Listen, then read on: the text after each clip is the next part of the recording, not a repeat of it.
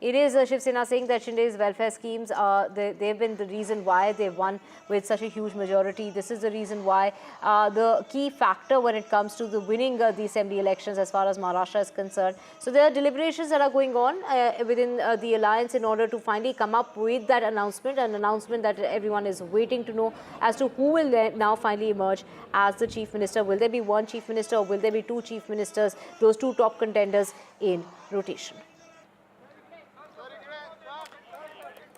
So a very crucial meeting that's coming up here in the national capital, and this crucial meeting that is going to be regarding the government formation as to who is going to be the leader of this alliance in that landslide victory as far as the Mahayuti alliance is concerned, who that have gone ahead and secured 235 of the 288 seats in the Maharashtra assembly elections. The Maha Vikas Aghadi, the opposition bloc, which comprises of the Congress, the Shiv Sena and the NCP, they won only 49 seats.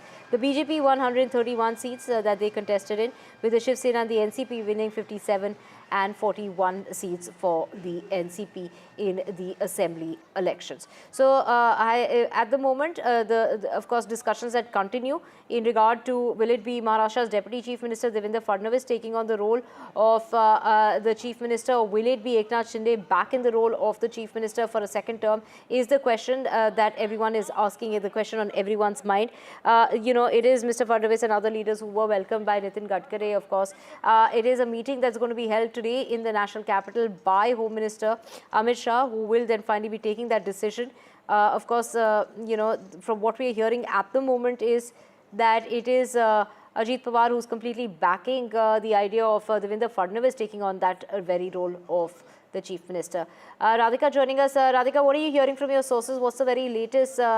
Is there, we do know who the two top contenders are. Could it be one of the two or may perhaps both in rotation?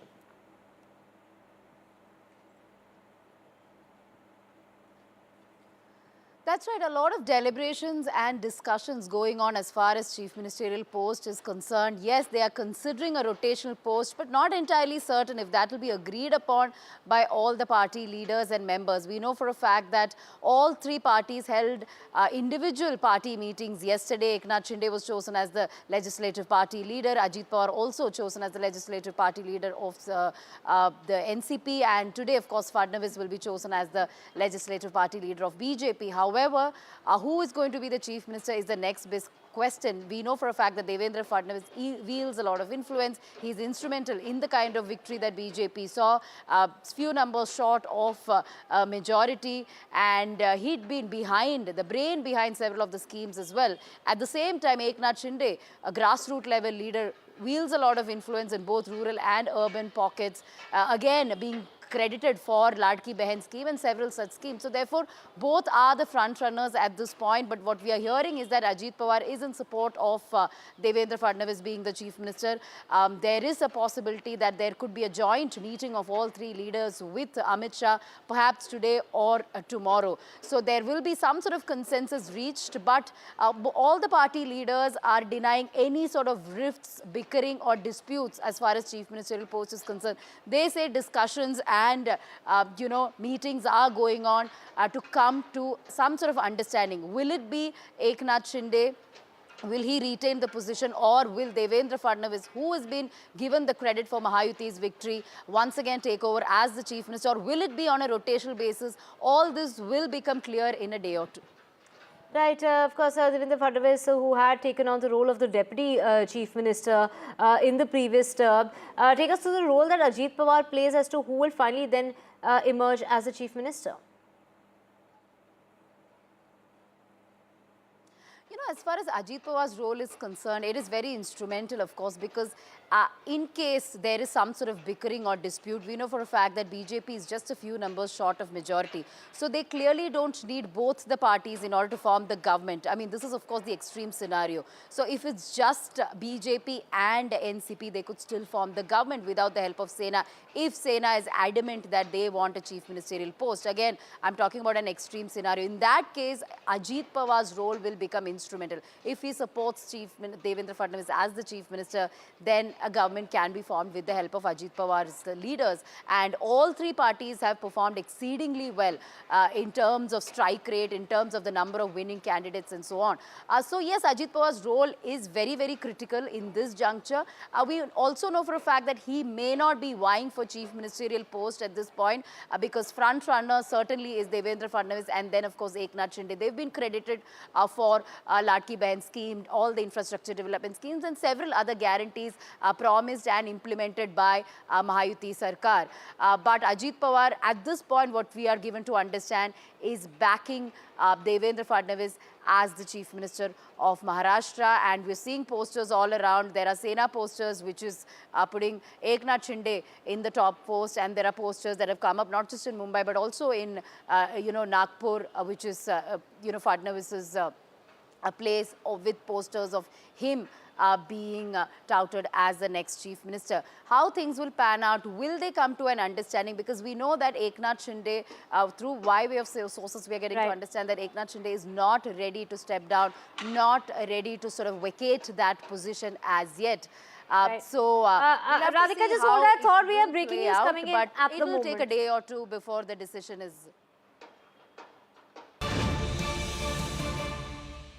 And the opposition MPs have written to the Lok Sabha Speaker. They are seeking more time, is what we are hearing. This is the breaking news coming in. They need more consultation as far as their stakeholders are concerned. And we have my colleague Maria joining us to get us more on this. Maria, take us through this breaking news of the opposition MPs writing to the Lok Sabha Speaker. Yes, that's right. So they have sought an extension of the joint working committee, which is the JPC on Work Amendment Bill. It is said in that letter that the committee has held only 25 sittings, and that has included evidence presentations by various organizations and individuals. And they would need more time because it requires more expansive, consultations. And a mere 3 months' time before the report is finalized is not only inadequate, is what they are saying, but may result in improper recommendations. And that is the reason why they are saying that in order for proper consultations and deliberations, the committee's tenure must be extended by a reasonable time. Is the chairman of this committee, who is Mr. Jagdambika Pal, in sync with this? That remains to be seen, but opposition MPs certainly seeking more time. They are of the opinion that this is a very crucial legislation which requires, far more consultation, and because this changes in this will affect large sections of Indian population. Right. Thank you so much, Maria, for getting us all those details in regard to the opposition MPs. They're writing to the Lok Sabha demanding and seeking actually more time in order to consult their stakeholders in this is in regard to this breaking news that has just come in. Switching tracks now to another issue that's going to be taken up as far as the Parliament session is concerned is the air pollution here in the national capital. That is something that the opposition is going to be taking up. But today it is the Supreme Court that will decide whether to continue or not with the emergency measures that are in place. And we're talking about GRAP 4 measures, Graded Response Action Plan 4 measures that are in place as far as Delhi is concerned. We have my colleague Sunil Prabhu joining us. Sunil, of course, it is the Supreme Court that had, last time around said that it will be the Supreme Court that will decide whether these measures will stay in place and for how long these measures will stay in place. What can we expect from court today? Well, the things that you can definitely expect is the fact that the Supreme Court is looking at lifting those emergency measures. The situation definitely has improved. The CAQM has also recommended it to be gradually brought down. And it's in that backdrop that, the Supreme Court has made it clear that they will look at those aspects. There is a fluctuation in some areas where it is very severe. In some places, it's poor or very poor. And we are happy with poor or very poor grades in terms of in New Delhi, because that's the kind of level the air quality is at this present juncture. So it's in this backdrop that the Supreme Court will hear and take a final call on this matter. also that there have been 13, court commissioners who are appointed to look at various entry points, the kind of monitoring that is taking place with trucks and vehicles coming into the city. So all that will be reviewed. Apart from, of course, at a later stage, they'll look at other issues. For example, the permanent ban on crackers, the stubble burning, and various other factors. But at present, the emergency measures, whether it should be lifted, which is most likely, so we can expect some kind of relief. But we'll wait for the Supreme Court to hear this matter in a few days. Right. Sunil, the big question is, are we going to go back into the gas chamber, given the fact that this is perhaps on accord of those measures, coupled with the fact that the weather has, sort of improved in terms of whether the sun coming out or the winds picking up speed, etc. And of course, this is an issue that's going to be taken up in the parliament as well. Let's listen into what Ranjit Ranjan had to say. 400, 500, 600 जो AQI है, air quality index है, हम दिल्ली में जहरीली सांस ले रहे हैं, जहरीला खाना खा रहे हैं और काम कर रहे हैं, पैसा कमा रहे हैं, लेकिन बदले में हम अपने आप को जहर दे रहे हैं, अस्थमा दे रहे हैं, बीमारियां दे रहे हैं. तो ये बहुत गंभीर विषय है और हम सब चाहते हैं कि इस विषय पर चर्चा ही नहीं हो, पॉलिटिकल विल होना चाहिए. मुझे लगता है कि अपने देश को एयर पोल्यूशन से बचाना बहुत महत्वपूर्ण है. And with that, of course, our fight for pollution will continue on NDTV. We will keep tracking that story and getting you the very latest. For now, we're slipping into a very short break.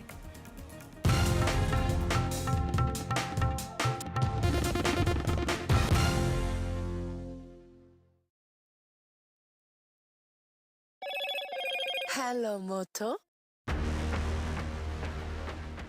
Motorola Edge 50 Pro, world's first AI-powered pro-grade camera.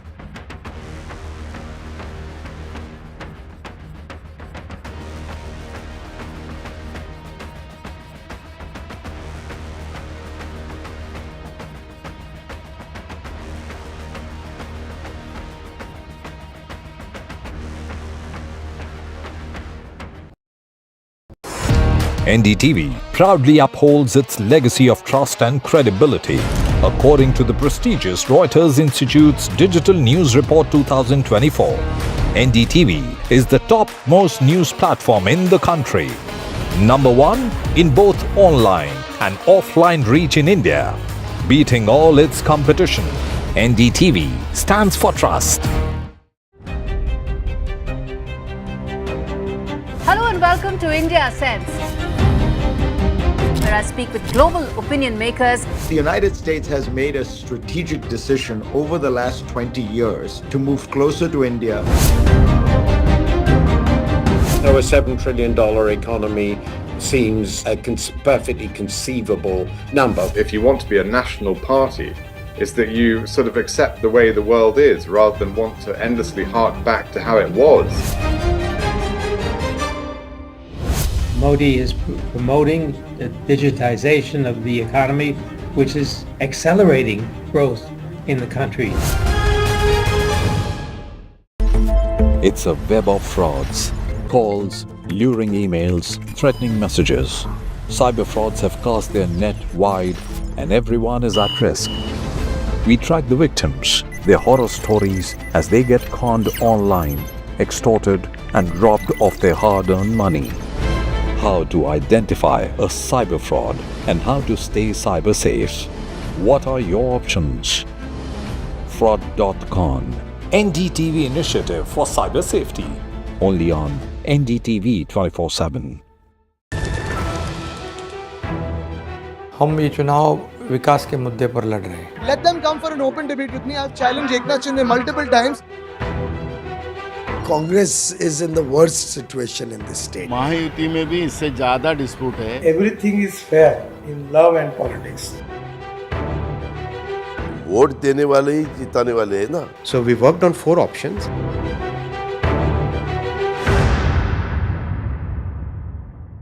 I've been reporting on all issues, big and small, from Andhra Pradesh.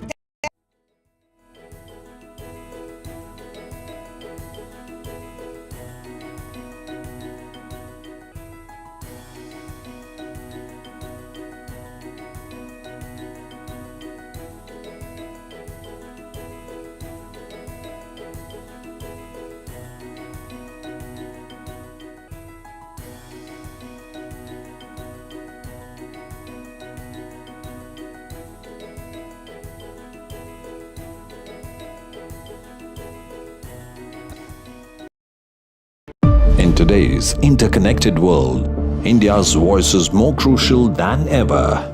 When India speaks, the world listens. At NDTV World, we are that voice, bringing you intelligent and insightful news from India and beyond. From geopolitics and diplomacy to economic shifts, migrations, tech disruptions, and the stories of our diaspora. We cover the news that shapes our global future. NDTV World, your new home for global news, is here. Stay informed and entertained with the new and updated NDTV News app. You can watch all our channels live, listen to podcasts, read breaking and exclusive news from around the world and more. Download the NDTV app today and get access to the best journalism and storytelling on your smartphone or tablet. The NDTV app. News that matters to you. NDTV proudly upholds its legacy of trust and credibility. According to the prestigious Reuters Institute's Digital News Report 2024, NDTV is the top-most news platform in the country. Number 1 in both.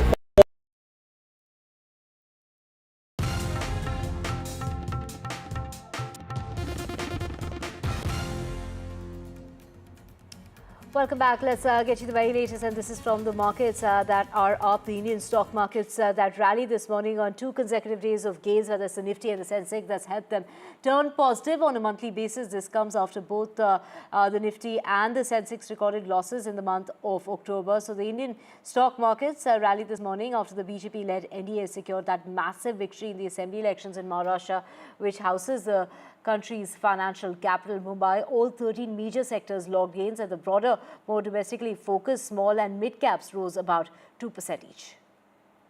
Adani Group stocks also posted a significant gain during the morning trade. We're talking about the Adani Energy leading the rebound. As far as the Adani Group stocks, they have surged. A strong recovery by the Adani Group companies, and there is Adani Energy that is leading the rebound, as well as from what most of the Adani Group stocks rose at open, with Adani Energy and Adani Green rising the most.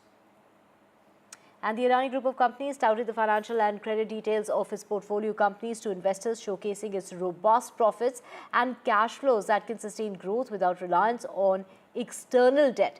Equity now accounts for almost 2/3 of its total asset creation, a stark contrast to 5 years ago. And in the past 6 months, the group invested close to 75,227 crore rupees against a total debt increase of only 16,882 crore rupees.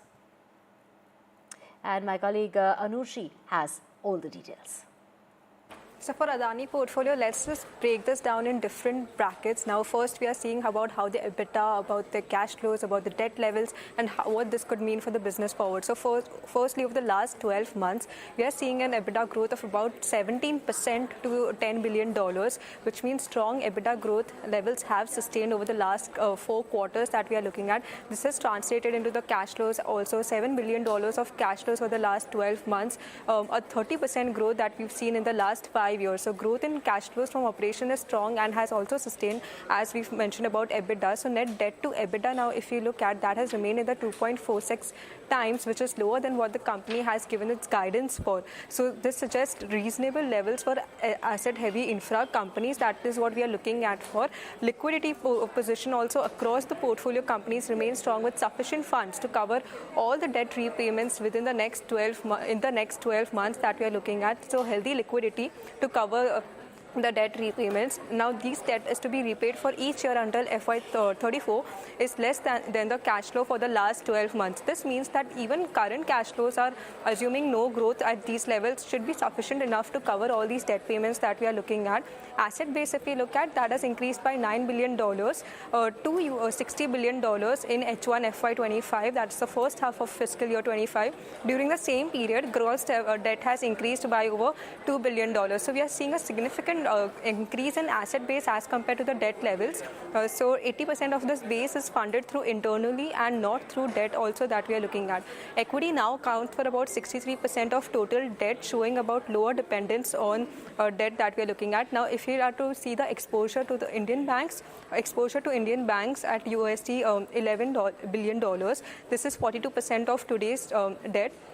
So companies have cash of about $6 billion, most of which is parked with Indian banks. So this means net exposure to Indian banks is much lower than what is perceived in the market, since more than 50% of the debt is cash lying in the Indian banks. So this is the overall update that we are looking for the Adani portfolio.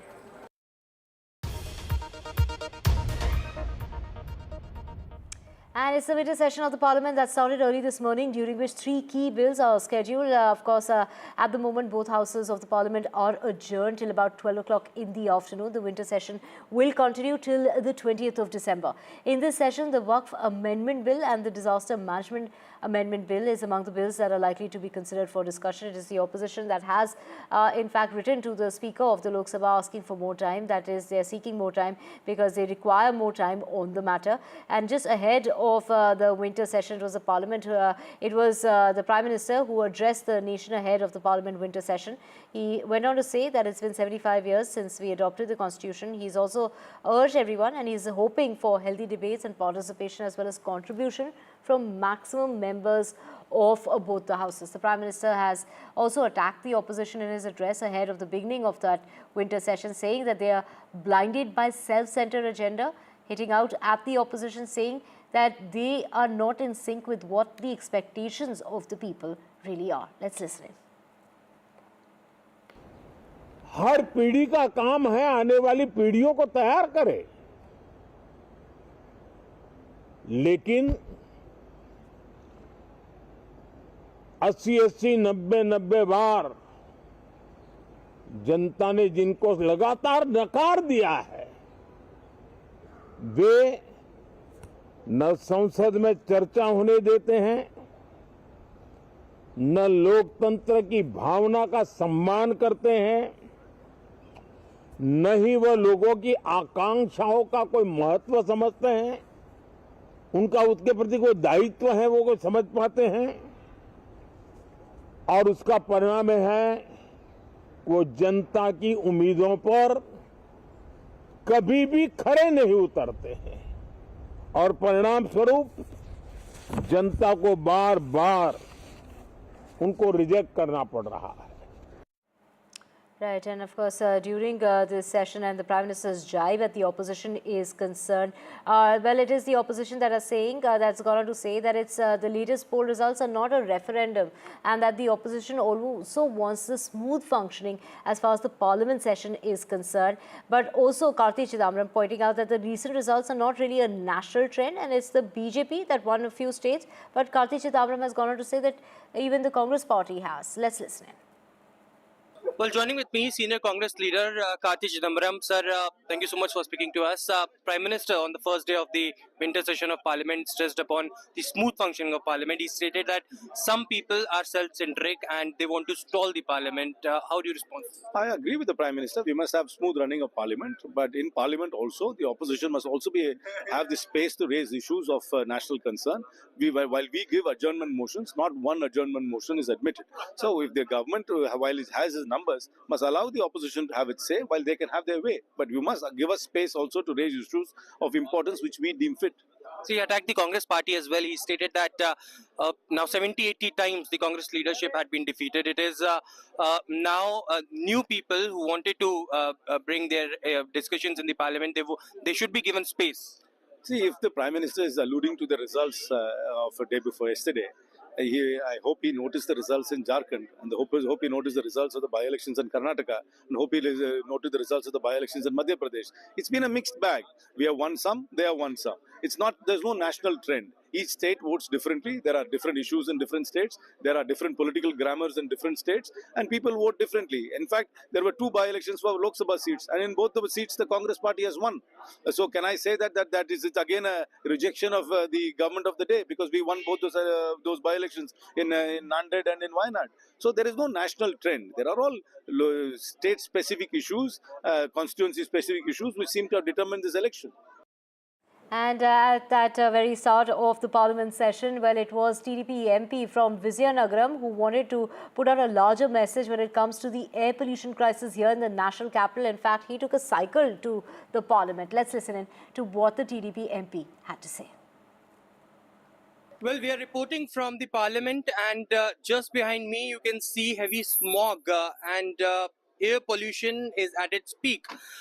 Parliament session begins from today, and this MP named Appala Naidu Kalisetti, he is from Vizianagaram, Andhra Pradesh, had taken his cycle out, and now he had taken his cycle and came to the Parliament. Sir, you have taken once again your cycle out and came to the Parliament. We are inside the Parliament and there is heavy smog, air pollution is at its peak. What message you want to give to the people in large who are using vehicles, who are using transportation that causes pollution in larger? Yes, especially first and member of parliament leaders, all leaders and MPs and ministers give me message or public pollution. Firstly, cycle. Next, all public and using definitely message to speaker. Please, public, all public pollution control and Delhi. Will your party also raise this important issue inside the Parliament of your party? Yes, I am Telugudesam Party, Chandrababu Naidu ji. Definitely, my party symbol cycle. All issues, Parliament, Andhra Pradesh issues also. And let's just also listen in to what Manikam Tagore had to say. Well, he has spoken about how it is a Congress who is going to be taking up that issue as far as the state of Manipur is concerned during this winter session. Parliament is allowed by the treasury benches to function. So what about the Waqf Bill amendment? How will the opposition, debate this in the Parliament? We know that the Parliament joint committee has become a BJP committee, and the whole purpose of the committee has got destroyed because of the approach of the BJP, and we all feel that there is an attempt by the BJP to divide this country, spread hatred, spread anti-minority sentiments in the people's mind. Prime Minister Modi himself is leading that thing, but we will fight for those this kind of anti-minority and anti-Dalit stand of the government. We will continue to rise for those oppressed sections. So you brought about the communal violence in Sambal. Speaking about Manipur as well, if you could tell us, Manipur has been burning for so long, and how is the opposition planning to look forward to tackle into that matter as well? We had been demanding for a Manipur discussion on Manipur, and the government previous session also, we asked the Prime Minister to visit Manipur. Prime Minister Modi was not ready to visit Manipur. Amit Shah ji has not gone after the recent violence also. It is very disturbing that Prime Minister and Home Minister is running away from Manipur's real issues. The hate in Manipur is an issue, and we continue to stand with this for the brotherhood and the peace in Manipur. And this clash as far as the Constitution Day is concerned, mega celebrations, do remember, have been planned, but now it's the India bloc that has written to the Speaker asking for the opposition leaders, the leaders of opposition, to be invited for the event as well. And we have Vasudha joining us. Vasudha, a major event, of course, a major celebration planned for the 75 years of the Constitution, and it is, the Constitution Day, also known as a Samvidhan Divas Day, that's, always observed on the 26th of November, marking the adoption as far as the Indian Constitution in 1949 by the Constituent Assembly. And here it is the India bloc leaders now saying that they also want to be part of the event.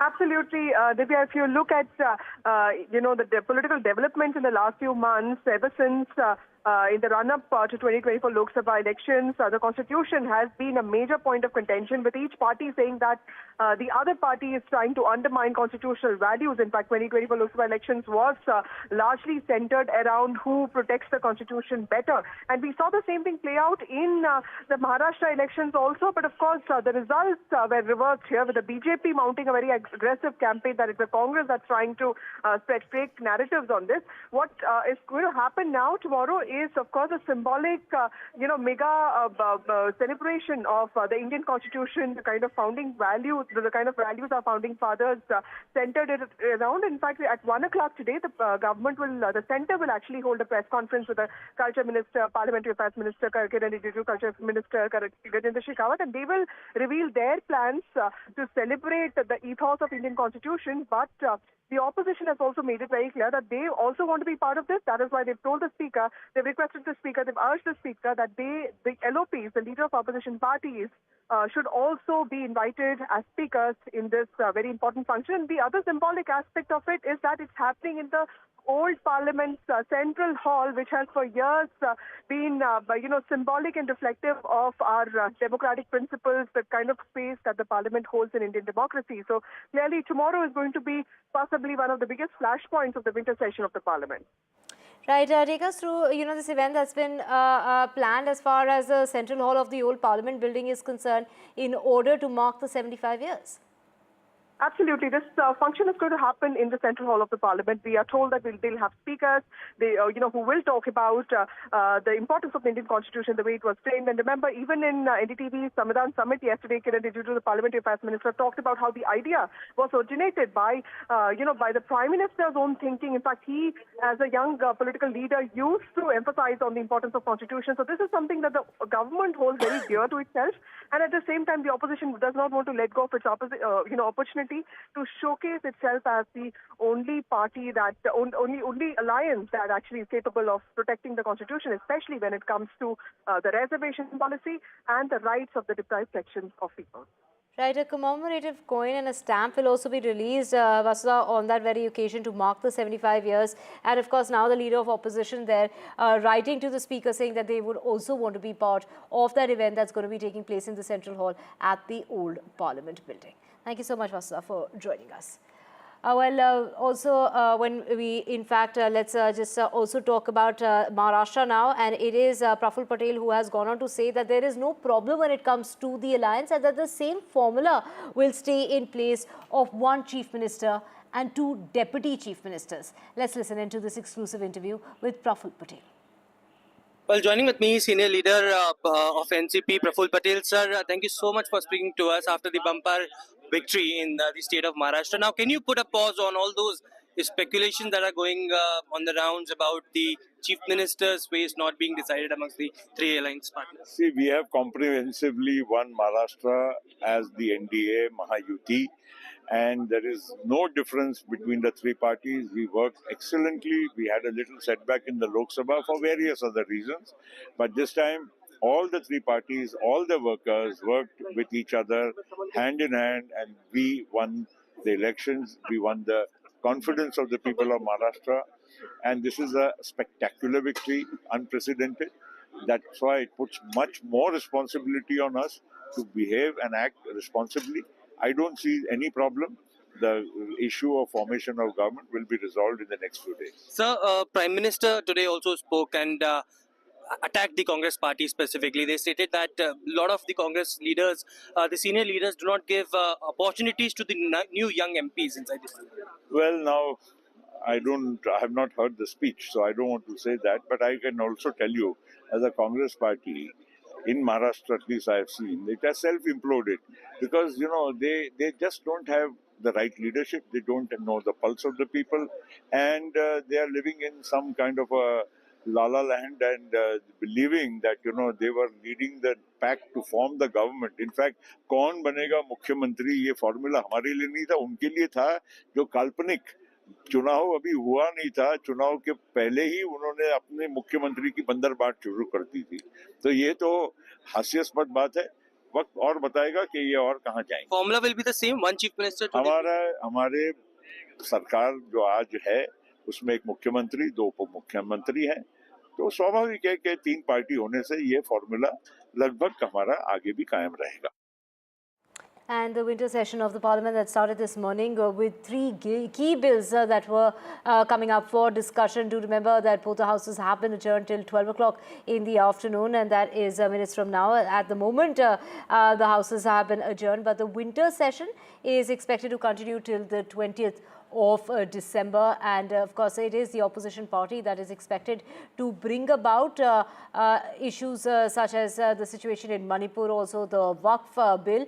And of course, it's the Prime Minister urging all members of the parliament to participate in a very peaceful manner, and also the participation and contribution from the maximum members of the parliament is what the Prime Minister has asked for, while taking a dig at the opposition party, saying that the opposition is blinded by self-centered agenda. We have my colleague Aishwarya joining us. Aishwarya, of course, both the houses have been adjourned, but take us through what the Prime Minister really said before the start of the session.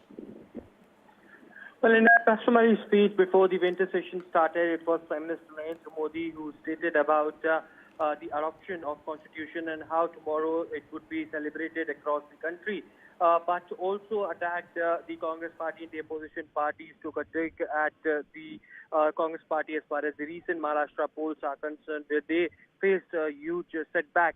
Prime Minister Narendra Modi stated that the Congress party and the opposition is blinded by self-centric agenda. New MPs should be given an impulse to opportunities that is being taken away from some of the leaders of the Congress party.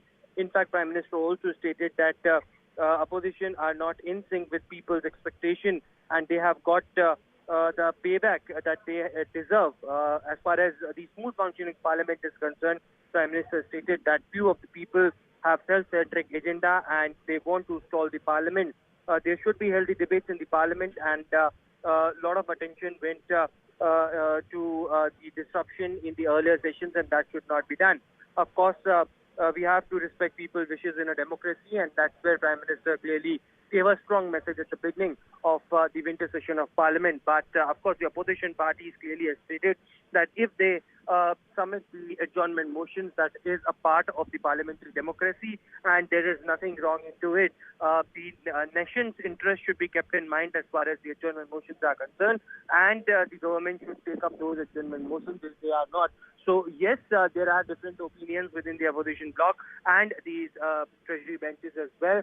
But how smooth the parliament functions works in this winter session as well is something that remains to be seen. But at the beginning of the winter session itself, we saw how on the day one there were opposition MPs who raised many slogans, and therefore the reason perhaps both the houses were adjourned. Rajya Sabha reconvened now, but Lok Sabha will reconvene at around 12 noon. Right. Thank you so much, Aishwarya, for joining us with those details.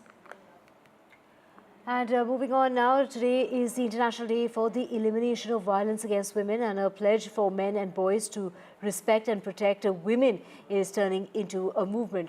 The idea is to bring about a change as far as the attitude among men and boys is concerned, and for which we have popular star Revati talking us through promoting this initiative called PEN.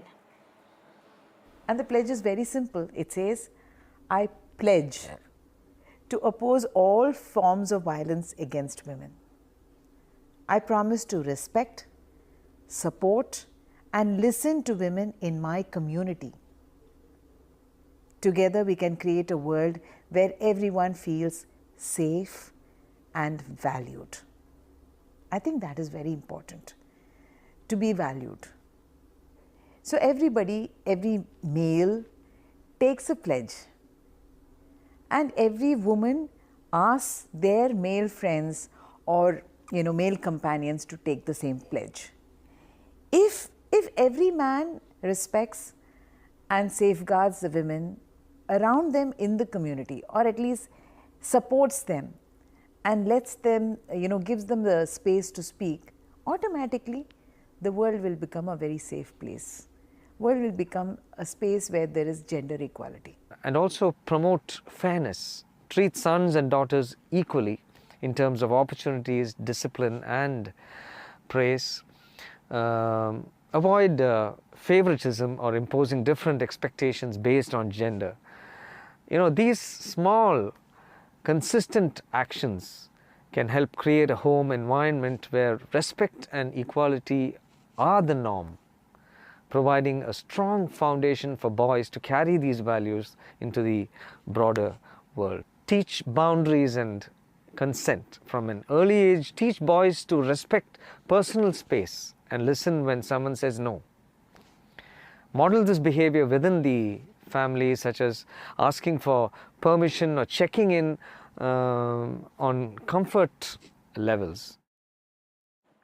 And with that, we're taking a very short break. Back with a whole lot more on the other side with my colleague Osama. Do stay with us.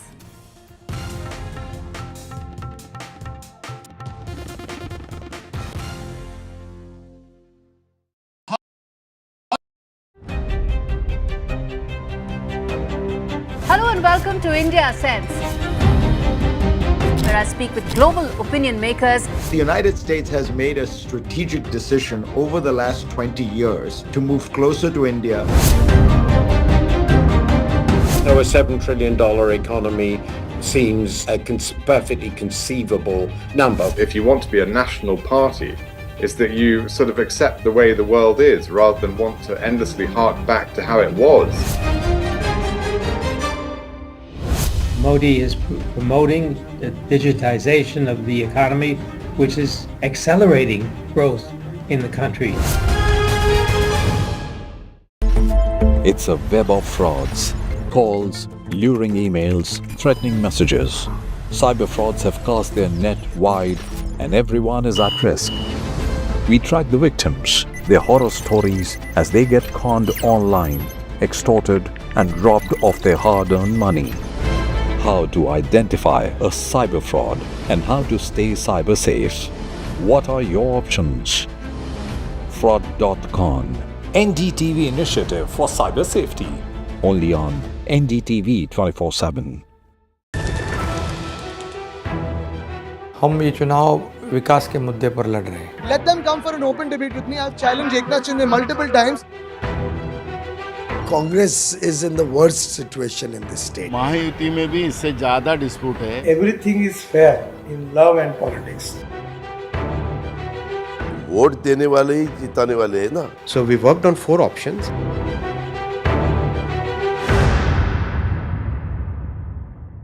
I've been reporting on all issues, big and small, from Andhra Pradesh, Telangana, rest of South India, bringing you all the action, all that you need to know, all that you want to know. The energy of Maximum City is infectious. I bring in that energy in our news coverage from financial capital Mumbai. India's IT capital is always buzz. It's literally a city that never sleeps. And I keep you ahead on all the Bengaluru buzz. Covering from the southernmost part of India over the last 23 years, I bring in-depth and 360-degree coverage from the Dravidian heartland. The land of Mishti is also known for its bitter politics. I have seen much water flow under the Howrah Bridge, covering Bengal in all its vivid colors.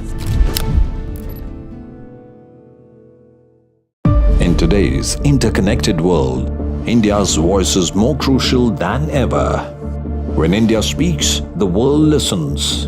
At NDTV World, we are that voice, bringing you intelligent and insightful news from India and beyond.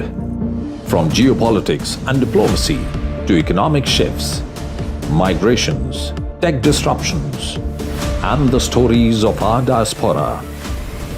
We cover the news that shapes our global future. NDTV World, your new home for global news, is here. Stay informed and entertained with the new and updated NDTV News app. You can watch all our channels live, listen to podcasts, read breaking and exclusive news from around the world and more. Download the NDTV app today and get access to the best journalism and storytelling on your smartphone or tablet. The NDTV app. News that matters to you. NDTV proudly upholds its legacy of trust and credibility. According to the prestigious Reuters Institute's Digital News Report 2024, NDTV is the topmost news platform in the country. Number 1 in both online and offline reach in India. Beating all its competition, NDTV stands for trust.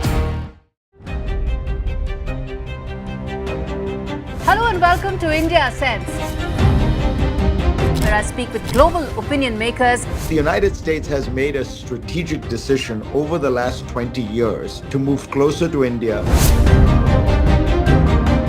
So a $7 trillion economy seems a perfectly conceivable number. If you want to be a national party,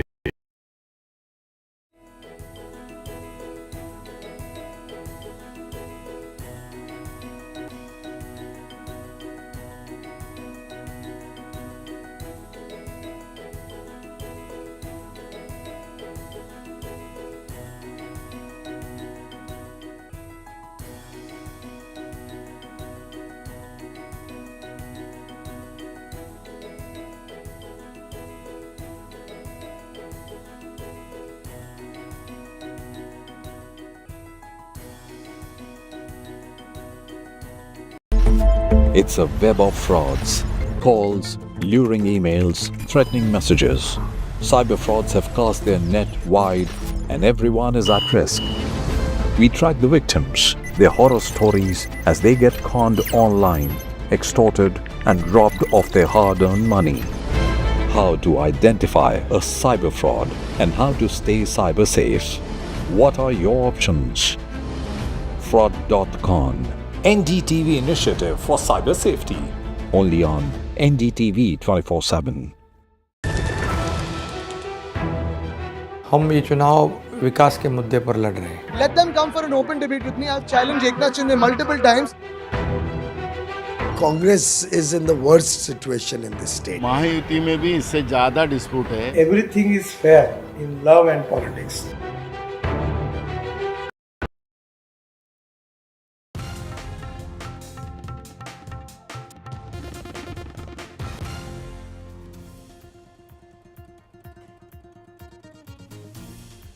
Nifty and Sensex turned positive, trade nearly 2% up after both the indices recorded losses in the month of October.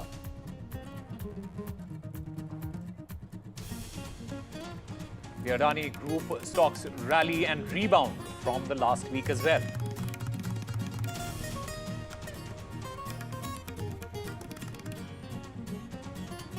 The Adani Group portfolio companies posted a record first half in the ongoing financial year as well as trailing 12 months performance led by its incubating businesses with limited net exposure to Indian banks.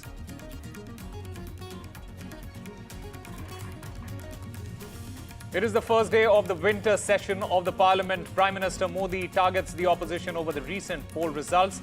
Prime Minister says that people rejected opposition multiple times. Congress, in the meanwhile, retorts, saying recent poll results are not a referendum.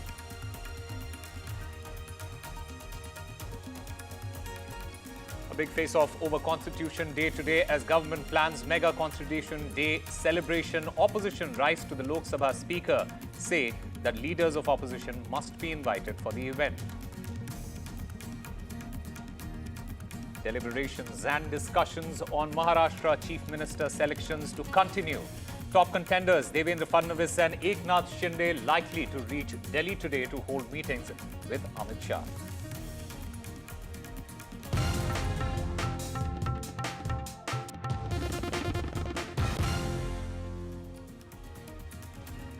Hello and welcome. You're watching NDTV 24/7. I'm Osama Shab. There's a lot that is going on with respect to the markets today. The Indian stock markets, they rallied this morning. 2 consecutive days of gains in Nifty and Sensex have helped them turn positive on a monthly basis. This comes after both the indices recorded losses in the month of October. Remember, Indian stock markets rallied this morning after the BJP-led NDA secured a massive victory in the assembly elections in Maharashtra, which houses the country's financial capital, Mumbai. All the 13 major sectors, they also logged gains. The broader, more domestically focused small and mid caps, they also rose about 2% each. In fact, I'm also currently joined by my colleague, Maria Shakil, who's standing outside the parliament there. Maria, take it away.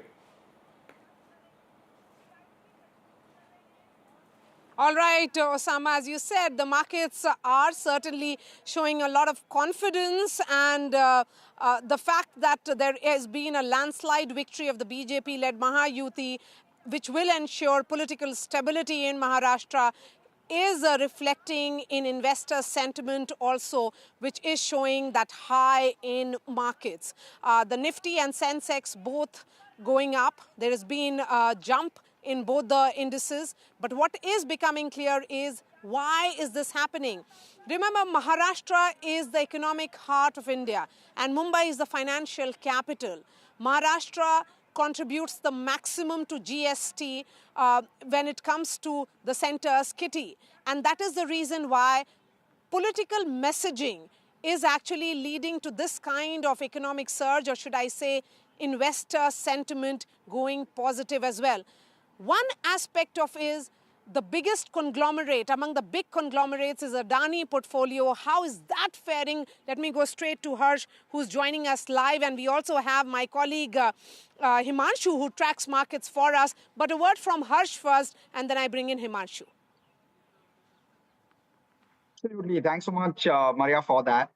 Of course, markets buoyant today and a few pockets which are doing relatively well in trade. I want to quickly mark them out. One is, of course, the Nifty Bank, which is up 2%, driving, therefore, markets higher. Mind you, the Fin Nifty also doing very, very well. Fin Nifty largely comprising 40% of the Nifty, and therefore, any traction there obviously reflects on the Nifty as well. Outside of that, in the broader markets, the Nifty Realty Index is doing very well, understandably so. More stability in the largest, or rather the financial hub, financial capital of the country, clearly indicating positivity for the real estate pack, because it will likely mean that real estate deals which have been closed will continue. There'll be momentum there. Infra deals which have been closed will continue. There will be momentum there as well. And that also percolating on the Adani group of stocks, which saw a bit of a muted performance last week. But this week, you're seeing good rebound across the board where the Adani portfolio is concerned. Why is that so? Because the fundamentals there remain solid. You've seen 17% kind of EBITDA growth, which is earnings before interest, depreciation, and taxes. That growth has come through on a year-on-year basis. In fact, when you're looking at free cash flow as well, which is the common metric that investors generally judge companies by, it's grown at 30% compounded annually over the last 5 years. And therefore, there is some bit of robustness where cash flows and visibility of cash flows is concerned. Last off, I want to touch upon debt, because that has been one concern, likely concern that the street has had. But brushing that off, the Adani Group has put out a release suggesting that till FY34, the debt repayments that are going to happen every single year are largely going to be covered by the current year cash flow itself. So the current year cash flow, even where there is zero growth for the next 10 years, should be adequate to cover year on year the debt repayments which are going out. So there's a lot of comfort with regard to debt repayments as well. And therefore, you're seeing that kind of strong performance from Adani Group stocks in trade today. All right. Thank you so much for joining us and getting us that quick update. Himanshu, a word on Adani portfolio, because healthy liquidity certainly means that there would be cover of debt payments, repayments, if I may say, and political messaging of stability, because across Maharashtra there was this buzz around stability. If there's a government which completes 5 years in office, it reflects on the markets, and that's what we are seeing today. That's right. We saw in Maharashtra election campaign, both central leaders and state leaders, they campaigned together. And there was a message of unity among the Mahayuti camp. And I think that got the mandate from the people. And when a government, a party which is in power in Delhi, and a party which is also power in the state, if they get such resounding verdict, right, it's a reflection of people's support. It's a mandate for continuing the governance reforms, the economic reforms. And as you very rightly said, that Maharashtra economically is the most important Indian state with the maximum contribution of GST to the centre's kitty. That essentially is a reflection now, what we see in stock market today, is a reflection of the support from investors. This verdict has assured the investors that this is a government, both in centre and state, they're going to work in unison and they'll work for the development of Maharashtra and the... And this is the government which means business. The government which means business, yes. The government which has a track record of good performance in the last 11 years. India remains the fastest growing economy in the world. And there are projections that by 2025-26, India will be third largest economy. So this political stability essentially simply means that all these reform processes that have been initiated at the central and state level will continue. There will be continuity in that. Yes. The reflection of the fact that Adani shares have gone up is also very important, because there have been allegations against Adani Group in US, and we have seen lots of politics here on this issue around it. But this surge in Adani shares, I will just give you some figures. When the market opened, the Adani Energy recorded the highest increase of 6.5%, Adani Green Energy 4.24%, Adani Total Gas 3.37%, and Adani Ports, I was just watching a few minutes back, was 4% increase. On the portfolio side, just 2 points I want to make. This is a reflection of the fact that companies' financial health is very strong. This is a reflection of the continuing investors' confidence in Adani companies' financial health. And just two things. Funds from operations at $7 billion for the last 12 months. I'm just reading some few facts.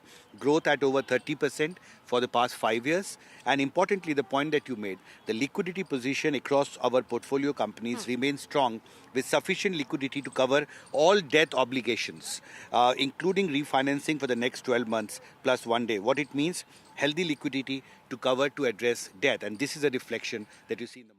Yes, and the fundamentals of this company is strong, and that is the reason why we are seeing this rebounding of sorts. Sanjay Asher is joining us. We also have Anant, who's the founder of Invest Aaj for Kal. Sanjay, coming to you, we are looking at some details here, and the fact is that the net exposure to Indian banking is lower than perceived. That's also a fact here. Why is it that it is seen otherwise with regards to Adani portfolio? No, now the market has considered all the debt of the Adani Group, the domestic debt. They have studied what implications will arise out of the US litigation. They have understood as to what will happen going forward. And having regard to all the facts and circumstances, having regard to the external debt, having regard to the internal debt and the assets, market has studied all of that in the last 3 or 4 days. And then the results are what we can see today in the increase in the Adani Group share price. So the point which I'm trying to make here is that and Anand, yes, go ahead. Go ahead. Sanjay, go ahead. I'm only saying that stock exchange is the barometer of an economy. Similarly, stock exchange is also the barometer for each of the company's health position as far as the growth is concerned, as far as debt is concerned, as far as assets is concerned, as far as profitability is concerned. So if there is a considered study and thereafter the share prices of all the entities, including the Adani entities, have gone up, that would mean that the health of Adani Group as also the health of other entities is quite healthy.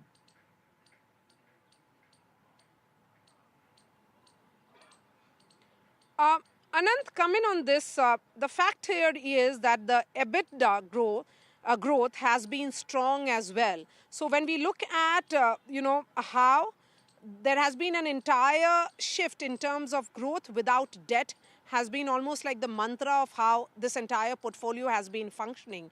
This particular barometer, how should that be viewed? Hi, firstly, thank you so much for having me on the show. Due to compliance reason and compliance issues, I won't be able to comment stock specific and give stock specific advice or tip. I just have one line to say in this matter, that Adani Group's stock fell because there were some compliance issues in US. We still are waiting for some clarity from that side. As a trader, as an investor, do make sure that you study properly and then make any decision, because making any decision in haste won't be good for your portfolio. Due to compliance issue, I cannot give any stock specific advice or tip. I'm so sorry. Okay, so when we look at, Anant, overall how the markets are faring today, and that is reflecting on multiple companies and across multiple sectors, that's also an indication of how there is a great degree of investor confidence post the results which have come in, which is in favor of the BJP, the party which is largely seen as investor friendly, business friendly. Absolutely right. See, market has already corrected 10% from the top. Secondly, FIs were regularly selling. Market was looking for a trigger for bounce back, and having the same government as center is always good for the market as far as stability is concerned. Next few months, we don't have any major indication or any major event, and I personally feel that capex probably will be a key area which even government will be focusing on. And whenever there is capex in the market, I feel probably results even are better than expected. So my all eyes will be on the results of next quarter. And if we see good amount of capex, I am quite positive and looking forward to it. Okay, so, Sanjay, coming back to you, one aspect and one of the important, highlights is that the asset base of this company has grown by nearly $9 billion. Do you think these are essentially about the fundamentals, how the base is solid, and that is what is being repeatedly seen in these kind of rebounds? I would think so, because if the assets are robust and if there is a growth in the assets, then surely one can come to a conclusion that there is a strong foundation which is there, a strong fundamental which is there, and hence the market is paying for the strong fundamental or for the strong foundation.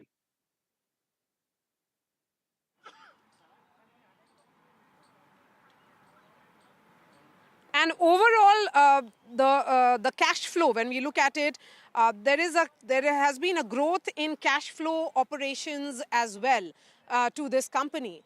So all those, the concerns which have been there around that, how do you think those all have been addressed as well? I would tend to think so. Yes. Okay. I'm going to come back to both of you in just a bit. Let me bring in Himanshu again. Himanshu, when we look at the overall, the surge in the markets, we'll wait, of course, on how markets close. But the fundamentals of the company are the drivers of that company. Despite the controversy, one after the other, the company continues to register that surge and at the same time rebound when after a major blip. That's right. Even when last time when there was a Hindenburg controversy, we saw that market stood with the Adani group of companies. That was again a support for the strong fundamentals, that point that you're repeatedly making. And as we discussed, just to put some facts, the Adani portfolio, how it has performed in last 12 months. A note has been issued today, and I'll just put some facts before you to say why, despite all these allegations, the support of investors continues with the Adani Group. One, fund from operations at $7 billion for the last 12 months, are growing at over 30% for the past 5 years. What it means is growth in cash flow from operation is strong and it has sustained. That means the growth in Adani Group of companies are sustainable. They've sustained in last 12 months. Now the debt, the burden is going down gradually as the profits go up. The cash flow is good, as it says. The liquidity position across all portfolio companies remains strong, with sufficient liquidity to cover all debt obligations, including refinancing for the next 12 months plus 1 day. What it means, healthy liquidity to cover, to address debt. Now, it also says that the asset base of the company has increased by $9 billion to $60 billion in H1 FY25. That is a very, very strong message that financial health of the company is very, very strong. Yes. And Sanjay and Anand, a word now on what will you be watching out for in the next 24 to 48 hours? Because, as market watchers and as investors, you would be watching the market for all the hours that it is up. Hi, Sanjay. as far as I am concerned, I am looking out whether this rally is a bounce back rally or market is preparing for a fresh big rally, because today what we are saying is purely a bounce back.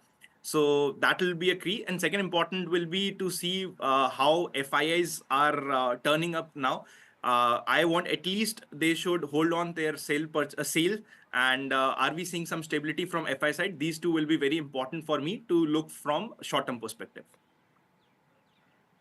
I would tend to agree with Anand All right. From the But, short-term perspective, what about you, Sanjay? Yes. I would tend to agree with Anand, and I only hope that it's a long sustaining rally. And I'm sure, keeping in mind the situation overall of the economy and of the country, I'm sure we are looking for another big rally in the market.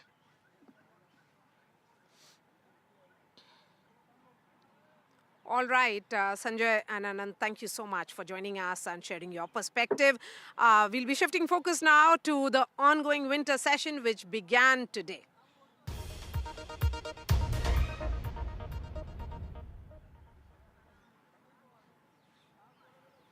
Winter session of Parliament has begun. The Prime Minister gave his customary soundbite and said that the opposition is perhaps distanced or not very clear about how the ground situation is, that it should be hearing the sentiments of the people from the ground. It is not reflecting its behavior according to that. So I think the message that is coming in from the Prime Minister, the tone clearly was that the Treasury benches is not ready to give any elbow room to the opposition on multiple issues that they are planning to raise. There was a letter that was written by Mallikarjun Kharge, who said that who has multiple issues to raise in this winter session, which begins today. Both the houses resumed, and then there was ruckus in Parliament, and then the adjournments followed. What are the reasons for these repeated adjournments? One of the issues is that the opposition MPs in the Joint Parliamentary Committee on the Waqf Amendment Bill want that committee should be extended. They are of the opinion that this requires far more deliberations, a bill which will have huge implications on a huge section of population must undergo several rounds of deliberations. And that is the reason why whether the JPC bill on Waqf will be submitted in this session or not is a big question mark. One people-friendly bill which is likely to come up and tabled by Finance Minister Nirmala Sitharaman is the Banking Amendments Bill, which will be seen as a big reforms in the banking sector, which allows more than one nominee, in fact 4 nominees for any bank account holder. But overall, what's the message? Politically speaking, there is a great degree of fillip in the BJP's mood, a clear shift from the first session of 18th Lok Sabha to now. In fact, we are seeing some movement happen as well, as we report from Vijay Chowk. The first session, because the BJP on its own was down to 240, it had not reached the halfway mark of 272, there was a concern. But all those concerns have shifted dramatically, first after the Haryana victory of the BJP and then a resounding victory which has come for Mahayuti in Maharashtra. A quick word, let's listen in now from what the Prime Minister said as soon as he entered Parliament, and also then Manikam Tagore speaking to my colleague Tanushka. हर पीढ़ी का काम है आने वाली पीढ़ियों को तैयार करे, लेकिन 80-80, 90-90 बार जनता ने जिनको लगातार नकार दिया है, वे न संसद में चर्चा होने देते हैं, न लोकतंत्र की भावना का सम्मान करते हैं, न ही वह लोगों की आकांक्षाओं का कोई महत्व समझते हैं, उनका उसके प्रति कोई दायित्व है वो कोई समझ पाते हैं, और उसका परिणाम है वो जनता की उम्मीदों पर कभी भी खरे नहीं उतरते हैं, और परिणाम स्वरूप जनता को बार बार उनको रिजेक्ट करना पड़ रहा है. Parliament is allowed by the treasury benches to function. So what about the Waqf Bill amendment? How will the opposition, debate this in the Parliament? We know that the Parliament joint committee has become a BJP committee, and the whole purpose of the committee has got destroyed because of the approach of the BJP, and we all feel that there is an attempt by the BJP to divide this country, spread hatred, spread anti-minority sentiments in the people's mind. Prime Minister Modi himself is leading that thing, but we will fight for those this kind of anti-minority and anti-Dalit stand of the government, we will continue to rise for those oppressed sections. So you brought about the communal violence in Sambal. Speaking about Manipur as well, if you could tell us, Manipur has been burning for so long, and how is the opposition planning to look forward to tackle into that matter as well? We had been demanding for a Manipur discussion on Manipur, and the government previous session also we asked the Prime Minister to visit Manipur. Prime Minister Modi was not ready to visit Manipur. Amit Shah ji has not gone after the recent violence also. It is very disturbing that Prime Minister and Home Minister is running away from Manipur's real issues. The hate in Manipur is an issue, and we continue to stand with this for the brotherhood and the peace in Manipur. Well, joining with me, Senior Congress Leader Karti Chidambaram. Sir, thank you so much for speaking to us. Prime Minister, on the first day of the winter session of Parliament, stressed upon the smooth functioning of Parliament. He stated that some people are self-centric and they want to stall the Parliament. How do you respond? I agree with the Prime Minister. We must have smooth running of Parliament, but in Parliament also, the opposition must also have the space to raise issues of national concern. While we give adjournment motions, not one adjournment motion is admitted. So if the government, while it has its numbers, must allow the opposition to have its say while they can have their way. But you must give us space also to raise issues of importance which we deem fit. So he attacked the Congress party as well. He stated that now 70-80 times the Congress leadership had been defeated. It is now new people who wanted to bring their discussions in the Parliament. They should be given space.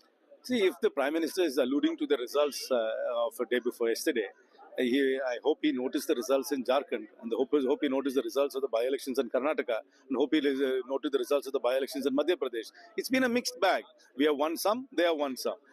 There's no national trend. Each state votes differently. There are different issues in different states. There are different political grammars in different states, and people vote differently. In fact, there were 2 by-elections for Lok Sabha seats, and in both the seats, the Congress party has won. So can I say that is again a rejection of the government of the day, because we won both those by-elections in Nanded and in Wayanad. So there is no national trend. There are all state-specific issues, constituency-specific issues, which seem to have determined this election. Meanwhile, as the winter session of the Parliament has resumed, the TDP MP, he rides a cycle to the Parliament. TDMP's message to fight air pollution in Delhi. Reporting from the Parliament, and just behind me you can see heavy smog and air pollution is at its peak. Parliament session begins from today, and this MP named Appala Naidu Kalisetti, he is from Vizianagaram, Andhra Pradesh, had taken his cycle out, and now he had taken his cycle and came to the Parliament. Sir, you have taken once again your cycle out and came to the Parliament. We are inside the Parliament and there is heavy smog, air pollution is at its peak. What message you want to give to the people in large who are using vehicles, who are using transportation that causes pollution in larger? Yes, especially first and member of Parliament leaders, all leaders and MPs and ministers, give me message or public pollution. Firstly, cycle. Next, all public and using definitely message to speaker. Please, public, all public pollution control in Delhi.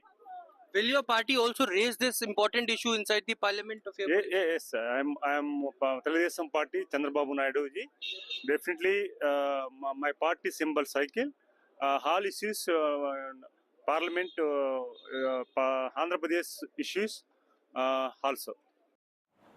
Well, Sambhal, violence was also one of the agendas in the Parliament during the winter session. Samajwadi MP, he in fact blamed the Uttar Pradesh police. He in fact said that the local authorities are responsible for the violence and that Sambhal MP was not even at the spot. He also pointed out to the lapses by the police and said that the victims should be compensated and that a probe committee should be set up. Listen in.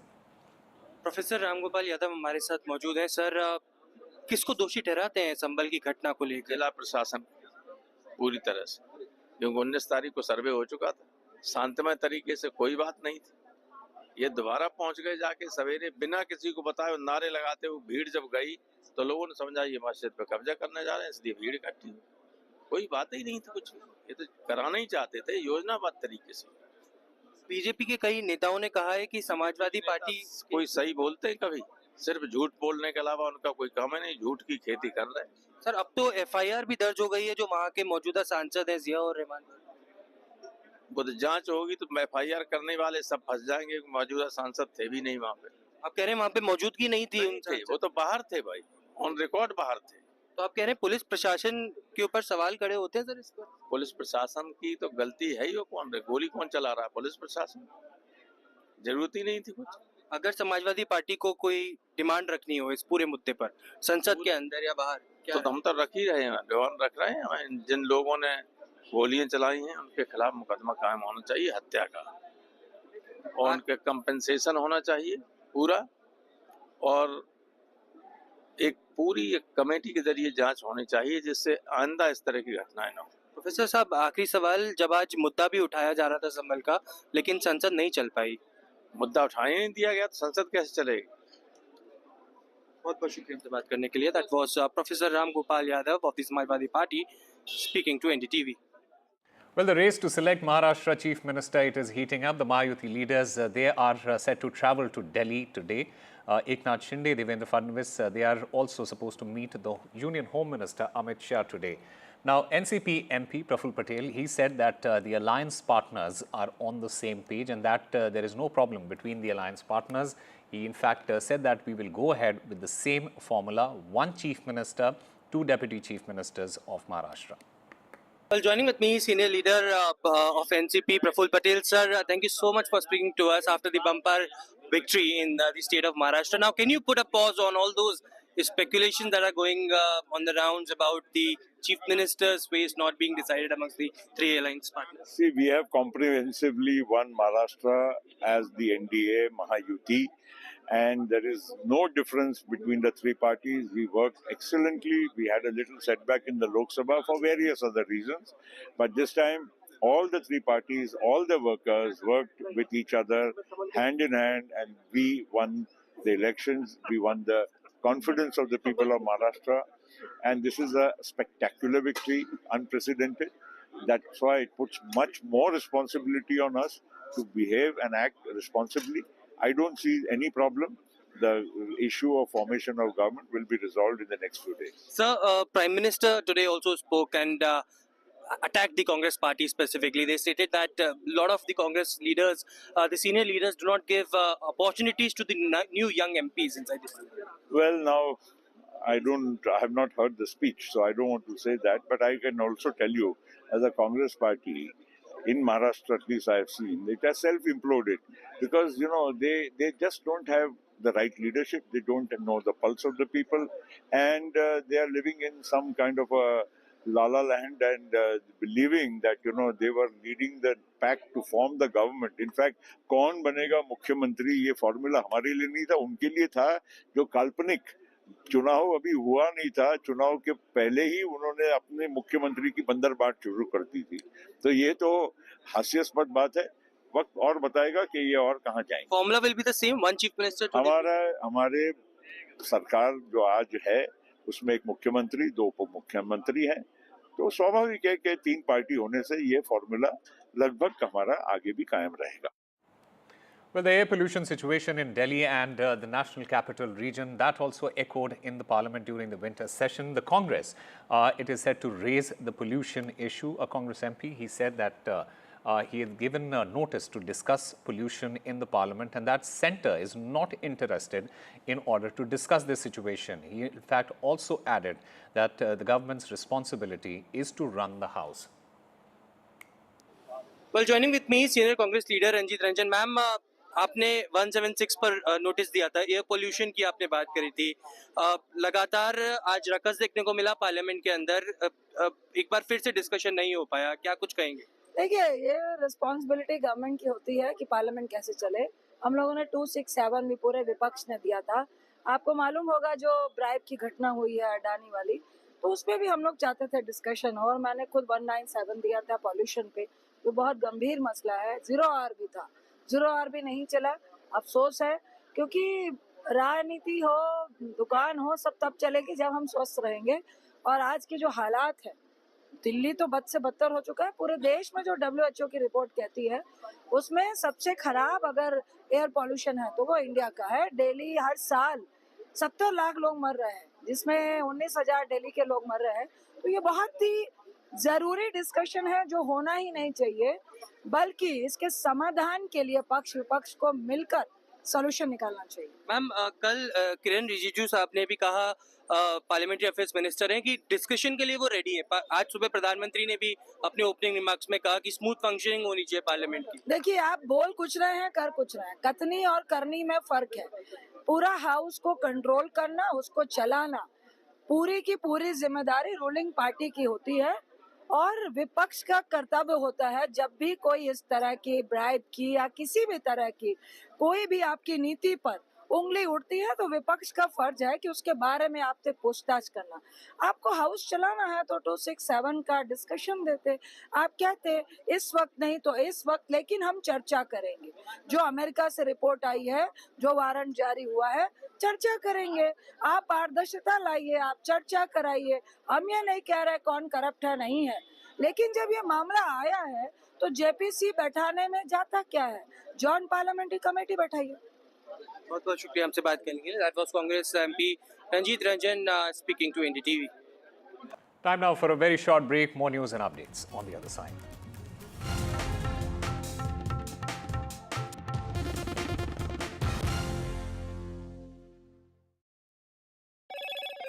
Hello, Moto. Motorola Edge 50 Pro, world's first AI-powered pro-grade camera.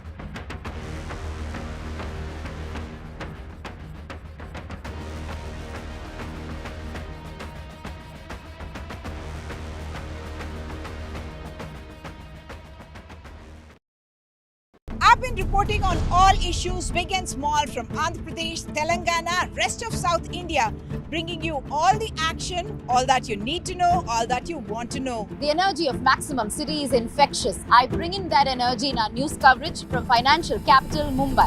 India's IT capital is always buzz. It's literally a city that never sleeps. And I keep you ahead on all the Bengaluru buzz. Covering from the southernmost part of India over the last 23 years, I bring in-depth and 360-degree coverage from the Dravidian heartland. The land of Mishti is also known for its bitter politics. I have seen much water flow under the Howrah Bridge, covering Bengal in all its vivid colors.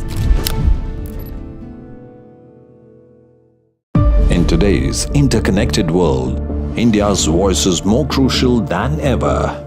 When India speaks, the world listens. At NDTV World, we are that voice, bringing you intelligent and insightful news from India and beyond. From geopolitics and diplomacy to economic shifts, migrations, tech disruptions, and the stories of our diaspora. We cover the news that shapes our global future. NDTV World, your new home for global news, is here.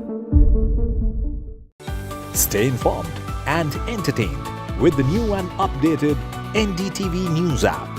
You can watch all our channels live, listen to podcasts, read breaking and exclusive news from around the world and more.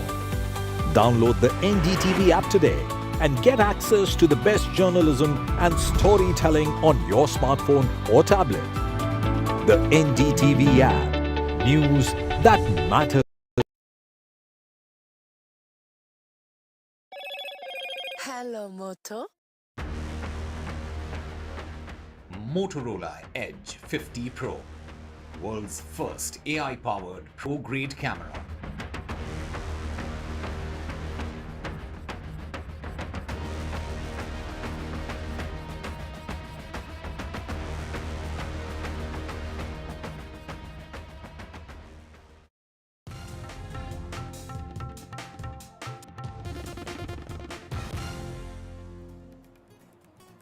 Welcome back. Tension continues to simmer in Uttar Pradesh's Sambhal district. This after violence erupted in West Uttar Pradesh's district over a survey of a 16th century mosque there. Remember, 3 people had died and over 30 policemen, they were injured in the violence. The court had, remember, ordered a survey of the Mughal-era mosque there.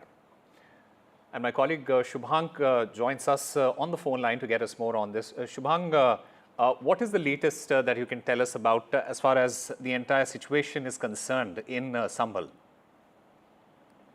Well, yes, Osama. Now, finally, the FIRs have been registered, and FIR has been registered regarding the riots at Sambhal police station now. Case registered on charges of planned conspiracy, inciting riot, and gathering crowd. Well, the conspiracy case registered against local SP, MP, Zia-ur-Rahman and MLA son Suhail Iqbal because of raising such slogans and inciting people for creating riots and all. Well, some videos posts were also caught by the police for inciting riots. Yesterday we saw that there was a huge brawl just outside the Jama Masjid area. And in fact, when the team of administration and courts appointed team arrived at the Mughal-era mosque to conduct the survey, then there were a huge crowd outside the Jama Masjid, and in fact they started pelting stones. And around 9:30 a.m., first set of stone pelting was done. Later on, police rescued all those, the survey team, and they were safely taken out of there. There were 3 entrances from the mosque and 3 different angles from where people were pelting stones upon the police officials. Well, now the situation is under control and the markets are, somehow open. Well, this is a Monday morning, and as we know that on Mondays, the Sambhal's markets are usually closed. This is a weekly day for these markets, but as we can see that today also now these markets have opened. People are allowed to, leave their houses. So many people have now left their houses because of the tensions that were escalating yesterday. But now the situation is under control and FIRs have been lodged. All right, Shubhang Singh, thank you very much for getting us all the latest as far as the situation is concerned in Uttar Pradesh's Sambhal. Meanwhile, the Bombay High Court has dismissed pleas filed by Mihir Shah and his driver Rajrishi Bindawat challenging their arrest in relation to the BMW hit-and-run incident in Worli, in which a 45-year-old woman was killed. A bench of Justice Bharati Dangre and Justice Manjusha Deshpande, they have rejected the petition by accused who had claimed that the arrest was illegal. In fact, my colleague Radhika Ramaswamy joins us to get us more on this. Radhika, what has the court exactly said as far as this entire case is concerned? That's right. The Bombay High Court dismissed the pleas filed by Mihir Shah as well as the driver. This is, of course, in connection to the Worli hit-and-run case in which both of them were arrested. They had challenged their arrest. They had called the arrest and detention illegal. So therefore, in the petition that was filed by the both of them, they had informed the court that both of them were not informed on the grounds of the arrest. So therefore, it is a violation of their fundamental right. It is in violation of law that the police did not inform them of the grounds of their arrest when they were detained. So this is what was contended in that particular petition that was filed by both of them. However, the court did not really take that into consideration. The court said that there was no requirement for these people to be informed of the grounds of their arrest since there was evidence that showed of their involvement. Also stating that this would be a test case in terms of evaluating whether the accused needs to be told of grounds of their arrest if the evidence pointed towards their involvement. So yes, this plea was of course rejected by the Bombay High Court. So both of them will continue to be behind bars. They are in judicial custody at this point. Mihir Shah had earlier sought bail as well before the court, but that was also rejected. We know for a fact that this incident happened in July when Mihir Shah, under the influence of alcohol, was driving the BMW. His driver was seated beside him and he rammed into this vehicle, which was a two-wheeler, and killed a 45-year-old woman. In fact, before she died, she was dragged on to more than a kilometer. So this had created much outrage. Mihir Shah had immediately fled from the spot, and it was 2 days after that he was arrested. Of course, he'd been trying to sort of, trying for bail, as well as several other petitions being filed before the Bombay High Court, and this was in connection with his arrest, calling it illegal and was seeking release from judicial custody as well. But the court not really buying the arguments of Mihir Shah and the driver, and therefore he will continue to be behind bars. All right, Radhika Ramaswamy, thank you very much for getting us the latest as far as this case is concerned. Moving on, the air quality index continued to fluctuate between the severe and very poor categories in Delhi. We at NDTV, we continue with our campaign against pollution. In fact, my colleague Shubhangi Mishra, she spoke to one of the top pulmonologists on precautions and why the rise in air pollution related health cases.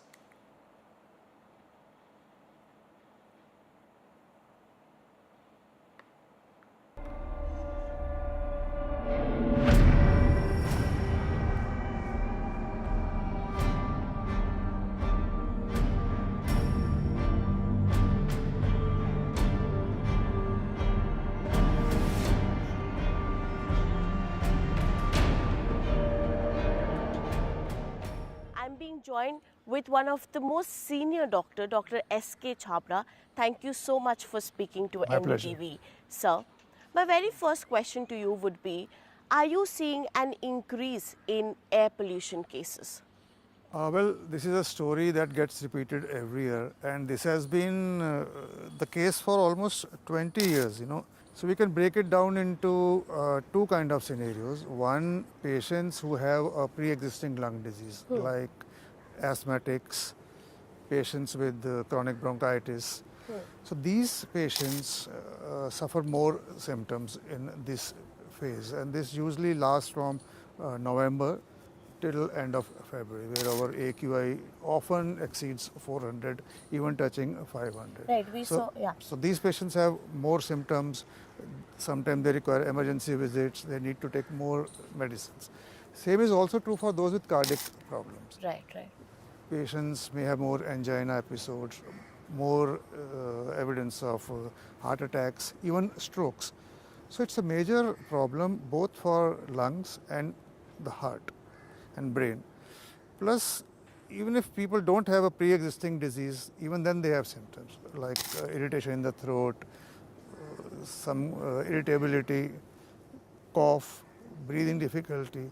So these are affecting a large segment of the population, and especially the vulnerable section. That includes children below 5, elderly, pregnant women. So the implications are very wide if we consider the size of our population. So a huge number is exposed to these problems. Right. Just a follow-up question, as you have just rightly mentioned, like the most impacted people, I would say, are the children, elderly and pregnant women. Exactly. What precaution exactly would you give to these people in terms of food, lifestyle, wearing mask, anything of that such? Precautions, one is personal protection, right? That is what an individual can do. Right. And that requires a lot of change in behavior, and that is a very important aspect. Our population needs to get involved in this control activity. They need to realize that clean air is our fundamental right, even if it's not written anywhere. That's right. It's our fundamental right. So that awareness is required, and that comes from education, which like program like this and through other channels this can be done. So personal protection begins with staying away from those areas, wearing masks, and a very important practice that needs to be followed is that one should not do any exercise outdoors when the air quality is bad. Because when we breathe, our respiratory rate increases, we breathe more air. So we are more exposed. See, we should plan our activities so that if one has to go out, like today it's better, the sun is out. So this is the time to go for a walk, not very early in the morning. So how is your hospital prepping up for these patients? Do you have this special team who are monitoring especially pollution related cases? We have a full-fledged department of pulmonary medicine, and our primary job is to look after these cases only. Right. So we are always geared up 24/7 to deal with any kind of emergencies.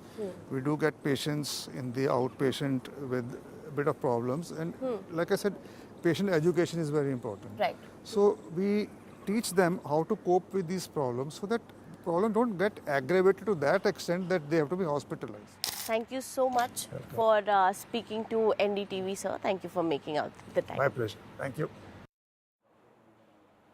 Meanwhile, who will become the Chief Minister of Maharashtra? That is a big question that we are asking as the Game of Thrones continue in Maharashtra. The race to pick Maharashtra's next Chief Minister continues. It is BJP versus Eknath Shinde's Shiv Sena.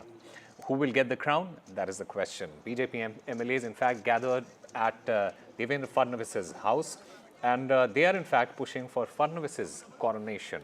The Mahayuti leaders, they are set to meet the Union Home Minister Amit Shah in Delhi, a key huddle to take place in Delhi in order to decide the fate of Devendra Fadnavis as well as Eknath Shinde. In fact, Devendra Fadnavis, Eknath Shinde and Ajit Pawar, they are going to be meeting the Home Minister, and sources say that Ajit Pawar is set to support Devendra Fadnavis for the Chief Minister's face. BJP MLAs, they are pitching for Fadnavis as the next Chief Minister. Shiv Sena, in the meanwhile, they say that Shinde's welfare schemes, they were the key factor for the crucial win for the Mahayuti alliance.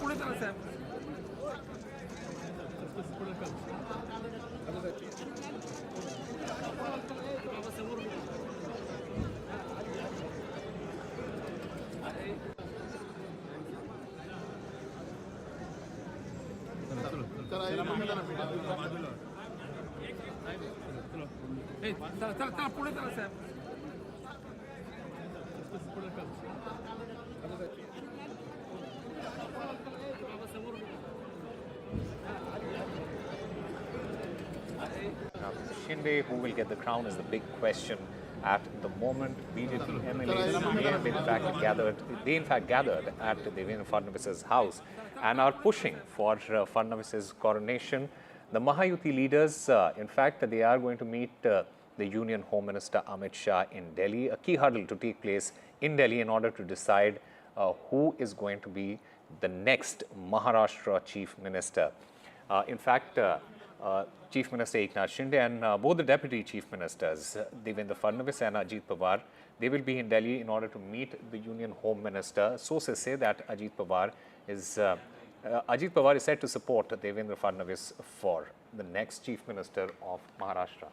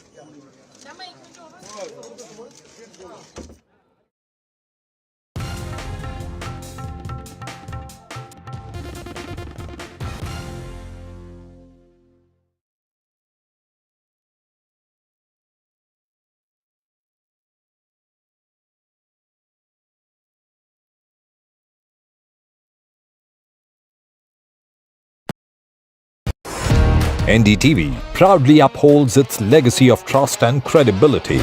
According to the prestigious Reuters Institute's Digital News Report 2024, NDTV is the top-most news platform in the country. Number 1 in both online and offline reach in India.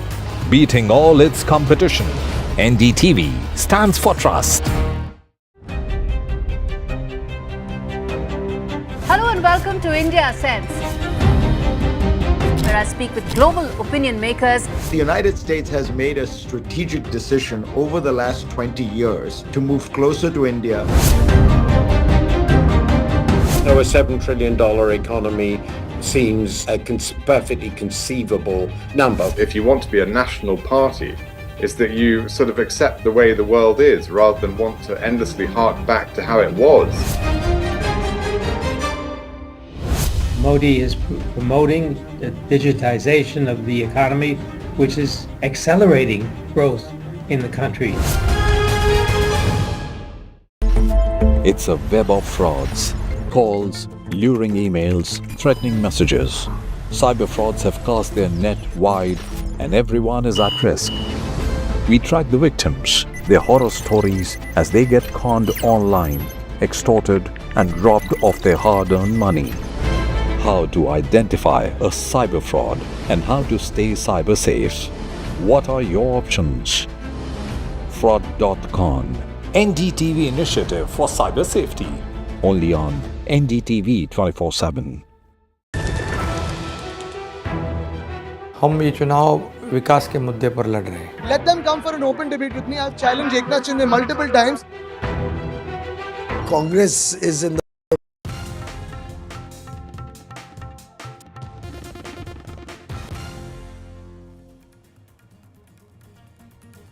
Well, the race to pick Maharashtra's next chief minister, it is heating up as the Game of Thrones continue in Maharashtra. BJP versus Shinde. Who will get the crown is a big question.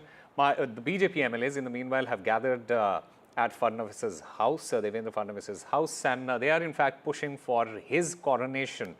A key meeting is going to take place in Delhi. The Mahayuti leaders, they will be meeting Amit Shah, a key huddle to take place to decide on who is going to be the next chief minister of Maharashtra. And my colleague Sujata joins us to get us more on what is happening in Maharashtra. Sujata, the big question that everyone is asking, who is going to be the next chief minister?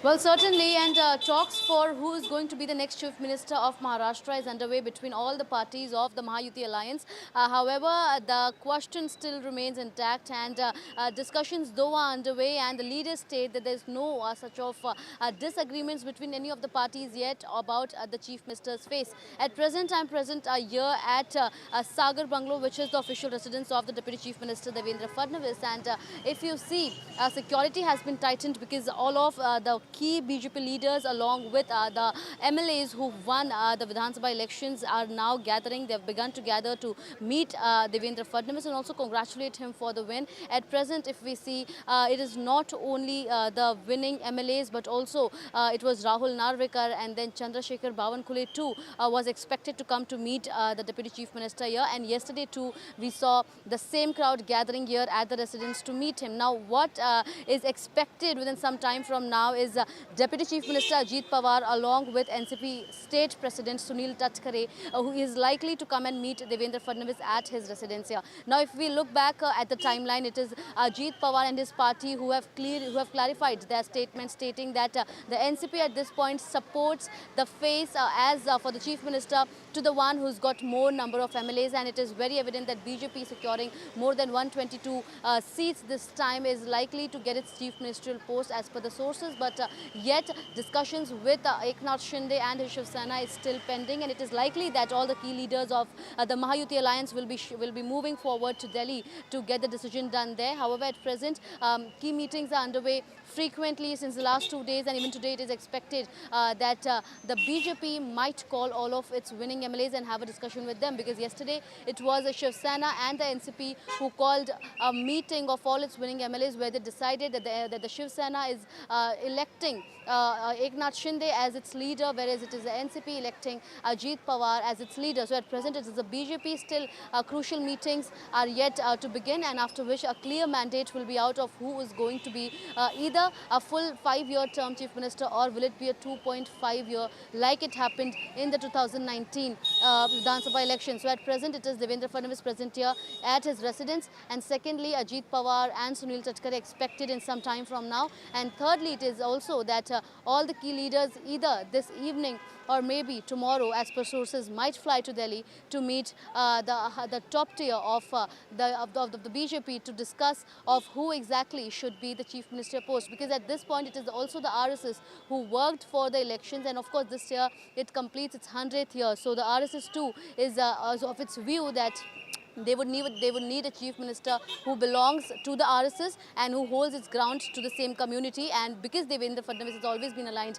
with the RSS, he has been a worker so far. So even the BJP leaders as well as all of the cadre of the party expects Devendra Fadnavis to be elected. Now what remains to be seen is whether the same decision is expected to be happening in Delhi or not, after which a final mandate will be out, and thereafter the oath-taking ceremony will happen in Maharashtra, in Mumbai. Well, everyone's awaiting the answer to that big question, who is going to be the next Chief Minister of Maharashtra. Sujata, thank you very much for getting us all the latest from there. Time for now to take a very short break. More news and updates on the other side.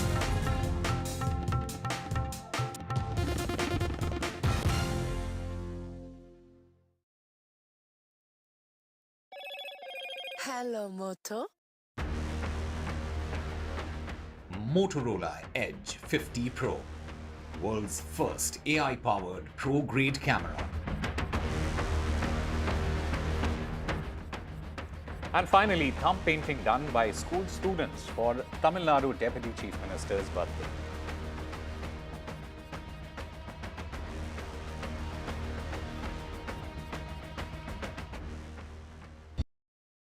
I've been reporting on all issues big and small from Andhra Pradesh, Telangana, rest of South India, bringing you all the action, all that you need to know, all that you want to know. The energy of Maximum City is infectious. I bring in that energy in our news coverage from financial capital Mumbai. India's IT capital is always buzz. It's literally a city that never sleeps. And I keep you ahead on all the Bengaluru buzz. Covering from the southernmost part of India over the last 23 years, I bring in-depth and 360-degree coverage from the Dravidian heartland. The land of Mishti is also known for its bitter politics. I have seen much water flow under the Howrah Bridge, covering Bengal in all its vivid colors. In today's interconnected world, India's voice is more crucial than ever. When India speaks, the world listens. At NDTV World, we are that voice, bringing you intelligent and insightful news from India and beyond. From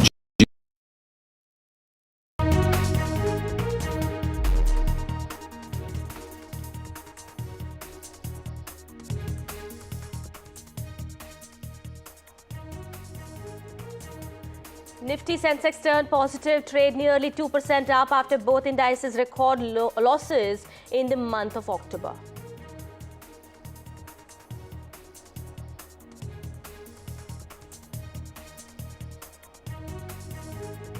Sharp rebound in Adani stocks after last week. Adani Group stocks rally, rebound from last week.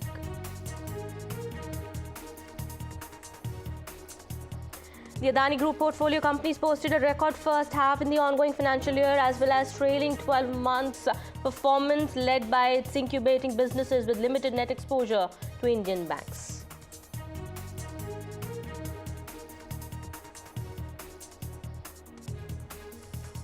First day of winter session of Parliament, Prime Minister Modi targets opposition over recent poll results. PM Modi says people have rejected the opposition multiple times.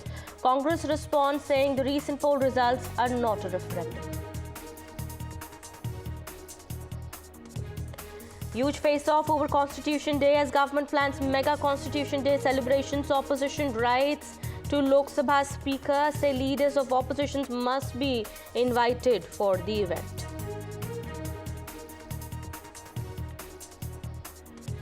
Deliberations and discussions on Maharashtra Chief Minister's election to continue. Top contenders Devendra Fadnavis, Eknath Shinde likely to reach Delhi today to hold meetings with Amit Shah.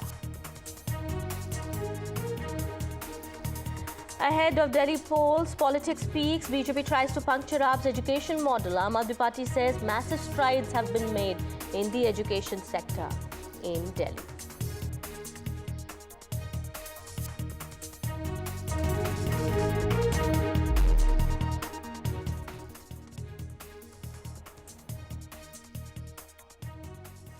Hi there, a very good afternoon. You're watching NDTV 24/7. My name is Kitty Bahal. We have some breaking news now coming in. We're learning Samajwadi Party MPs have met the Lok Sabha Speaker and flagged the Sambal violence incident. Well, Samajwadi Party has alleged poll malpractices also in this meeting with the Lok Sabha Speaker. They have sought protection of MPs booked in the Sambal case. We have Ishwarya now joining us on the broadcast. They are getting us more about this meeting that took place. Ishwarya, give us more details as to what happened. Well, remember today Sambal MP, who is a Samajwadi Party MP, Ziaur Rahman Bark, FIR has been registered against him as well. The Samajwadi Party had claimed that he was not even there during this incident broke up, and therefore the reason they blamed the police department. A detailed inquiry should be done as far as the entire incident is concerned, is something that Samajwadi Party had stated. And after the parliament got adjourned, it was Samajwadi Party Chief Akhilesh Yadav along with his MPs met the Lok Sabha Speaker about protection of the MPs and also regarding the updation of the entire incident. Remember, there was adjournment motion that was moved today by Samajwadi Party MPs as well regarding the Sambal incident to be discussed inside the parliament, because they blame the police over the entire incident. They stated that the police have not taken prior action. In fact, the Samajwadi Party went on to say that the survey that needs to be done early in the morning without any prior notice, they went, and slogans were also chanted by these people who went to do a survey at a mosque. But certainly that was on the other side, it was the BJP MPs who stated that it was Samajwadi Party workers over there, and also several leaders who had instigated the entire mob, and the incident broke out. So a detailed report is something that they sought, and therefore the reason perhaps after the session got adjourned today, the first day of winter session, Samajwadi Party Chief Akhilesh Yadav went on with the MPs of Samajwadi Party to the Lok Sabha Speaker and urged him to protect the MPs against whom the FIR was registered. Right, and the matter is going to be raised by the opposition MPs, we believe, in the days to come as the winter session resumes. Well, at this point in time, we are learning now the Samajwadi Party has raised this matter with the Lok Sabha Speaker, and those are the details coming in. The situation continues to remain tense, and a political slugfest has erupted over the Sambal incident. All right, thank you so much, Ishwarya, for getting us all those details there. We'll go back to Ishwarya as more developments take place. Meanwhile, some more news now that we're tracking at this point in time. This is coming in from Maharashtra. Well, all eyes are now going to be on who becomes the next Chief Minister of Maharashtra. It's a fight between Devendra Fadnavis and Eknath Shinde. Who gets the crown is the question, of course. Whether it's going to be Devendra Fadnavis or Eknath Shinde would continue as the Chief Minister of Maharashtra, that is something that remains to be seen. Now, what we are learning at the moment is that a series of meetings that are taking place today as well. Yesterday also, we've seen a slew of meetings that are taking place with Sena MLAs electing Shinde as their party leader. NCP leader Ajit Pawar was also elected by his party MLAs as the party leader yesterday. And today also a slew of meetings that are taking place. Now, BJP MLAs have gathered at Devendra Fadnavis's house, we are learning, and they are also seemingly pushing for Fadnavis's coronation. Mahayuti leaders are expected to meet Union Home Minister, senior BJP leader Amit Shah in Delhi today, and what we are learning at the moment, this important huddle in Delhi that's going to take place, this important meeting that's going to take place, here in this meeting, it will be decided as to who becomes the next Maharashtra Chief Minister. All right, my colleague Radhika is now joining us on the broadcast here. Radhika, we believe a meeting is taking place at Fadnavis's residence. BJP MLAs have already reached there. That's right, multiple meetings taking place. In fact, there were separate meetings of all the parties yesterday as well. Today, of course, Devendra Fadnavis meeting several of the winning MLAs, and of course, government formation could also be discussed as part of the meeting. But the most important meeting that one should look forward to is the joint meeting of all the Mahayuti leaders, which hasn't taken place ever since results were announced. Of course, there was joint press conference, but no joint meeting of all three leaders as far as the CM phase is concerned. We know that yesterday Shinde took meetings. There was a legislative party meeting. Shinde was appointed as the leader of the party, and then of course Ajit Pawar also being appointed as the leader of NCP as well. Devendra Fadnavis will also be appointed as the legislative party leader of the BJP once that meeting happens. But today there are separate meetings happening. Eknath Shinde also meeting some of his leaders. At the same time, Ajit Pawar is being welcomed by his karyakartas and leaders at his residence, and Devendra Fadnavis also holding discussions with many of his leaders. The important meeting, as I said, would be with Amit Shah as well. All three leaders likely to meet Amit Shah either today or tomorrow. JP Nadda could also be part of this meeting. This is where a decision on CM phase will be happening. Devendra Fadnavis, of course, the top front runner.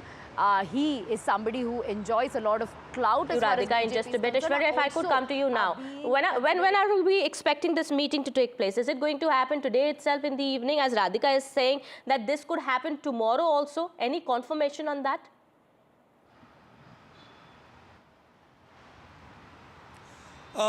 Because series of meetings are there in Mumbai, and therefore the reason perhaps availability of these leaders are to be noted, and a meeting is scheduled. That's for sure as far as Amit Shah's residence is concerned. At Amit Shah's residence, BJP President JP Nadda and the leaders from the Mahayuti Alliance will also be present there to finalize the name of the Chief Minister.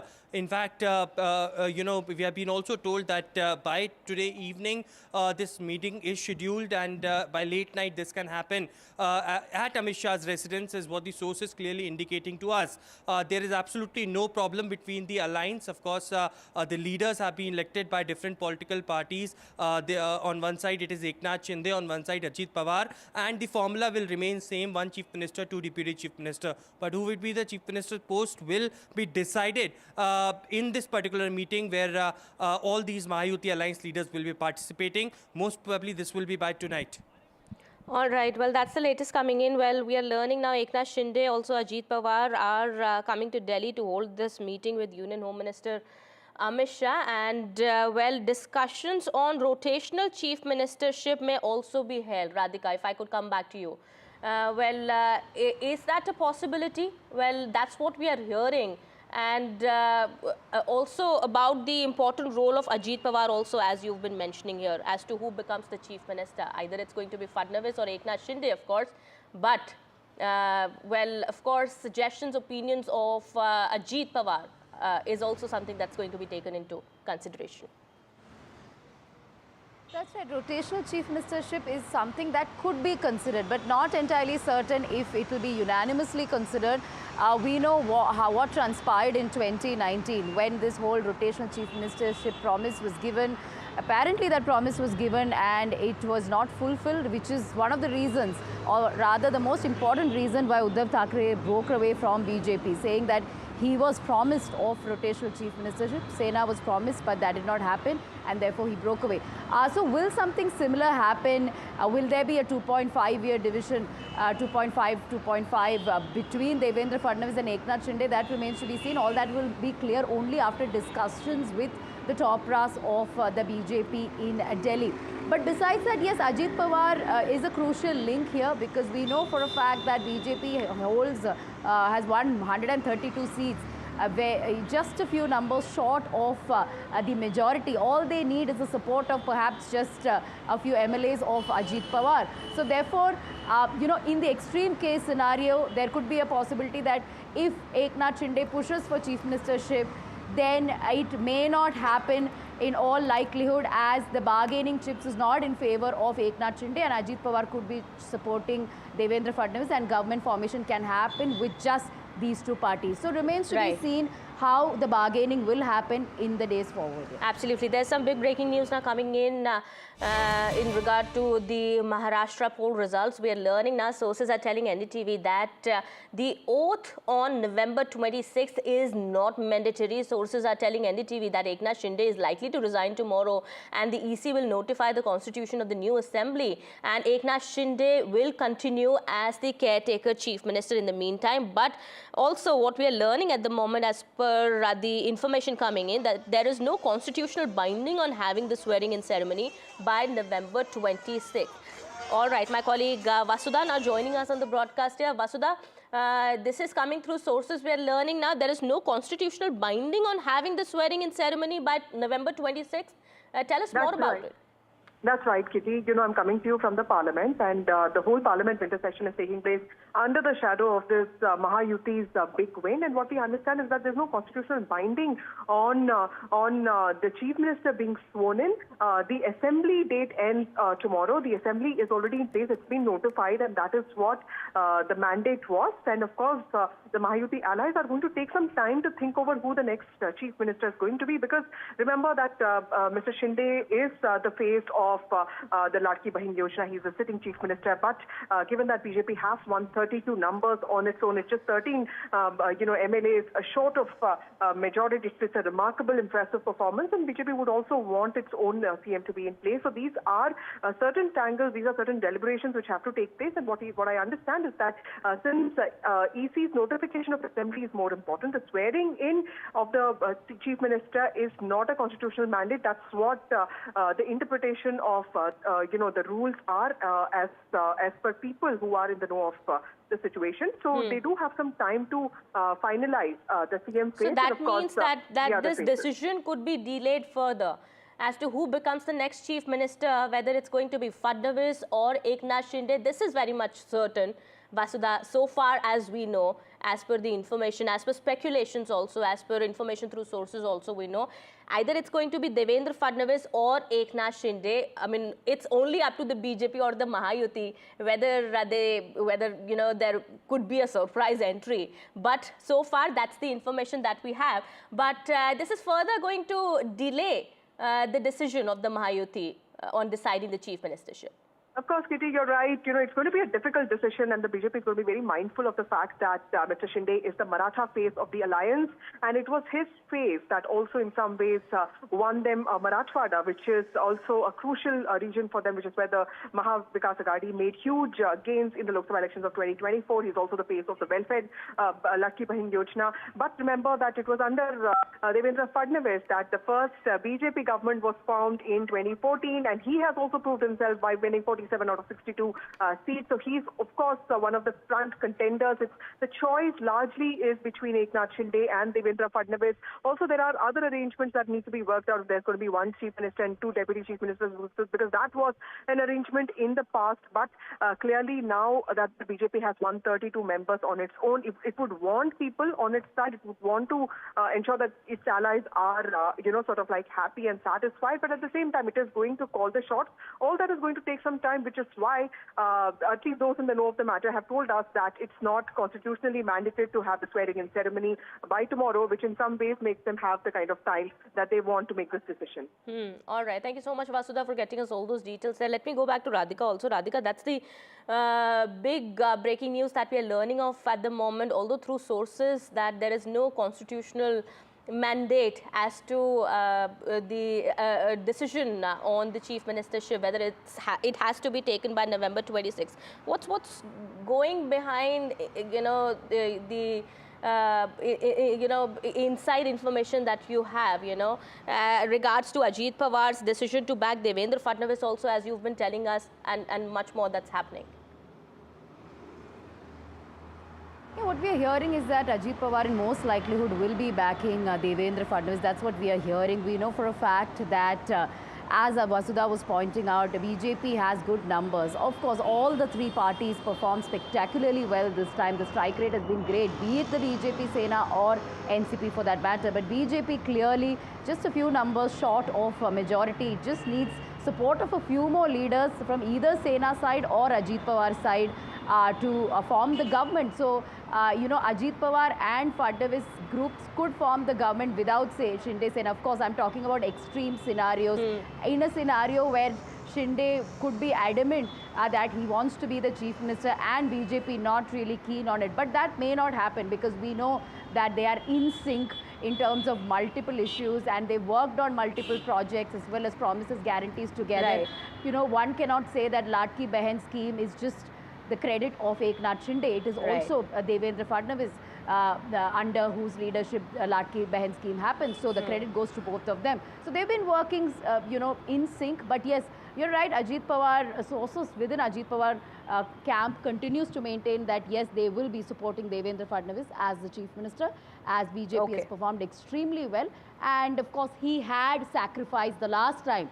When Shinde became the chief minister, he played the second fiddle, but BJP and NCP doesn't want to do that this time. Right. Fadnavis wouldn't want to do that this time, so he deserves this post is the larger reaction. Absolutely. Thank you so much, Radhika, for getting us all those details there. Please keep an eye on the developments here on this big story that we're tracking. The meetings go on today. Well, we are learning this important meeting is expected to take place with Union Home Minister Amit Shah today. It could be delayed. It could happen tomorrow also. However, there is no confirmation yet on that. And we'll get you more on that. Well, NCP MP Praful Patel has also said that all alliance partners of the Mahayuti are on the same page. There is no problem between the alliance partners and we will go ahead with the same formula. We've had this conversation with Praful Patel in which he said that there is a possibility of one chief minister, two deputy chief ministers of Maharashtra once again. Well, joining with me, senior leader of NCP, Praful Patel. Sir, thank you so much for speaking to us after the bumper victory in the state of Maharashtra. Now, can you put a pause on all those speculations that are going on the rounds about the chief minister's space not being decided amongst the three alliance partners? See, we have comprehensively won Maharashtra as the NDA Mahayuti, and there is no difference between the three parties. We worked excellently. We had a little setback in the Lok Sabha for various other reasons, but this time all the three parties, all the workers worked with each other hand in hand, and we won the elections. We won the confidence of the people of Maharashtra, and this is a spectacular victory, unprecedented. That's why it puts much more responsibility on us to behave and act responsibly. I don't see any problem. The issue of formation of government will be resolved in the next few days. Sir, Prime Minister today also spoke and attacked the Congress party specifically. They stated that a lot of the Congress leaders, the senior leaders, do not give opportunities to the new young MPs inside the parliament. Well, now, I have not heard the speech, so I don't want to say that. But I can also tell you, as a Congress party, in Maharashtra at least I have seen, it has self-imploded because, they just don't have the right leadership. They don't know the pulse of the people, and they are living in some kind of a la-la land and believing that, they were leading the pack to form the government. In fact, कौन बनेगा मुख्यमंत्री ये formula हमारे लिए नहीं था, उनके लिए था जो काल्पनिक चुनाव अभी हुआ नहीं था। चुनाव के पहले ही उन्होंने अपने मुख्यमंत्री की बंदरबाट शुरू कर दी थी। तो ये तो हास्यास्पद बात है। वक्त और बताएगा कि ये और कहाँ जाएंगे। Formula will be the same, one chief minister. हमारे सरकार जो आज है उसमें एक मुख्यमंत्री, दो उप मुख्यमंत्री हैं, तो स्वाभाविक है कि तीन पार्टी होने से ये फॉर्मूला लगभग हमारा आगे भी कायम रहेगा। We have some breaking news now coming in. We are learning the Supreme Court has today dismissed a batch of petitions challenging the inclusion of the words socialist and secular in the preamble to the Constitution as per the 42nd Amendment passed in 1976. Well, the Supreme Court bench comprising of the Chief Justice of India observed that the amendment power of the Parliament extends to the preamble as well. Well, what we are learning so far is that the court has asked as to why the matter is being brought to it now. My colleague Sunil Prabhu joining us on the broadcast here. Sunil, give us more details as to what happened in the court on this matter.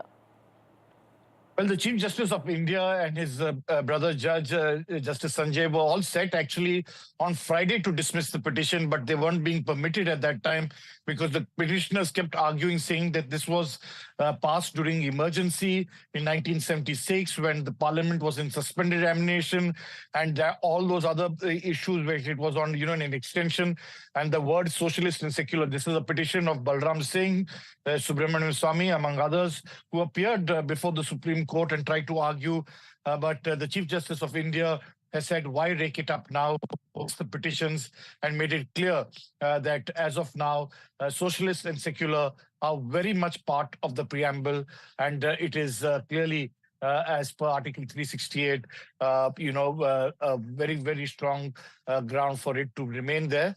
It's left to the government as a policy to take a decision whenever it would deem fit, and has made it clear that as of now, they're not ready to rake up this issue, even though complimenting those who argued and saying that you tried very well, but it has been dismissed. So much, Sunil, for getting us all those details there. Well, that's the latest coming in at this point in time. Well, big developments that are taking place. Well, the Supreme Court has clearly dismissed these batch of petitions. That means the matter is not going to be entertained in the top court now.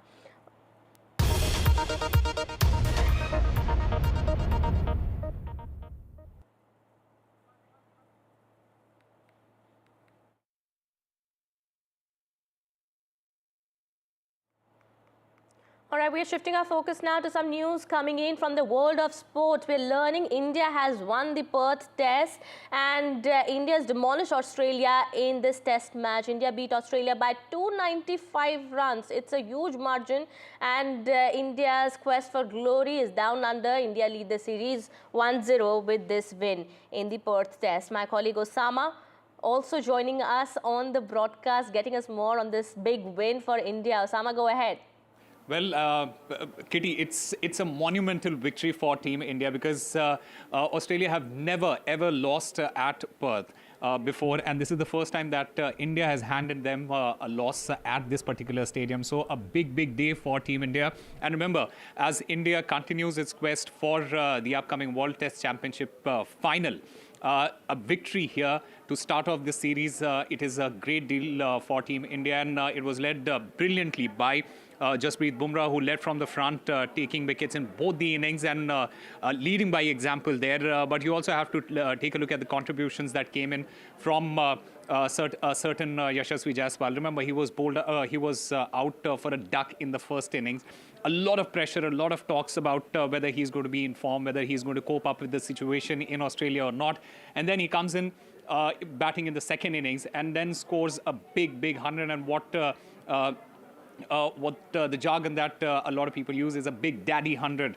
He doesn't score small hundreds. He scores hundreds that are over 150 and close to 200. So that is what Yashasvi Jaiswal did. And then Virat Kohli doing what he does best in Australia, reaching his 7th century there in Australia. Is just behind the legendary Jack Hobbs, who has 9. And he is, in fact, has the most number of centuries by an Indian in Australia. So all in all, great news for Team India as India start their quest with a 1-0 victory. Team on the other side, Australia is all done and dusted on the first test match, of course, and India now leads the series with 1-0. What does it really mean going ahead for the Indian team? Yes, Kitty, what it basically means is that India is basically looking at this series in order to make it to the final of the World Test Championship. We need to win this series 4-0. And winning by a margin of 4-0 in Australia against Australia, it is a huge task for any team, let alone the best test team in the world, India. Remember, India also lost the series versus New Zealand at home 3-0. So that would have been playing a lot on their minds as well. But the way they have started in this particular series, it also goes on to show that that is a one-off loss that India suffered against New Zealand at home. And they decided to start afresh when they came to Australia, and the kind of work that they have put in, it is a positive sign for Team India and all the Indian fans who are hoping that India goes on to win this series and win it by a margin where it doesn't really affect other victories, other teams' victories doesn't affect their chances of reaching the World Test Championship final. So all in all, a 1-0 victory, 1-0 lead in this particular series at this point of time. There are other tests, 4 tests to go, and India will be hoping that it wins at least 4 test matches. Huge task, a big task for Team India, but we'll be hoping for that scene. Absolutely. And a word about the Indian team bowling unit as well.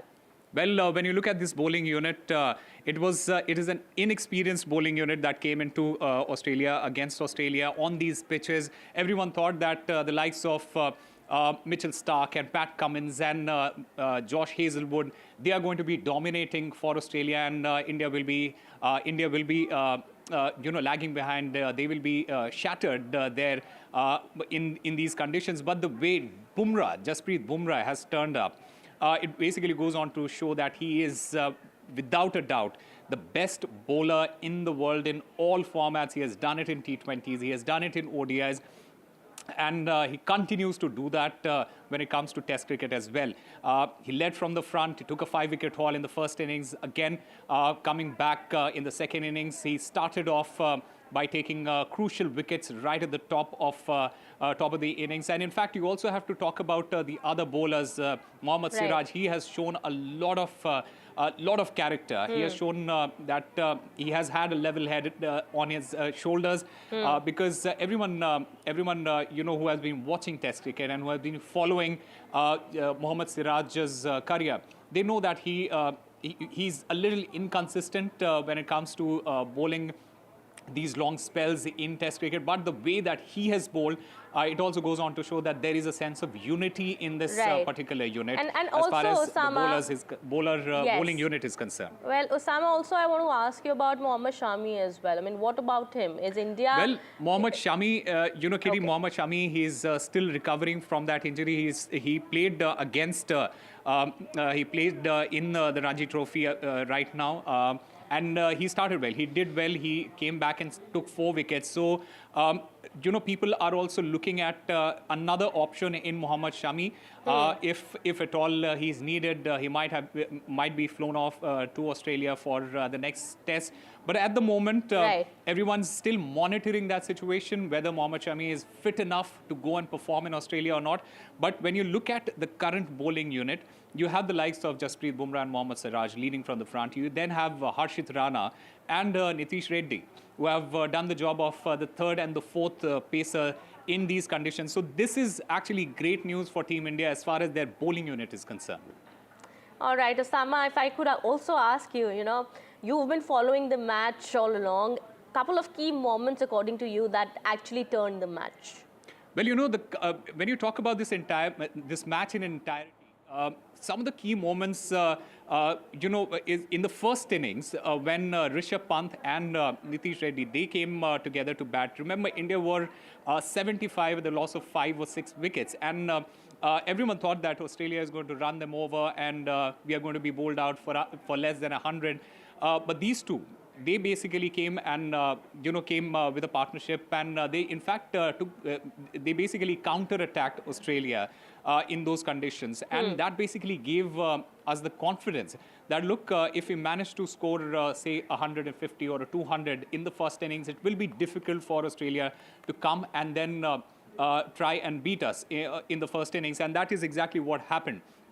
Australia, when they came back, came to bat in the first innings. Jasprit Bumrah, like I said, led from the front and took a 5-wicket haul, and that basically put India in command right at the top.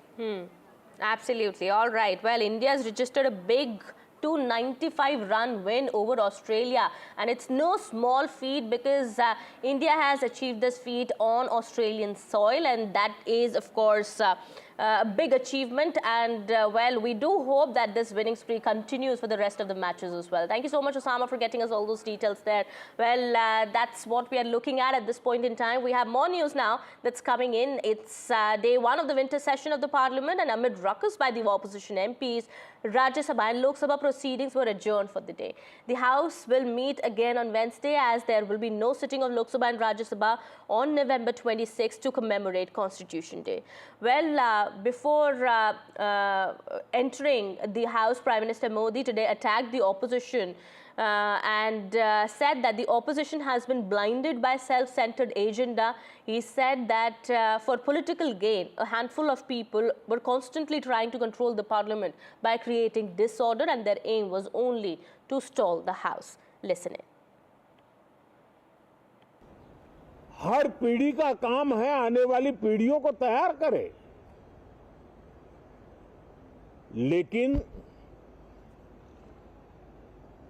80-80, 90-90 बार जनता ने जिनको लगातार नकार दिया है, वे न संसद में चर्चा होने देते हैं, न लोकतंत्र की भावना का सम्मान करते हैं, न ही वह लोगों की आकांक्षाओं का कोई महत्व समझते हैं, उनका उसके प्रति कोई दायित्व है वो कोई समझ पाते हैं।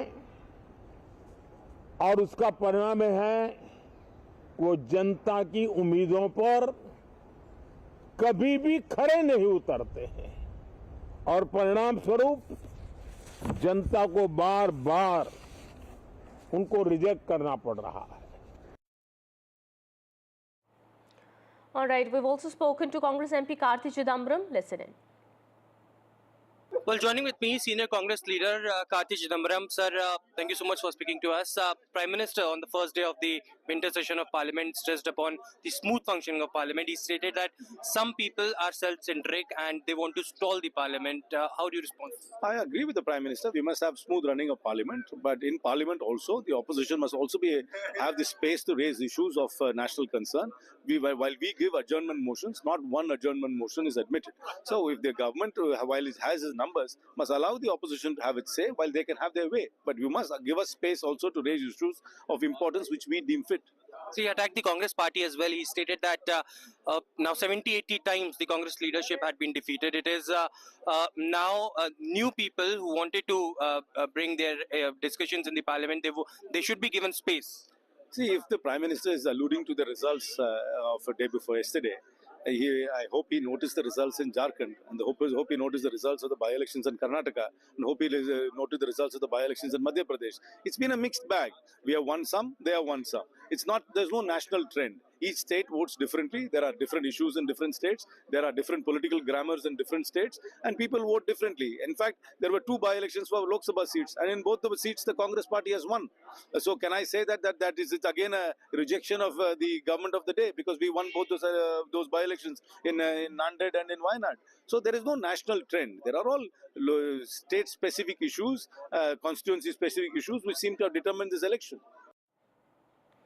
Shifting our focus now amid this clash over Constitution Day with NDA versus opposition fight over the Constitution Day. Now the government is planning mega celebrations tomorrow, but the opposition now has said that leaders of opposition, I beg your pardon, must also be included in these celebrations. India bloc leaders have written to the speaker saying that LOP should also be allowed to speak at the event tomorrow. All right, my colleague Aishwarya joining us on the broadcast here. Aishwarya, India bloc leaders have written to the speaker. We are learning what are they demanding now, other than saying that they also need to be allowed to speak at the event?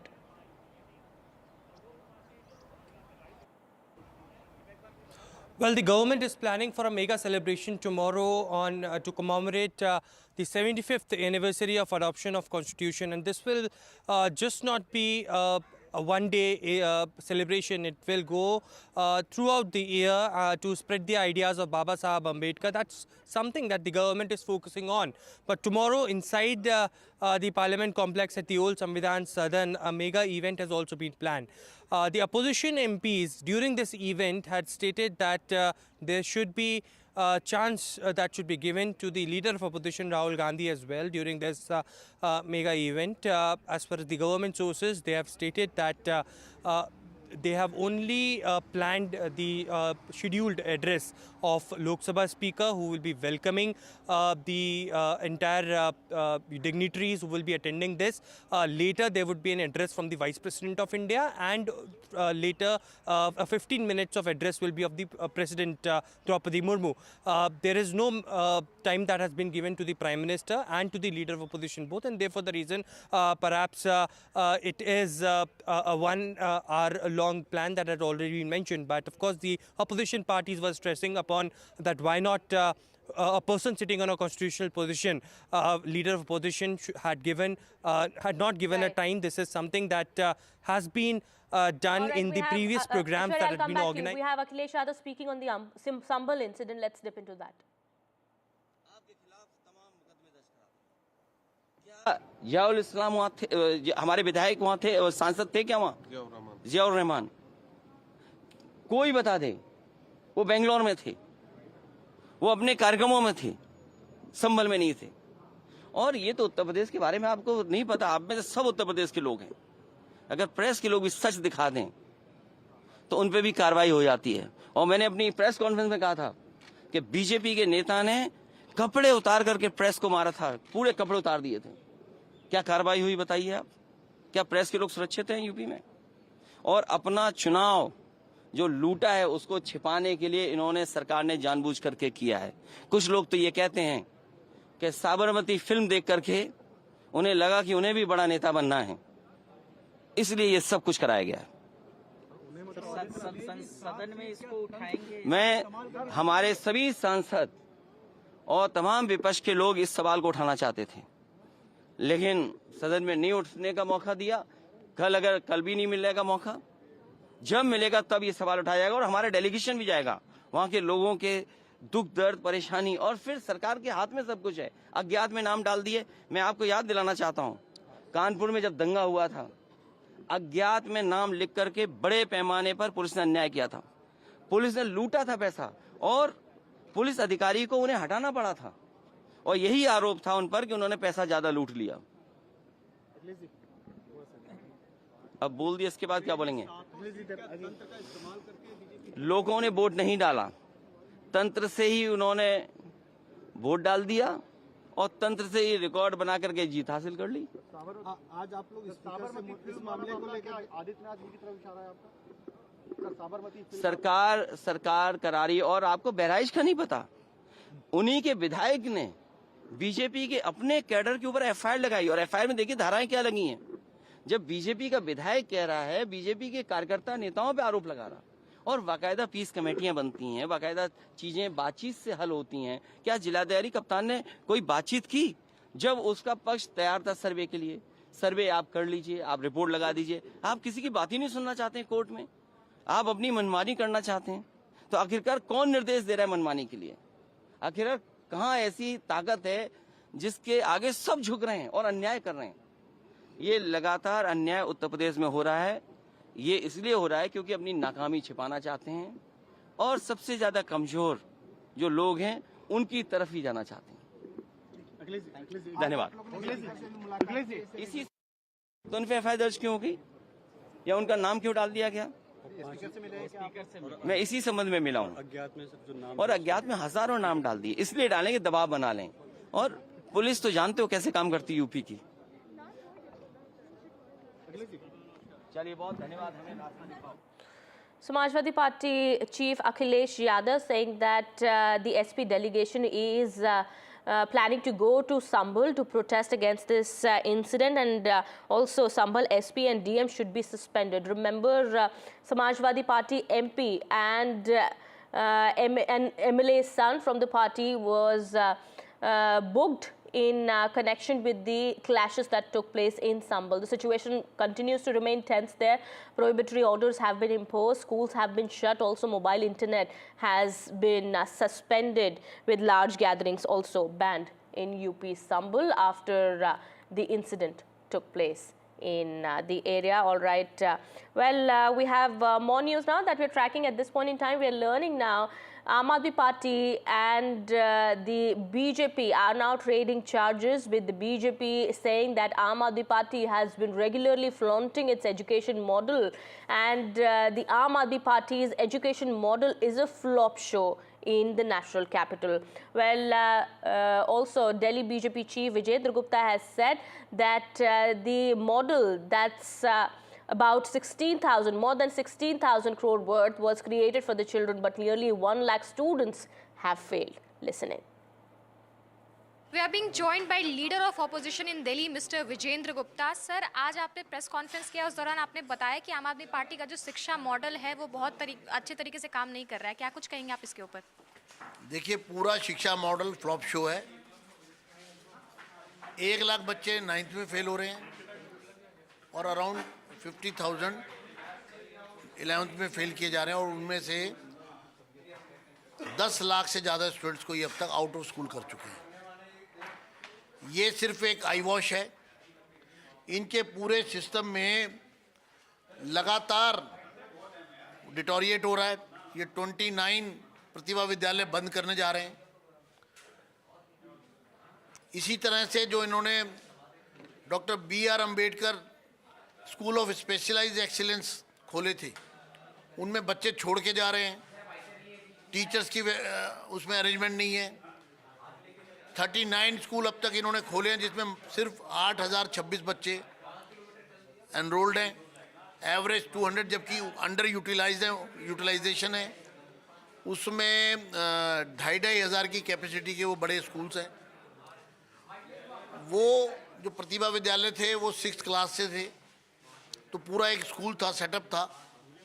अब ये सिर्फ 9 से हैं, और जो बच्चे यहाँ आ जाते हैं वो देखते हैं कि यहाँ पर कुछ भी ऐसा नहीं है जो बताया जा रहा है, तो वो स्कूल छोड़ के जा रहे हैं।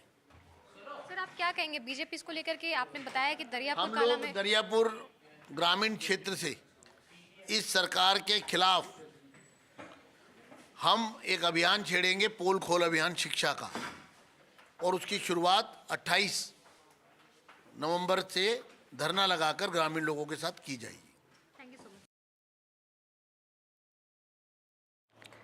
Well, there's a government briefing now coming in ahead of the Constitution Day. Let's step in. Way PPT प्रस्तुत करें।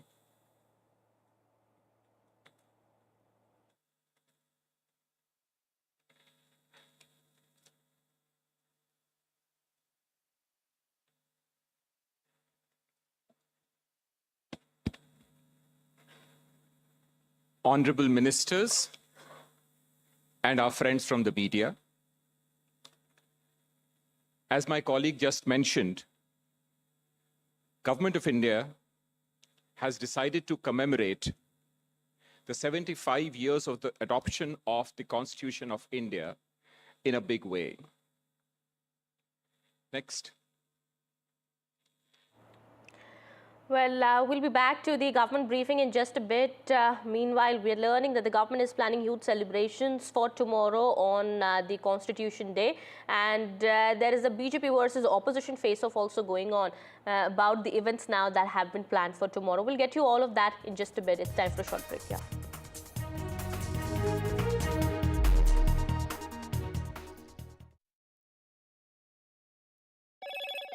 Hello, Moto. Motorola Edge 50 Pro, world's first AI-powered pro-grade camera.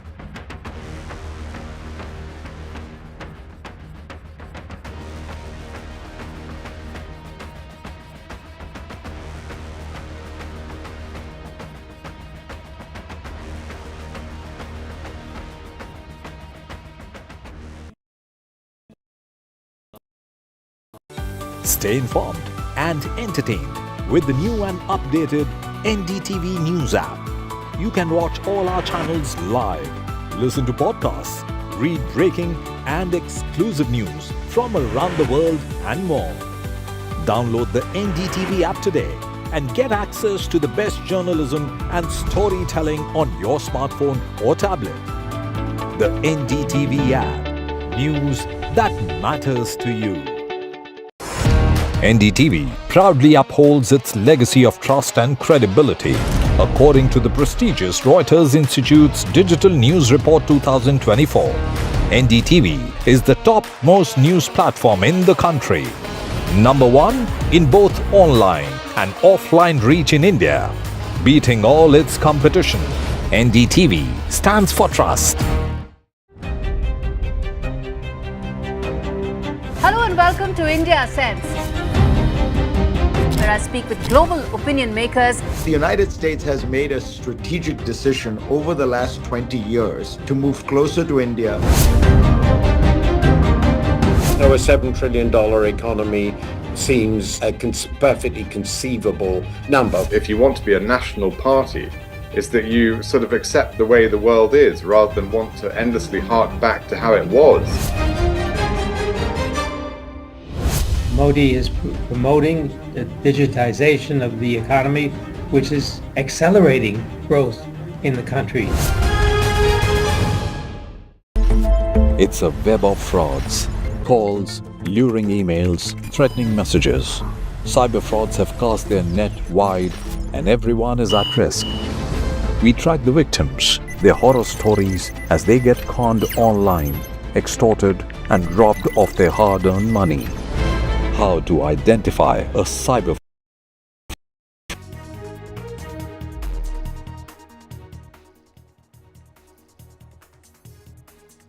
Welcome back after the break. The Bombay High Court today dismissed pleas by Mihir Shah and his driver Rajshri Bindawa challenging their arrest in connection with the BMW hit-and-run incident in Worli, in which a 45-year-old woman was killed. A bench of Justices Bharti Dangre and Justice Manjusha Deshpande rejected the petition by the accused, who had claimed that the arrest was illegal. That's right. The Bombay High Court dismissed the pleas filed by Mihir Shah as well as the driver. This is, of course, in connection to the Worli hit-and-run case in which both of them were arrested. They had challenged their arrest. They had called the arrest and detention illegal. So, therefore, in the petition that was filed by the both of them, they had informed the court that both of them were not informed on the grounds of the arrest. So, therefore, it is a violation of their fundamental right. It is in violation of law that the police did not inform them of the grounds of their arrest when they were detained. So this is what was contended in that particular petition that were filed by both of them. However, the court did not really take that into consideration. The court said that there was no requirement for these people to be informed of the grounds of their arrest, since there was evidence that showed of their involvement. Also stating that this would be a test case in terms of evaluating whether the accused needs to be told of grounds of their arrest if the evidence pointed towards their involvement. So yes, this plea was, of course, rejected by the Bombay High Court. So both of them will continue to be behind bars. They are in judicial custody at this point. Mihir Shah had earlier sought bail as well before the court, but that was also rejected. We know for a fact that this incident happened in July when Mihir Shah, under the influence of alcohol, was driving the BMW. His driver was seated beside him and he rammed into this vehicle, which was a two-wheeler, and killed a 45-year-old woman. In fact, before she died, she was dragged on to more than a kilometer. So this had created much outrage. Mihir Shah had immediately fled from the spot, and it was 2 days after that he was arrested. Of course, he'd been trying to sort of, trying for bail, as well as several other big petitions being filed before the Bombay High Court, and this was in connection with his arrest, calling it illegal, and was seeking release from judicial custody as well. But the court not really buying the arguments of Mihir Shah and the driver, and therefore he will continue to be behind bars. All right, shifting our focus now, Indian stock markets rallied this morning. 2 consecutive days of gains in Nifty and Sensex has helped it turn positive on a monthly basis. This comes after both the indices recorded losses in the month of October. Indian stock markets rallied this morning after the BJP-led NDA secured a massive victory in the assembly elections in Maharashtra, which houses the country's financial capital, Mumbai. Now, all 13 major sectors have logged gains. The broader, more domestically focused small and mid caps rose about 2% each. Of course, markets buoyant today, and a few pockets which are doing relatively well in trade. I want to quickly mark them out. One is, of course, the Nifty Bank, which is up 2%, driving, therefore, markets higher. Mind you, the Fin Nifty also doing very, very well. Fin Nifty largely comprising 40% of the Nifty, and therefore, any traction there obviously reflects on the Nifty as well. Outside of that, in the broader markets, the Nifty Realty Index is doing very well, understandably so. More stability in the largest, or rather the financial hub, financial capital of the country, clearly indicating positivity for the real estate pack, because it will likely mean that real estate deals which have been closed will continue. There will be momentum there. Infra deals which have been closed will continue. There will be momentum there as well. Well, shares of most Adani Group companies also staged a strong recovery, rebounding from a steep decline the previous week as the equity markets experienced a broad rally. In a relief for investors, the shares of Adani Group firms extended their recovery with gains of up to 6%. And that also percolating on the Adani Group of stocks, which saw a bit of muted performance last week. But this week, you're seeing good rebound across the board where the Adani portfolio is concerned. Why is that so? Because the fundamentals there remain solid. you've seen 17% kind of EBITDA growth, which is earnings before interest, depreciation, and taxes. That growth has come through on a year-on-year basis. In fact, when you're looking at free cash flow as well, which is the common metric that investors generally judge companies by, it's grown at 30% compounded annually over the last 5 years. And therefore, there is some bit of robustness where cash flows and visibility of cash flows is concerned. All right, so the Adani Group portfolio companies posted a record first half in the ongoing financial year as well as trailing 12 months performance led by its incubating businesses with limited net exposure to Indian banks. As per the company's statement, its net exposure to Indian banking was recorded at $11 billion or 42% of the company's current debt mix. My colleague Harsh Satya gets us more. That has been one concern, likely concern that the street has had. But brushing that off, the Adani Group has put out a release suggesting that till FY34, the debt repayments that are going to happen every single year are largely going to be covered by the current year cash flow itself. So the current year cash flow, even where there is zero growth for the next 10 years, should be adequate to cover year on year the debt repayments which are going out. So there's a lot of comfort with regard to debt repayments as well. And therefore, you're seeing that kind of strong performance from Adani Group stocks in trade today.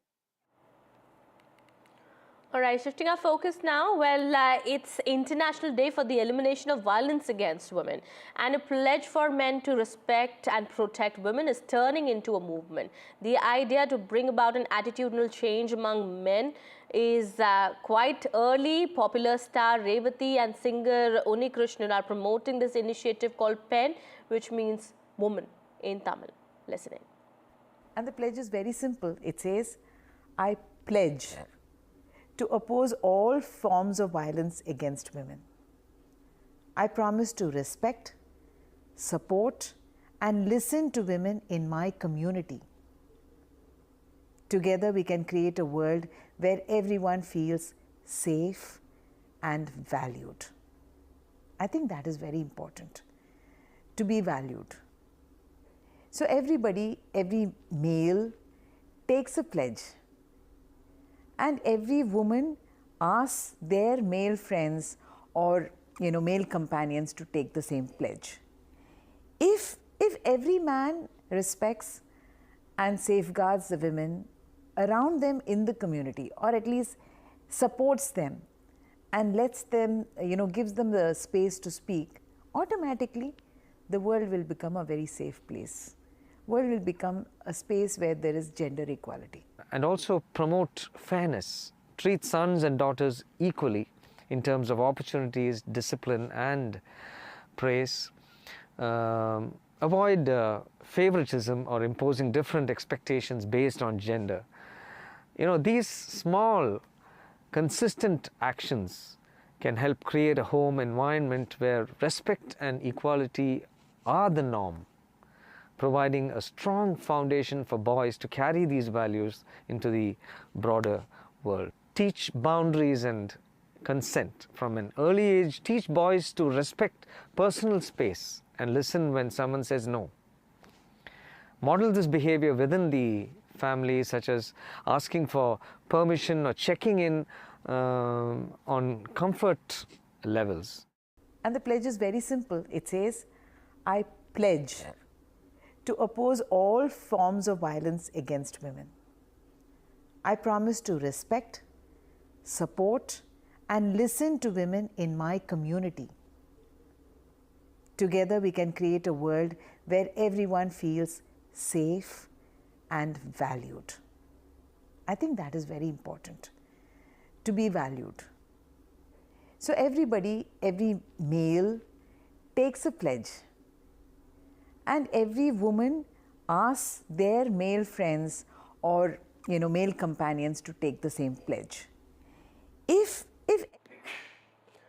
All right, with that, it's time to wrap this edition. More news and updates continue on the other side. Stay tuned.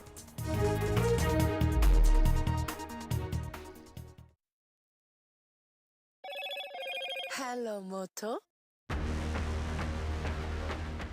Motorola Edge 50 Pro. world's first AI-powered pro-grade camera. Prime Minister Modi targets opposition over recent poll results ahead of the first day of intersession of Parliament. Face-off over Constitution Day as government plans mega Constitution Day celebrations, opposition writes to the Lok Sabha Speaker.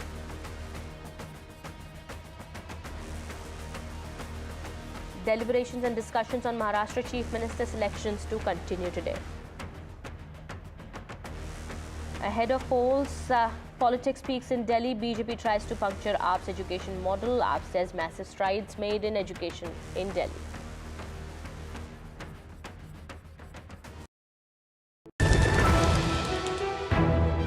हम ये चुनाव विकास के मुद्दे पर लड़ रहे हैं. Let them come for an open debate with me. I've challenged Eknath Shinde multiple times. Congress is in the worst situation in this state. Mahayuti में भी इससे ज्यादा डिस्प्यूट है. Everything is fair in love and politics. Vote देने वाले ही जिताने वाले हैं ना. So we worked on 4 options.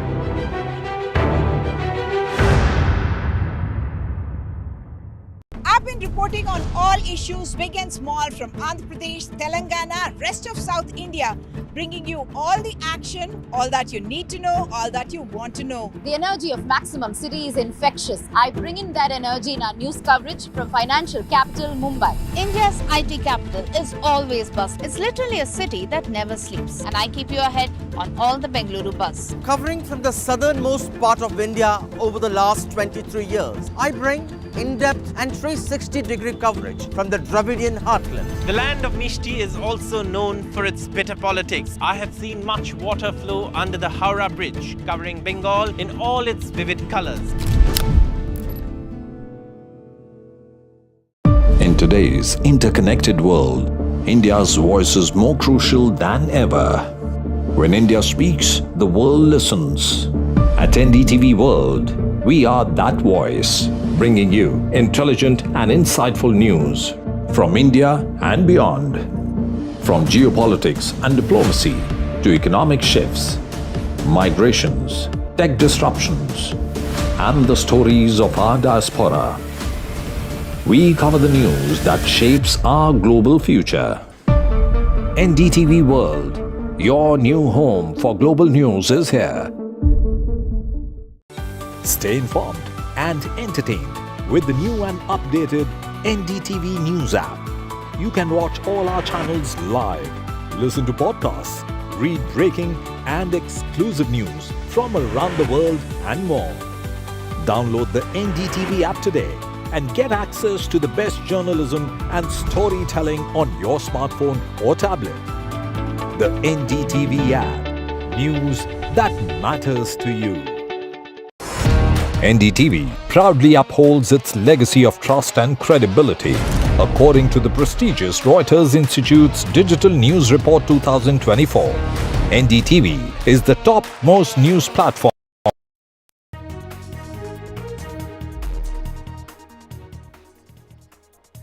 The race to pick Maharashtra's next chief minister is heating up. Who will get the crown is the big question. BJP MLAs, they gathered at Devendra Fadnavis's house. Sources say that Shinde is set to stay as caretaker chief minister. The latest in the Sambhal violence, Akhilesh Yadav slams the Yogi government and demands the Sambhal SP and DM should be suspended. A monumental victory for Team India as they beat Australia by 295 runs in Perth.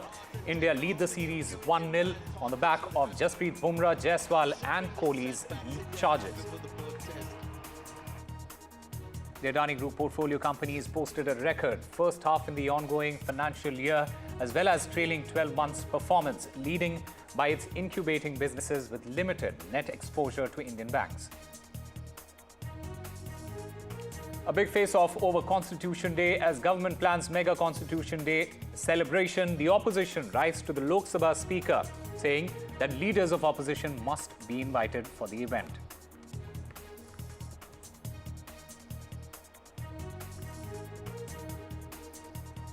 Hello and welcome. You're watching NDTV 24/7. I'm Osama Shab. There has been a government briefing that is taking place at the moment on the occasion of Constitution Day. Union Minister Kiran Rijiju, he is in fact speaking at the moment. Let's listen in to what he has to say. सिर्फ judiciary, executive और legislature का ये event नहीं है. ये हर एक भारतीय, हर एक भारत के नागरिक सबको मिल करके संविधान दिवस में शरीक होना है, दिल से मानना है और प्रियम्बल को पढ़ना है. ये महत्वपूर्ण बात मैं इसलिए कह रहा हूं कि हमारा संविधान 26 नवंबर 1949 में एडॉप्ट हुआ. उसके बाद हमारा देश को एक सक्सेसफुल डेमोक्रेसी, ए वाइब्रेंट पार्लियामेंट्री डेमोक्रेसी के रूप में कायम किया है. अगर ये संविधान इस रूप में नहीं मिलते तो भारत देश आज पूरा दुनिया में largest democracy, most vibrant democracy, एक सक्सेसफुल डेमोक्रेसी, सब अलग अलग तरीके से भारत के जो डेमोक्रेटिक सेटअप, हमारे सिस्टम प्रोसेस को सराहना करते हैं. ये क्रेडिट जाता है पार्लियामेंट ऑफ इंडिया में, जब कॉन्स्टिट्यूएंट असेंबली में जो उस समय जो लोग फाउंडिंग फादर्स हैं, मेकर्स ऑफ द कॉन्स्टिट्यूशन, सब लोग का योगदान है. इसलिए जो कई किताब निकल रहे हैं उसमें सेक्रेटरी कल्चर ने आपको डिटेल में एक्सप्लेन किया. अगर हम लोग थोड़ा सा समय दे करके जो किताब पब्लिश करने जा रहे हैं, कल रिलीज करने जा रहे हैं, अगर थोड़ा ध्यान दे करके किताब को पढ़ेंगे, देखेंगे तो कई ऐसे चीजों का पता चलेगा जिसका नजरअंदाज किया गया था.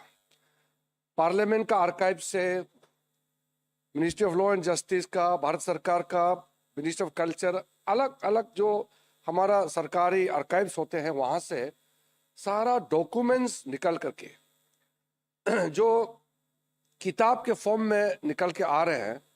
ये मैं मानता हूं कि बहुत आगे जा करके सब इस किताब को रेफर करेंगे, क्योंकि नॉर्मल संविधान का किताब तो आपको दुकान में भी मिल जाएंगे, लेकिन संविधान बनाने के पीछे the process of making of the constitution of India, उसका जो इमोशन, सेंटिमेंट, बैकग्राउंड में हमारा उसमें इंस्पिरेशन कहाँ से आया, भारत के सभ्यता, cultural heritage, ancient historical facts को कैसे करके संविधान के पार्ट में मेंशन करके चित्र का आर्ट के फॉर्म में किस तरह से fundamental right, directive principles of state policy कैसे करके जोड़ा है, वो सारा एक पिक्टोरियल फॉर्म में भी आएंगे, आर्ट फॉर्म में.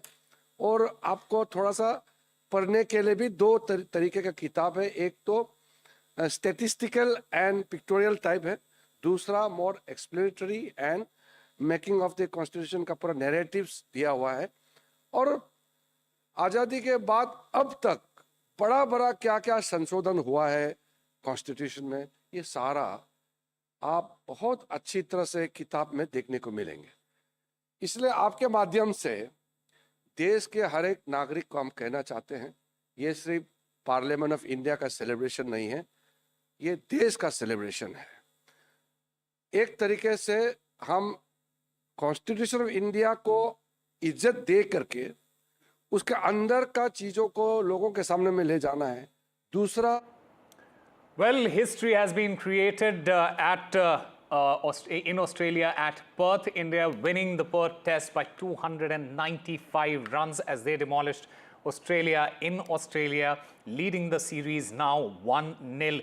India, remember, it's also the first team now to beat Australia at the Optus Stadium in Perth. And what has happened now is that India has regained the #1 spot at the World Test Championship table. India leading the series 1-0, and some incredible performances there from Jasprit Bumrah, who led from the front, and then Yashasvi Jaiswal, one of the best innings that the world has seen as far as an Indian batter is concerned, batting in Australia in really tough conditions and then scoring 160 plus runs. And then Virat Kohli coming back to form with that 7th century in Australia. So all in all, great news for Team India as India's quest for the final of the World Test Championship continues there. One guy raring to go, and that was the man on your screen, Jasprit Bumrah, who just made the unexpected happen. That spell of 5 wickets. All right, what does this victory really mean for Team India and Team India fans? I'm currently joined by Rakesh Rao, senior sports journalist, and Rishi R. Chabra, cricket vlogger. Gentlemen, smile a little because this is a great day for Team India. Rakesh Rao, just sum it up for us. What does this victory mean for Team India? Oh, this is huge for so many reasons. Actually, you look at it with the Australia, the defeat at home. If that is your as a kind of backdrop, if you look at it from that point of view, this looks even bigger because the kind of wickets that we were used to for the last few weeks here. Then you go there, you prepare well. Obviously, those 10 days have definitely helped India. Not just that, I mean, you got so many things right.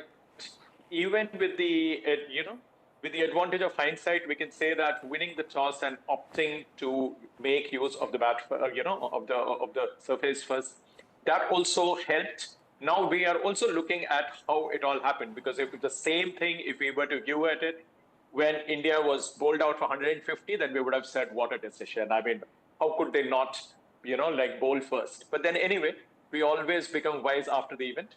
But then having said that, a lot of takeaways. Your opener, a young opener, gets his confidence and he knows now how to play the speedsters on a wicket like the one at Perth. Then the return of form of Virat, no question about that. And then the way Jasprit Bumrah has given you a new kind of a vision about how your future captain is going to look like. He is just the right man. He has proved it more than once. He's a selfless guy. I mean, he had opportunities to grab more attention, more eyeballs by going for that fiver again. He didn't do that. He encouraged his younger bowlers because he had the luxury of runs, behind him. Yeah. But at the same time, a lot of takeaways. We can just go on and on and on.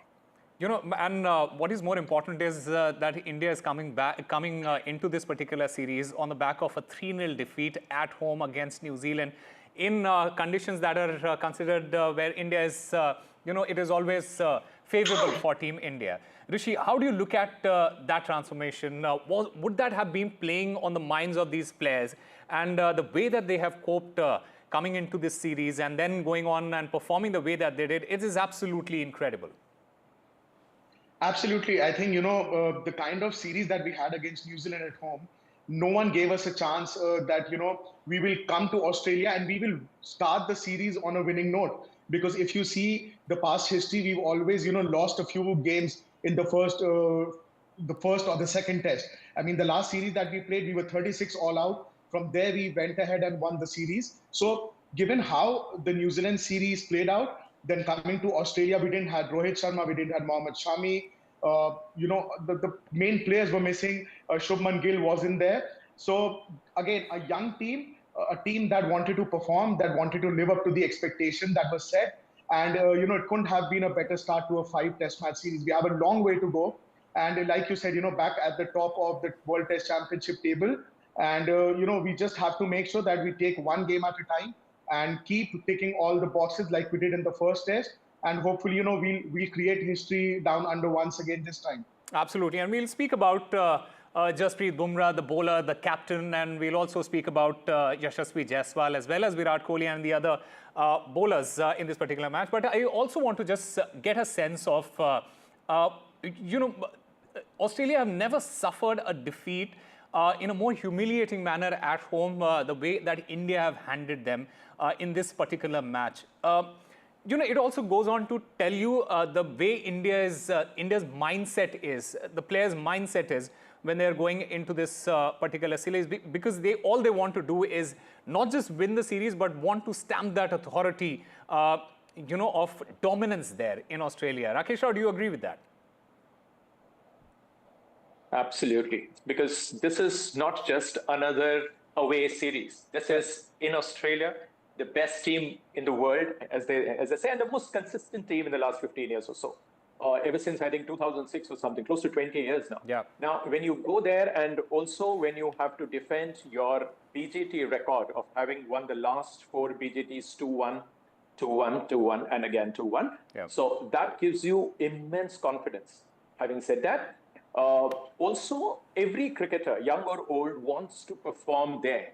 And this is the best available Australian team. It is not, hampered by injuries. They don't have any other name. They're fielding their best. Look at the attack. The sum total of wickets taken by this attack of India, which played in the first match, was less than if you see the individual tally of Cummins, Hazelwood, and Stark. So they have taken, I think, close to 900. Everybody has taken just under 300 wickets. And here, the sum total doesn't even come to the aggregate wickets taken by even one of these three. So that shows the inexperience of the attack. And to win by runs. Now, this is where I would like to just underline that. You have bowled out this team for a sub 150 total in the first innings, a sub 250 total in the second. Now, this speaks volumes of the kind of determination which they had.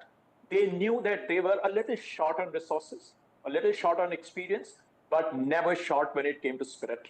You have to give it to their spirit that they believed that even 150 was enough. And this is where we'll have to give time and talk about Bumrah's captaincy. Yeah. Here you had a fast bowling captain. He was even, unlike the history of Indian skippers that you see. Most of the time you see a good batter becomes a successor to another skipper. Here, for a change, by default, we had a fast bowler captaining the team only for the second time on a wicket like, Perth.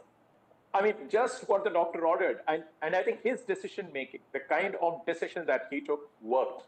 And also one of the most crucial, parts was the way India played in the last, say, about 1 hour yesterday. That acceleration, giving an opportunity to the speedsters to bowl those 27 minutes odd, whatever it was, say less than 30 minutes. And that, I think, really broke the back of Australia yesterday. They could have thought of, we could have done more, but that phase was very crucial, whether we remember it or not. I think I would like to underline that. Absolutely. And we know the kind of talent that Jasprit Bumrah is. He's probably the best bowler in the world at the moment in all formats. Rishi, but what did you make of his captaincy there and the kind of decisions that he took? And what stands out, apart from doing what he did with the ball? There was this moment when Nitish Reddy came into bat in the second innings, and he, indicated that, look, you have to play a certain game, and then it also, in a way, affected Virat Kohli's game, where he started attacking. So there was a lot of thought process behind that entire captaincy that Jasprit Bumrah was doing there. Absolutely. I mean, like Rakesh said, the last half an hour that we made Australia back in day 3, that was very crucial because those 3 wickets made sure that, when we start day 4, there's pressure on Australia to not just, score runs, but try and, defend that total, defend and somehow draw the game. But again, the turning point for me was, when we bundled out Australia under 150, we had a lead of about 46, 47 runs. And then the way Yashasvi Jaiswal and KL Rahul batted in the second innings, they made sure that there was no wicket that we lost. We were, I think, 170 for no loss. And, that was like a very big turning point in the match that made sure that Australia literally gave away the game then and there. But talking about Bumrah, I mean, wickets in the opening spell in both innings made sure that, we had early wickets and there was pressure on Australia from ball 1. And the kind of, field setting and the way he promoted his youngsters as well.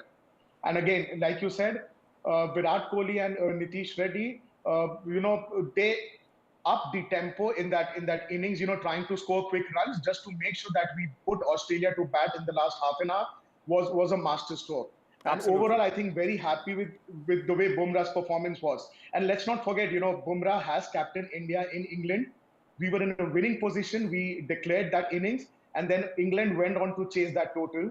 So I think somewhere that played on Bumrah's mind as well in this test match. But we had enough runs, and the confidence was there on the bowlers that we will be able to defend this. Absolutely. We all learn from our mistakes, and this is what Jasprit Bumrah has also done in this very first match as a captain in Australia. Gentlemen, we are running short of time, but what an incredible victory by Team India. We'll all be hoping that it turns out the way all fans, Team India fans, want it to be. Win it by a margin, the series by a margin, so that we can reach the final of the World Test Championship. Will that happen or not? We'll have to wait and watch, but this is a great start. Gentlemen, thank you very much for being a part of this discussion. Now, moving on to our other stories that we are tracking at the moment. Samajwadi Party Chief Akhilesh Yadav, he has slammed Uttar Pradesh government over Sambhal violence. He claims that police and the district magistrate, they are responsible for this violence and not the Samajwadi Party MP who has been booked in this case. Mr. Yadav, he in fact met the Lok Sabha Speaker Om Birla as well. संभल का माहौल बिगाड़ने में याचिका दायर करने वाले लोगों के साथ पुलिस और प्रशासन के लोग जिम्मेदार हैं। इनको निलंबित किया जाना चाहिए और हत्या का मुकदमा चलाया जाना चाहिए, जिससे कि लोगों को इंसाफ मिल सके और आने वाले समय में कोई इस प्रकार की संविधान के खिलाफ गैर कानूनी घटना को अंजाम न दे जा सके। अब जाहिर सी बात है, जब उसमें दो तरफा है ही नहीं, केवल एक पक्ष अगर कहीं कोई पर पत्थरबाजी करेगा तो दूसरा पक्ष कहां से आएगा। किसी के साथ कार्रवाई नहीं होनी चाहिए अगर कोई शांतिपूर्वक है तो, लेकिन अगर कोई हिंसा फैला रहा होगा कहीं भी, तो मैं समझता हूं कि पुलिस के पास ऑप्शन क्या है। हिंसा नहीं होनी चाहिए, सबके साथ समान न्याय हो, सबके साथ विश्वास, जैसा प्रधानमंत्री जी कहते हैं, सबको विश्वास में लेके काम होता आया है और हो भी रहा है। इसमें विपक्ष को दखलंदाजी नहीं करना चाहिए। All right, the latest from Maharashtra, the Game of Thrones there, it is heating up as the race to pick Maharashtra's next chief minister is on. It is BJP versus Eknath Shinde, and who will get the crown is the big question. The BJP MLAs, they gathered at the Deputy Chief Minister Devendra Fadnavis's house, and sources say that Eknath Shinde at the moment is set to stay as the caretaker chief minister. The oath-taking ceremony, meanwhile, will take place on the 26th of November, and that is not mandatory, is what our sources are saying. In fact, sources also add that Eknath Shinde is likely to resign tomorrow, and that the Election Commission will notify the constitution of the new assembly. Remember, Eknath Shinde is set to continue as the caretaker chief minister in the meanwhile, and that no constitutional binding on oath ceremony will take place on 26th of November as of now. It is BJP MLAs in the meanwhile that are pushing for Devendra Fadnavis's coronation. The Mahayuti leaders, they are likely to meet Home Minister Amit Shah. Sources say that Ajit Pawar is set to support Devendra Fadnavis for the chief minister's post. Maharashtra Assembly term, remember, ends on the 26th of November. So the Game of Thrones there in Maharashtra on, and in fact the race for that chief minister's post is also on as well. And my colleague Aishwarya joins us to get us more on this. Aishwarya, a key meeting is set to take place with the Union Home Minister Amit Shah. What can we expect from that meeting?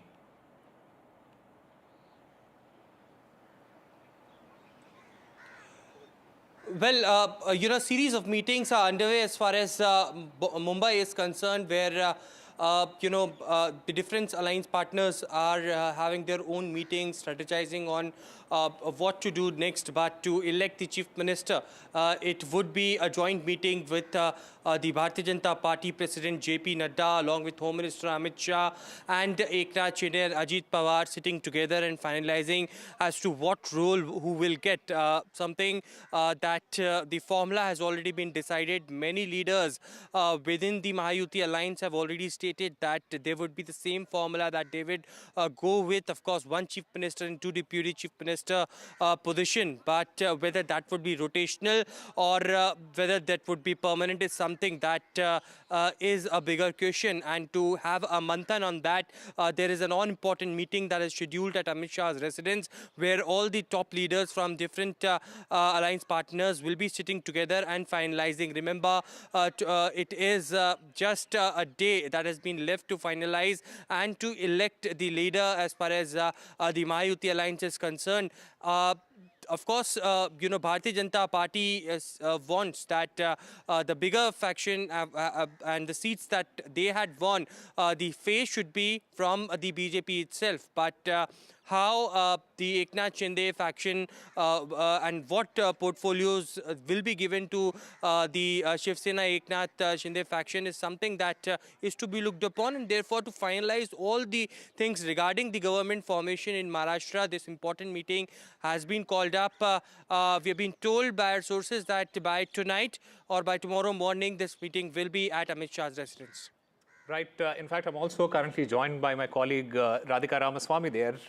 Radhika, what is important to note is the fact that BJP and Devendra Fadnavis especially doesn't need Eknath Shinde to form the government. So is the reason, do you think that is also one of the reasons why Ajit Pawar is rallying behind Devendra Fadnavis? Well, that is an extreme scenario. One cannot say that Devendra Fadnavis doesn't need Eknath Shinde. Of course, they are in sync. They worked together and they gel together as well. There haven't been, any open bickerings as far as both these leaders are concerned. But you're right. Technically, Devendra Fadnavis or BJP doesn't need Shinde's support. He can very well make do with support of a few MLAs of Ajit Pawar's side, as BJP is short of majority by just a few numbers. But those are extreme scenarios. In scenarios where there could be disputes between the two partners, of course, at this point, we're not entirely certain who is going to be the chief minister. Multiple discussions have taken place, many meetings have taken place, but these are all separate individual meetings of parties. We haven't had a Mahayuti meeting yet. That could happen in the presence of Amit Shah either today or tomorrow. That will be when things will become clearer. Both Devendra Fadnavis and Eknath Shinde enjoy a lot of clout within Sena, BJP respectively, and also the fact that Eknath Shinde is a grassroots level leader, a bold leader. He has an appeal within Konkan, within Mumbai regions. And as far as Fadnavis is concerned, he's instrumental in driving BJP to what it is today. So therefore, he is seen as the face of BJP in Maharashtra, enjoys a lot of clout in urban centers, but not exactly within the, Maratha regions.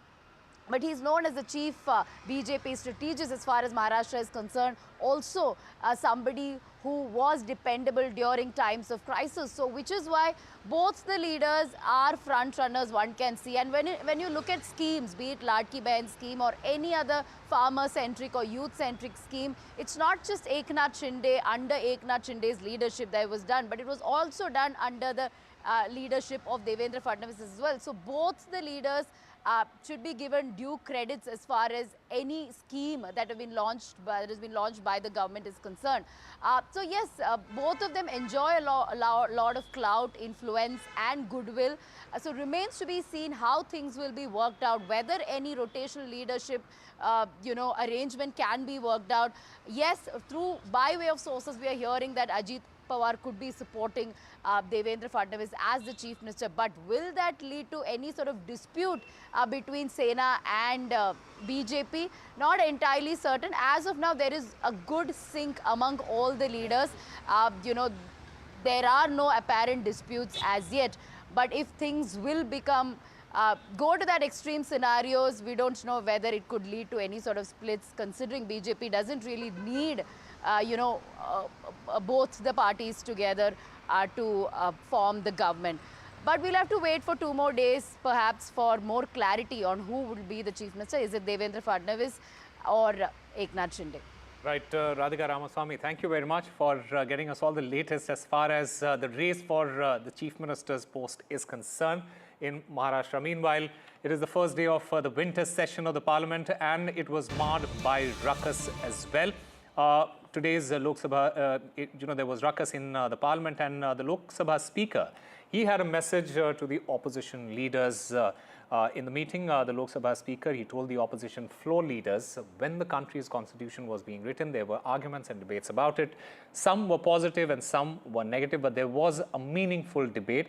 And he has in fact told the opposition leaders to have a debate only as per the rules. A big message there to the opposition on the ruckus that was happening inside the parliament today.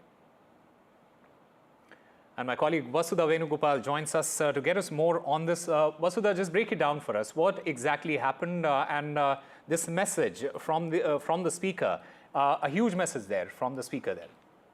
Absolutely, Osama. And if you look at the underlying text, the subtext, behind this speaker's message, it's very clear that the government and the treasury benches are approaching this session from a position of confidence. We've seen, several sessions in the past being a complete washout because the opposition kept demanding the Prime Minister to come and speak on Manipur violence, and even that has happened. The Prime Minister has also spoken on this. So this time, while the opposition is on a new low with successive defeats in both Haryana and Maharashtra, the BJP is sensing an opportunity here to ensure that it runs its business and business on agenda when it comes to the parliament session. Remember, it started today. It's going to go on till December 20th. And what we understand is that Lok Sabha Speaker Om Birla also, has reached out to opposition members. In fact, the Business Advisory Committee meeting took place today, in which he has clearly told the opposition members that even when the Constitution of India was being written, there were positive and negative comments, but there was always a debate, and debate is not a bad thing. In fact, a constructive debate is what the country wants,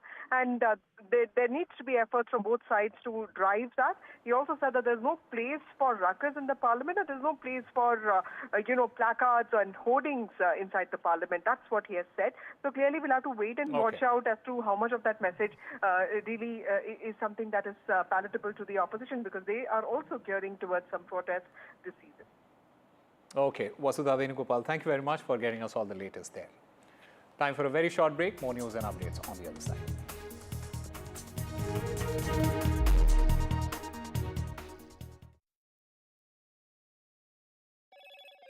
Hello, Moto. Motorola Edge 50 Pro, world's first AI-powered pro-grade camera.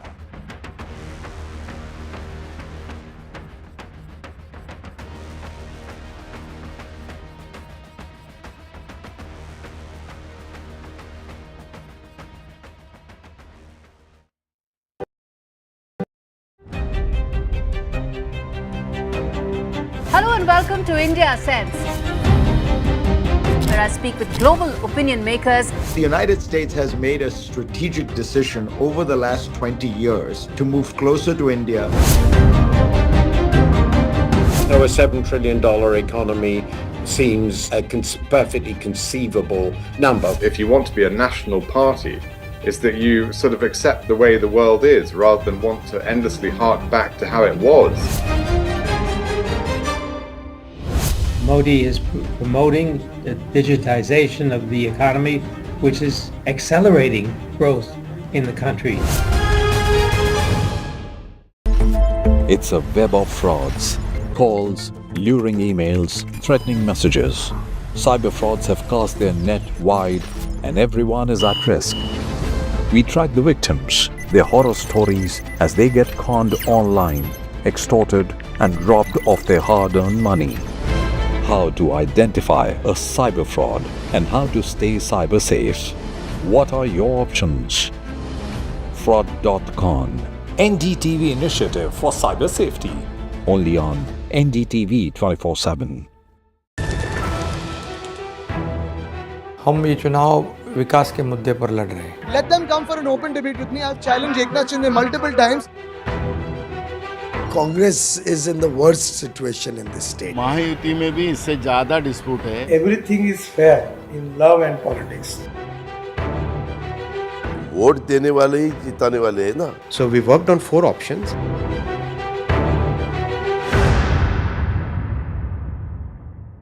have been reporting on all issues big and small from Andhra Pradesh, Telangana, rest of South India, bringing you all the action, all that you need to know, all that you want to know. The energy of Maximum City is infectious. I bring in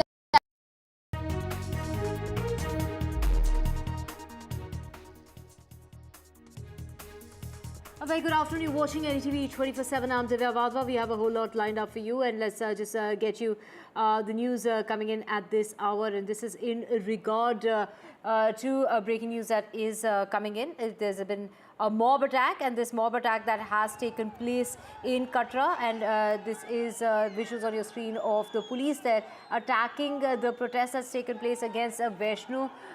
This is a protest that's taken place at the site of Vaishno Devi. The clashes between police and the locals in the area of Katra. The Jammu and Kashmir police personnel have they were chased by a mob in Katra, and the police was attacked days after that protest by shopkeepers. So let's go across to my colleague Neeta, who has details. Neeta, what can you tell us about the situation that has erupted and this, these visuals that we are seeing on our screen at the moment? See, this is the fourth day when the protests are continuing. Actually, a gondola project has been given a go-ahead, which will be, constructed from Tarakot Marg to Sanchi Sachat. It's about 12 kilometers. It's for the pilgrims who come there because, people who are senior people and all, they are unable to walk because the trek is also very treacherous. Keeping that in mind, the Shrine Board had, given a green signal to the gondola ropeway, following which this protest erupted. These shopkeepers are demanding that this should not be done because it would be affecting their livelihood. They have blocked the main bus stand of Mata Vaishno Devi. Mind you, hundreds and thousands of pilgrims come every day to Vaishno Devi for darshan. So they are having some kind of problem also because even though that bus stand has been, they have blocked that bus stop, even when you climb towards Sanjichat, the shops are closed. So pilgrims who are going there are saying that they are having problem. Meanwhile, the Congress party is demanding that people who are going to be affected when this gondola service is going to be in motion, about 20 lakh rupees should be paid to each individual who is affected. This was stated by the Congress leader Bhupender Singh. The Lieutenant Governor of the Jammu and Kashmir has also stated that he has also heard about these protests. He also says, Mr. Manoj Sinha also says that they are also looking into, and if their concerns are genuine, they would obviously be looking into it. Meanwhile, we also spoke to the SSP there. SSP also says, Paramveer Singh, he also says that since last 3 days the protests are going on. Today, some stones were pelted on security forces, which included Jammu and Kashmir Police and also CRPF. They are also looking and trying to identify who were the people, who was the mob behind such an act. Back to you. Right, Neeta, thank you so much for getting us all these details in regard to the protest that is still ongoing, and the police along with the CRPF present at that site to take stock of that situation, to get that situation under control.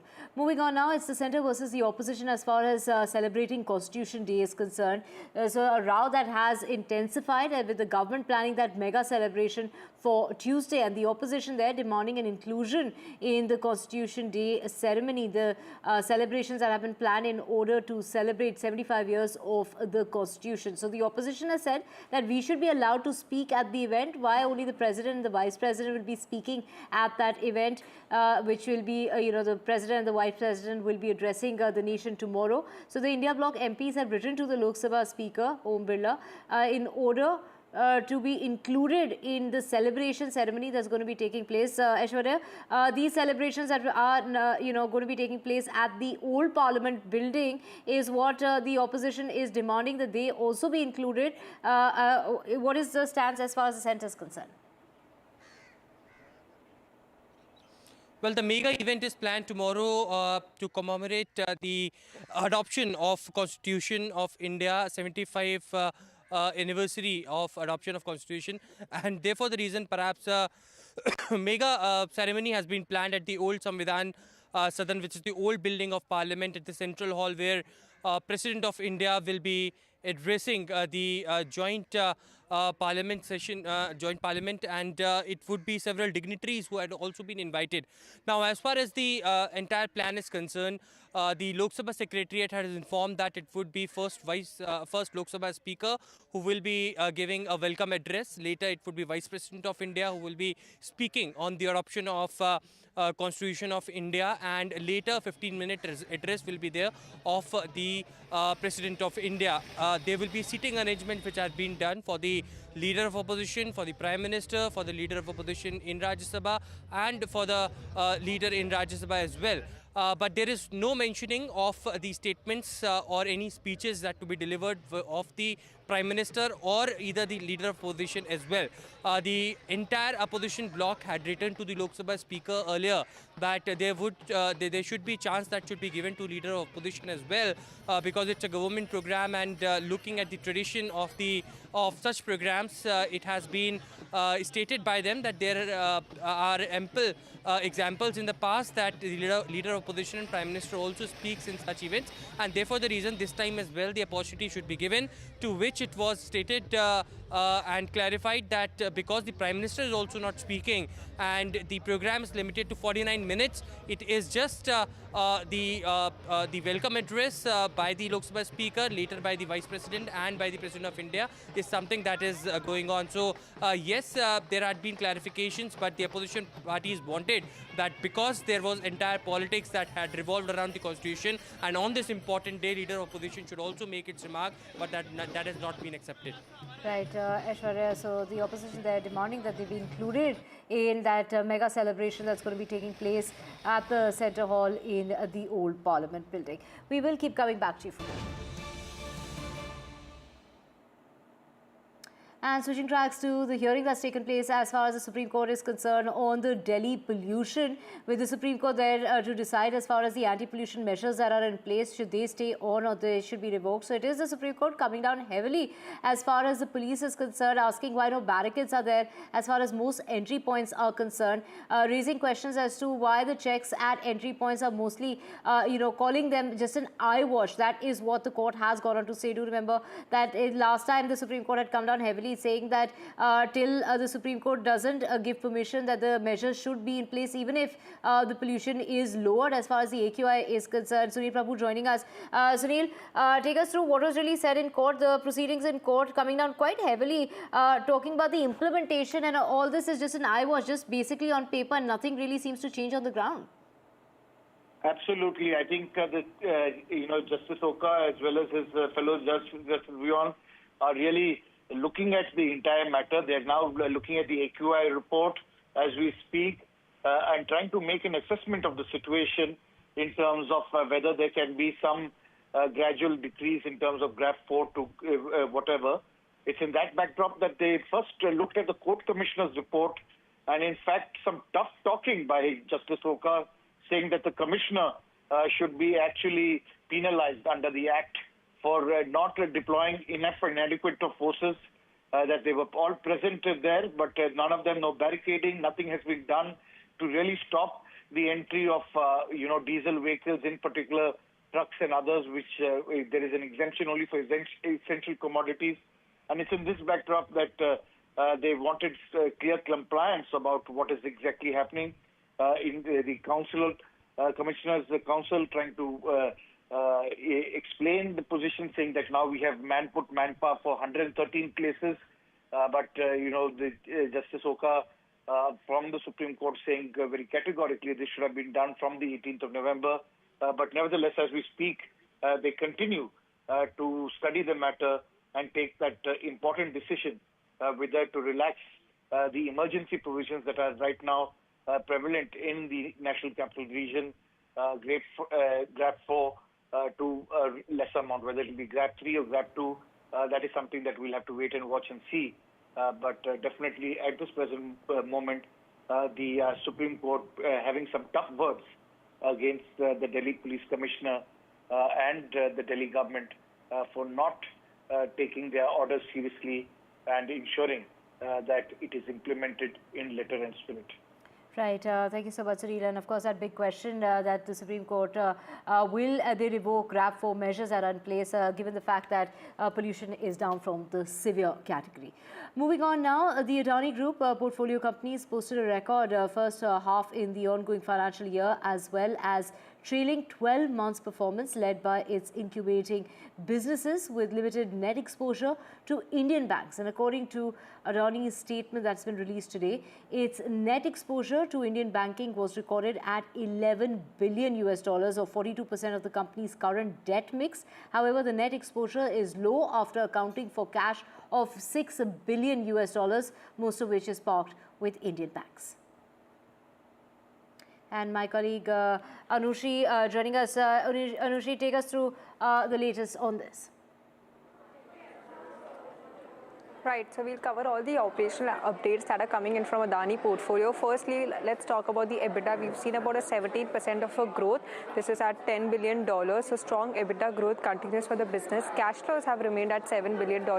So this is for the last 12 months that we are looking at. So in the last 5 years also, if we look back, 30% of a growth that we are looking at. So sustained growth in cash flows has also remained. Net debt to EBITDA levels at 2.46 times is well below their guidance of what they have stated for the full year, and is at reasonable levels as compared to any asset-heavy infra company. This also helped for the liquidity position of the company. Now, if you look at the asset base, that has increased by $9 billion to $60 billion in H1 of FY25. During the same period, gross debt has increased by only $2 billion. What it means that asset base has grown by $9 billion. 80% of this base is funded through internally and not through debt. Equity now accounts for about 63% of total debt, showing lower dependence on debt. That is what we are seeing. Now, what is the most important metric is the exposure to Indian banking. That is at $11 billion. This is 42% of today's debt. Companies have cash of about $6 billion, most of which is parked with Indian banks. So this essentially means that net exposure to Indian banking is much lower than perceived, since more than 50% of the debt is cash lying in Indian banks. So this is overall the picture that we are looking for Adani portfolio. Right. Thank you so much, Anushi, for joining us with those details.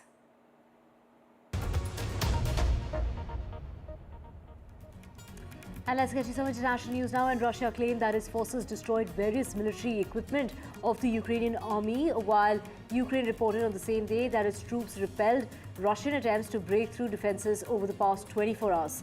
The Russian Defense Ministry stated that the Russian army launched offensives on multiple fronts and repelled Ukrainian counter-attacks, destroying nearly 20 military units, including 2 German-made Leopard tanks and US-made M119 artillery pieces, armored vehicles, amongst other equipment. Now, the Russian army has destroyed a MiG-29 fighter jet of the Ukrainian Air Force and shot down 59 attack drones as well.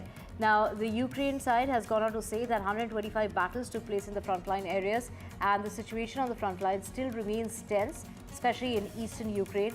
And the Ukrainian army was taking all measures to prevent the Russian army from breaking through. Zelensky has said that the goal of Russia's President Vladimir Putin is to push Ukrainian troops out of the Kursk region by the 20th of January next year, adding that all these stories and all these demonstrative strikes with new missiles are not just for show, and Putin has really said this task is what Zelensky had to say. Let's listen in. Для Путіна найголовніше витиснути нас з Курського регіону. І всі ці історії, всі ці показові удари новими ракетами, все це не просто так. Він поставив це завдання. Я впевнений, що він хоче нас витиснути до 20 січня. Для нього дуже важливо продемонструвати, що він контролює ситуацію. Він не контролює ситуацію. And Ukrainian President Zelensky also said that Ukraine has every chance of ending the war by next year. У нас є всі шанси у наступному році це зробити. Є відповідні кроки для цього, а вони зашиті в і в нашу формулу миру. Безумовно, ми розуміємо, ми адекватні люди, розуміємо, що Росія на всі ці кроки не піде, але є статут ООН, і всі наші кроки, які базуються на статуті ООН, ми надіємося, що будуть підтримані партнерами. And Israel has also gone on to say that the body of an Israeli rabbi who went missing in the United Arab Emirates has been found, citing Emirati authorities. Prime Minister Benjamin Netanyahu said that he was deeply shocked by the disappearance and the death of Kogan. Kogan, all of 28 years old, an ultra-Orthodox rabbi who went missing on Thursday, ran a kosher grocery store in the futuristic city of Dubai, where Israelis have flocked for commerce and tourism since the two countries forged a diplomatic tie in 2020's Abraham Accords. בפתח דבריי אני רוצה להביע זעזוע עמוק בשמי, בשם כל חברי הממשלה, בשם אזרחי ישראל ובשם כל עם ישראל. מחטיפתו ורציחתו של צבי קוגן, זיכרונו לברכה, השם ייקום דמו. הרצח הזה בוצע באיחוד האמירויות. רצח של אזרח ישראלי ושליח חב"ד. זהו פיגוע טרור אנטישמי נפשע. אני שולח גם בשמכם תנחומים מעומק הלב למשפחת קוגן. מדינת ישראל תפעל בכל האמצעים ותמצא את הדין עם הרוצחים ושולחיהם. איש מהם לא ינקה. אני מאוד מעריך את שיתוף הפעולה עם איחוד האמירויות בחקירת הרצח. אנחנו נחזק את הקשרים בינינו, דווקא למול הניסיונות של ציר הרשע לפגוע ביחסי השלום בינינו. נחזק אותם ונפעל גם להרחיב את היציבות באזור. And Hezbollah fired a total of around 160 rockets and other projectiles into Israel on Sunday, some of which were intercepted, according to the Israeli military. In Haifa, a rocket hit a residential building that the police say is in danger of collapsing, and several people suffering minor injuries from shock and shrapnel. Well, it was the Israeli attacks that have killed more than 3,500 people in Lebanon, according to Lebanon's health ministry, and the fighting has displaced about 1.2 million people, or a quarter of the population of Lebanon. 6 people killed in Israeli airstrikes, including 2 girls, were taken to the Al-Aqsa Martyrs Hospital in Dar al-Ballah on Sunday, following several strikes in central Gaza. Strikes and tank shelling have hit areas in Burij as well as Maghazi and Dar al-Ballah since early on Sunday. The death toll from the 13-month-long war in the Gaza Strip between Israel and Hamas has surpassed 44,000, according to local health officials. Just weeks ahead of winter, the cold weather and rain has arrived as far as Gaza is concerned, where hundreds and of thousands of people have cramped into tent camps and no homes to return to. Well, the Israeli offensive in Gaza has caused heavy destruction across wide areas of the coastal territory. The United Nations estimates that around 90% of the population of 2.3 million people have now been displaced, often multiple times, and hundreds of thousands of people are living in tent camps with very little food, water, or even basic services. Israeli evacuation orders now cover around 90% of the territory. Israel's year-long crackdown against Palestinian citizens who speak out against the war in Gaza is prompting many to self-censor out of fear of being jailed and further marginalized in society, while some still find ways to dissent carefully. Since the start of the war in Gaza, more than 400 Palestinian citizens of Israel have been investigated by the police for incitement to terrorism. More than half of those investigated were also criminally charged or detained. Now, Israel has roughly 2 million Palestinian citizens whose families remained within the borders of what became Israel in 1948. Among them are Muslims and Christians, and they maintain family and cultural ties to Gaza and the West Bank, which Israel captured in 1967. Now, Israel says its Palestinian citizens enjoy equal rights, including the right to vote, and they are well represented in many professions. However, Palestinians are widely discriminated against in areas like housing and the job market. Israeli authorities have opened more incitement cases against Palestinian citizens during the war in Gaza than in the previous 5 years combined. Authorities in Jordan say that they've shot and they've killed a man who opened fire on a police patrol near the Israeli embassy, an attack that saw 3 police officers hurt. The shooting that happened early on Sunday at the capital of Jordan And it was the police, Israel and Jordan, do remember, have reached a peace deal in 1994, and tensions have been high between the two countries amid the Israel-Hamas war that's, also been in the Gaza Strip, and the later Israeli ground offensive that reached Lebanon as well. Relatives of hostages and supporters took to the streets of Israel to protest against the government of Prime Minister Benjamin Netanyahu and to demand a deal to release their loved ones. Protesters in Tel Aviv carried banners with slogans against Netanyahu, pictures of the hostages, and shouted, "Bring them back." And Netanyahu has been under immense pressure to put an end to the war in Gaza, where dozens of thousands were killed in the Israeli offensive. This is the offensive, and is demanding that the hostages be brought back. Last week, the International Criminal Court did issue arrest warrants for Netanyahu, his former defense minister, and a Hamas military leader, accusing them of war crimes and crimes against humanity. The warrant marked the first time that a sitting leader of a major Western ally has been accused of war crimes and crimes against humanity by a global court of justice.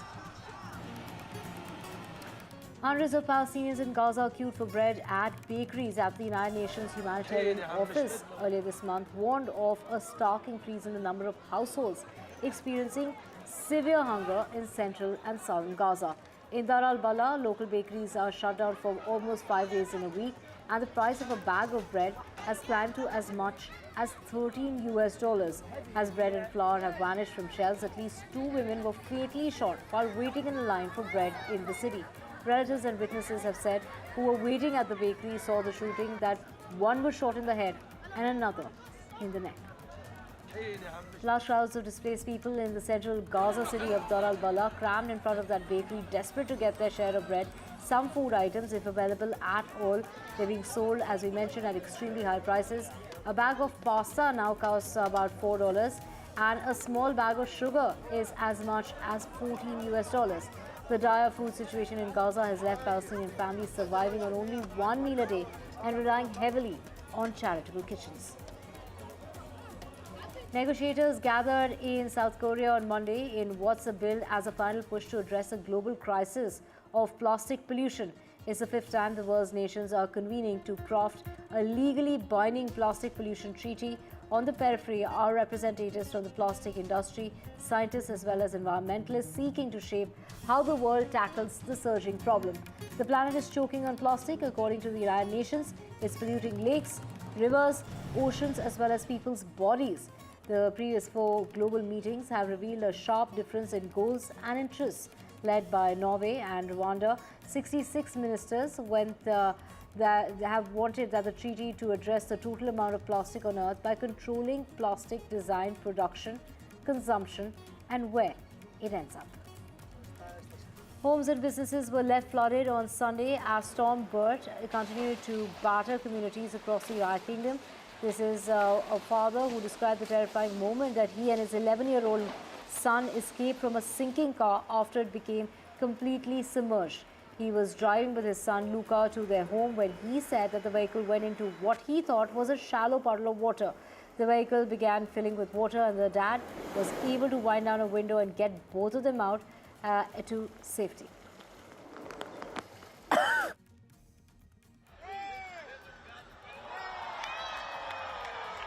The Christmas lights were switched on along the Champs-Élysées in Paris on Sunday evening with fireworks at the Arc de Triomphe. This is the lights on the famed avenue that will be turned on at about 5 o'clock in the evening till about midnight, all the way till the beginning of January 2025. The stars of Moana 2 sailed into a rainy and windy London Sunday world premiere of the soon-to-be smash-hit animated sequel set 3 years after the original film that came out. Moana 2 finds Moana again forced to head across the Pacific on an ocean adventure, but this time she's traveling with a crew carrying new responsibility. But the movie sails into theaters worldwide from the 27th of November. Footage has been released of Hong Kong's first locally born panda cubs to celebrate their 100-day milestone. The Ocean Park released a video showing the 2 pandas, a girl and a boy, playing together. The cubs are affectionately called the elder sister and the little brother. The babies' parents are the second pair of pandas gifted by China to Hong Kong. They arrived in 2007. The 19-year-old panda mum has become the world's oldest first-time panda mother on record. Meryl Streep sent a bouquet of dead flowers to Tony Award nominee Megan Hilty ahead of the opening night of Broadway's Death Becomes Her, all in good humor.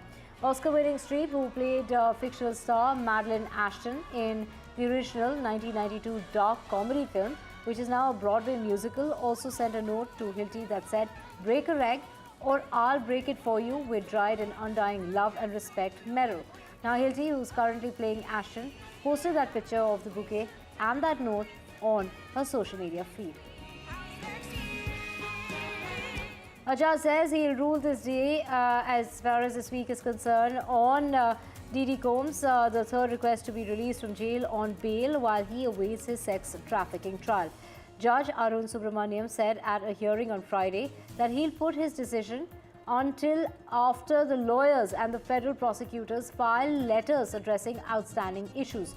Those letters are due today, and Combs' lawyers have pitched having him await his sex trafficking trial under round-the-clock surveillance. Well, this could be at his mansion or even on an island near Miami Beach. After the judge scoffed at the island location, they suggested an apartment on Manhattan's Upper East Side.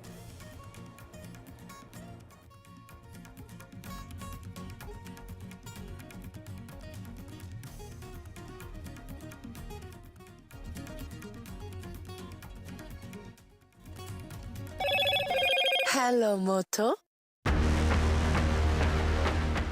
Motorola Edge 50 Pro, world's first AI-powered pro-grade camera.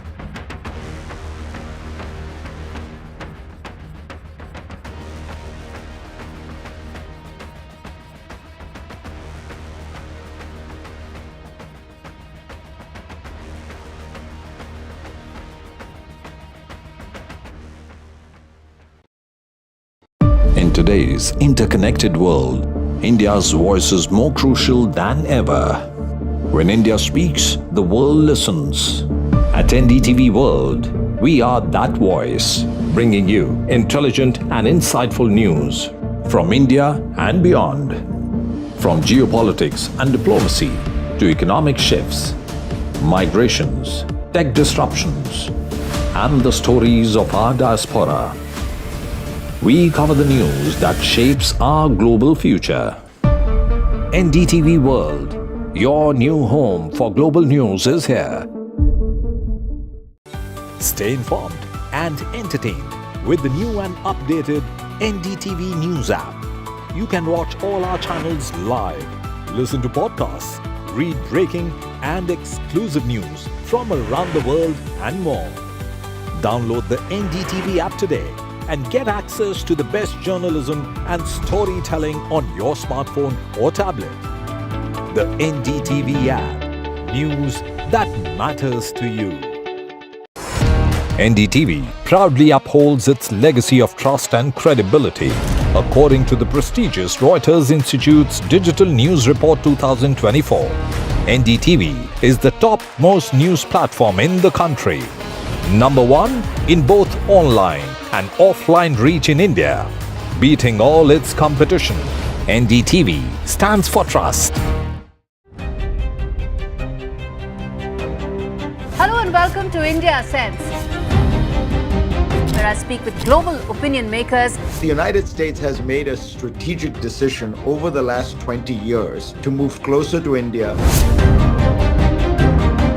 Now, a $7 trillion economy seems a perfectly conceivable number. If you want to be a national party, it's that you sort of accept the way the world is rather than want to endlessly hark back to how it was. Modi is promoting the digitization of the economy, which is accelerating growth in the country. It's a web of frauds, calls, luring emails, threatening messages.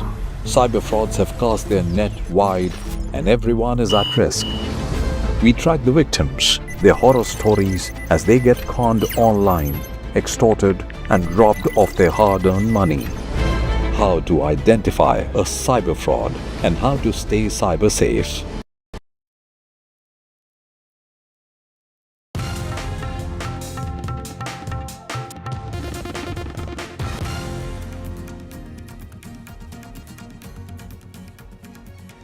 Supreme Court wraps Delhi government, Delhi cops for lapses in pollution fight. Top court flags negligence in checking entry of trucks. Court says air quality panel must show cause all agencies.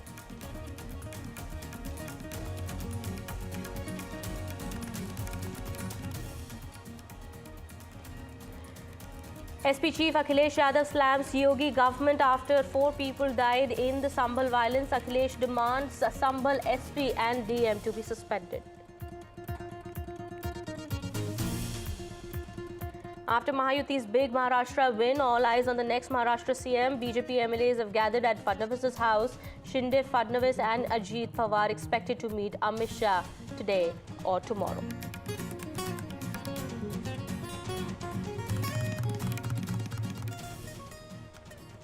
Face-off over Constitution Day as government plans mega Constitution Day celebrations. Opposition writes to Lok Sabha Speaker, says leaders of opposition must also be invited for the events. And India beat Australia by 295 runs. India leads series by 1-0. Bumrah, Jaiswal and Kohli lead India's charge. Few Indian fans thought this would happen, considering the setbacks India had before the Perth test. No Shubman Gill, no Rohit Sharma, no Mohammad Shami.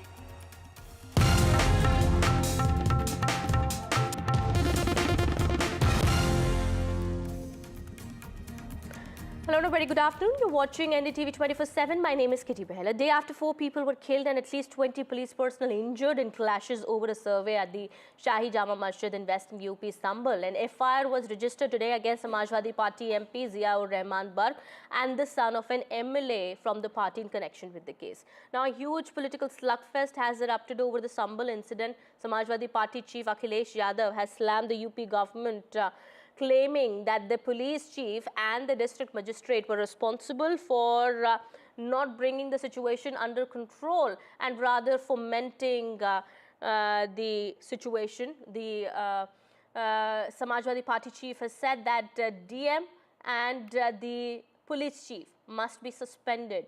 Rather, Samajwadi Party MP has been booked in a case, and Akhilesh Yadav has also met with the Lok Sabha Speaker today. Well, Congress meanwhile has said it was a well-planned conspiracy by the UP Chief Minister. The BJP has hit back, saying that nobody will be allowed to break the law. The survey team was following court orders, yet stones were thrown and a probe is needed into the incident. Listen in. सर्वे के दौरान करीब 1.5 घंटा बाद जब जनता को सूचना मिली तो वो इकट्ठा होना शुरू हो गए। लोगों ने सर्वे का कारण जानना चाहा तो सर्कल ऑफिसर ने उनके साथ गाली गलौज की और लाठीचार्ज करवा दिया, बुरी तरह से जख्मी कर दिया। इसका विरोध करते हुए चंद लोगों ने पत्थर चलाए, जिसके बदले में पुलिस सिपाही से लेकर अधिकारी तक ने अपने सरकारी और प्राइवेट हथियारों से गोलियां चलाई, जिसकी वीडियो रिकॉर्डिंग है, जिसके एवज में दर्जन लोग गोलियों से घायल हो गए। 5 मासूमों जो कि अपने घर से सामान लेने के लिए निकले थे, उनकी मृत्यु हो गई। संभल का माहौल बिगाड़ने में याचिका दायर करने वाले लोगों के साथ पुलिस और प्रशासन के लोग जिम्मेदार हैं। इनको निलंबित किया जाना चाहिए और हत्या का मुकदमा चलाया जाना चाहिए। अब जाहिर सी बात है, जब उसमें 2 तरफा है ही नहीं, केवल एक पक्ष अगर कहीं कोई पर पत्थरबाजी करेगा तो दूसरा पक्ष कहां से आएगा। किसी के साथ कार्रवाई नहीं होनी चाहिए अगर कोई शांतिपूर्वक है तो, लेकिन अगर कोई हिंसा फैला रहा होगा कहीं भी, तो मैं समझता हूं कि पुलिस के पास ऑप्शन क्या है। हिंसा नहीं होनी चाहिए, सबके साथ समान न्याय हो, सबके साथ विश्वास, जैसा प्रधानमंत्री जी कहते हैं, सबको विश्वास में लेके काम होता आया है और हो भी रहा है। इसमें विपक्ष को दखलंदाजी नहीं करना चाहिए। All right, even as a huge face-off continues over the Sambhal violence, my colleague Shubhang is now joining us on the broadcast, getting us more details from the ground. Shubhang, what can you tell us? The situation continues to be tense. We believe prohibitory orders have also been imposed. What can you tell us? What is the situation on the ground at the moment? Well, Kitty, according to the SP Sambhal, now the police have started processing the video footage obtained from the CCTV cameras and drones. A few new footages from drones have come forward now, in which it can clearly be seen that there were some miscreants who were pelting stones over police officials and the survey team while they were trying to exit. according to the police, all the individuals involved will be identified and arrested and then sent to jail. Till now, according to the police, 3 deaths have been confirmed so far, and one unconfirmed death from Muradabad has been updated by the SP, but he has said that it is not officially confirmed. We'll let you know once it's confirmed. So basically, police is trying to say that only 3 people, according to them, have died, and they have been confirmed. On the other hand, till now, 7 FIRs have been filed. 5 have been filed from Kothavli Sambal Police Station and 2 from Nikasa Area Police Station. Till now, cases have been registered against 2,500 unknown individuals. A police officer named Deepak Rati has filed a case against the Samajwadi Party MP Zia-ur-Rahman and Sambal's MLA son Sohail Iqbal as well. Till now, 25 people have been arrested. So far, there are 2 women also who have been arrested for pelting stones upon the police officials. The situation has returned to normal. It's a Monday, which is a weekly off for the markets, but still the markets are open now. The crowds that we can see in the market is quite easily seen right now over here. The police have warned that anyone who breaks the law... The police is keeping a close watch there on the situation. Shubhang, I'll come back to you. Ghanshyam Tiwari, spokesperson of the Samajwadi Party, Pradeep Bhandari, spokesperson of the BJP, also with us on the broadcast. Mr. Ghanshyam Tiwari, if I could come to you first. The superintendent of police from the area, Krishan Kumar, had said that it was because of the Samajwadi Party MP Bark's statement earlier, the situation had become worse, and that is why the FIR has been registered. What is your defense? The political party whose mantra is batenge katenge and whose government's mantra is batenge or katenge has become dangerous for harmony of the country. Just because a magical verdict appears in Maharashtra on the mantra of batenge katenge doesn't mean that it becomes the duty of the Chief Minister and his dictatorial administration to continue this disharmony process across the state. But sir, this is the statement from the police. It's the superintendent of the police, who's made the statement saying that on the basis of this, the FIR has been registered. I'm talking about a Chief Minister whose mantra is batenge katenge. The police reports to the Chief Minister. So you're saying it's on the directions of the Chief Minister that the police is doing that? Chief Minister has a track record. When he became the Chief Minister, he had all kinds of heinous charges against himself, as per his own affidavit. So when a party such as BJP becomes dangerous to society, when Places of Worship Act becomes a tool for such a party, when surveys are conducted and all kinds of slogans are visible in various videos, there is no place to hide. It's a court-monitored survey, sir. I mean, if the stones were pelted on the survey team, then it's not something that a political party is responsible for conducting this survey or for asking for it. It's the court that has ordered this survey. I'll come back to you. Let Mr. Pradeep Bhandari respond to that. Well, Suchi, the slogan of Samajwadi Party is "Lootenge aur jhoot bolenge." I just want to state certain facts.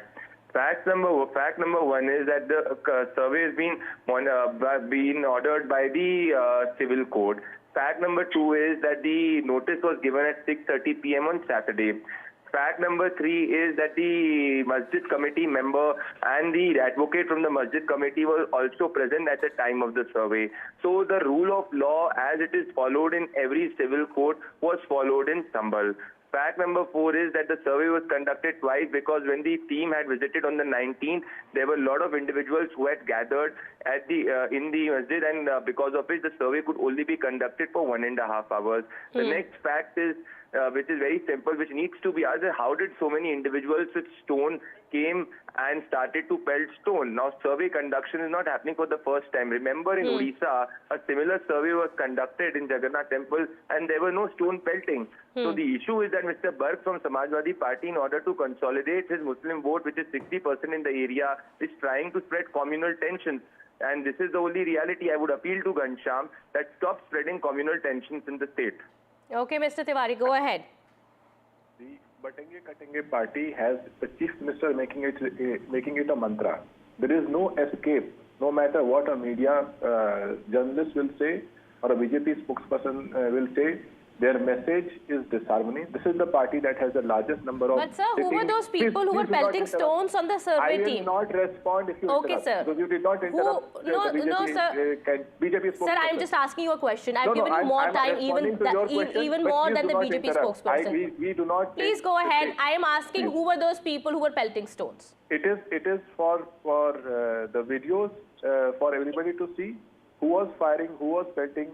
Now, when a state administration loses the grip of what it is supposed to do, which is maintain harmony, and it becomes an instrument of BJP politics where it can flash guns for an election on women, it can have their model of disharmony. When the chief minister goes around the country saying "batenge katenge," then who has the version of truth who you want to believe in? We have said, our national president has said, that BJP wants to distract people from the fact that the election gave inexplicable verdicts, and as a result, these are people who come to power by riots. Riots is their only message to the society. That is visible in a democracy like India. How can you make such a sir? How can you make such a statement? I mean, you're saying that people are coming to power through riots. I mean, okay, if Mr. Bhandari is still with us on the broadcast, Mr. Bhandari, would you like to respond to that?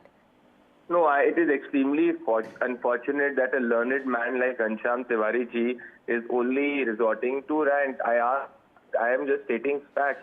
Again, I would reiterate that the survey was not ordered by the Uttar Pradesh government. It was ordered by a civil court, like surveys are ordered in the past too. The notice was given to the Masjid committee members. They were present at the time of survey. So the question which needs to be asked, Mr. Ram Gopal Yadav, who justified stone pelting in a few days back, and now Mr. Garg from Samajwadi Party, who incited the people, why are they inciting the Muslims in Sambal in order to gain certain political points? Because it's the same party which incited the Muzaffarnagar riots when Akhilesh Yadav ji was the chief minister. Okay, Mr. Ghanshyam Tiwari, before I wrap this up, any last words? The batenge katenge party is dangerous to the country. They cannot distract their people with their models of rioting.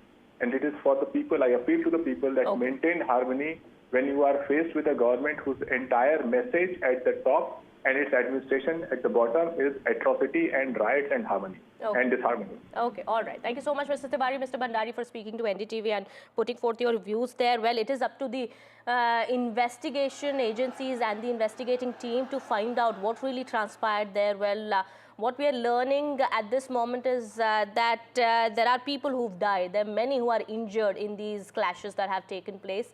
And, well, who's responsible for fomenting tension here? The BJP and the opposition continue to put the blame on each other. But, yes, the fact of the matter is that an FIR now has been registered against an Samajwadi Party MP for inciting people in the area, and also Samajwadi Party MLA's son has been booked in this case. We'll keep an eye on the developments here and get you more. Meanwhile, some more news that we're tracking at this point in time. This is from Maharashtra. After the stellar victory of the BJP, the Mahayuti in Maharashtra, now all eyes are on the next chief minister of Maharashtra, whether it's going to be Devendra Fadnavis or Eknath Shinde.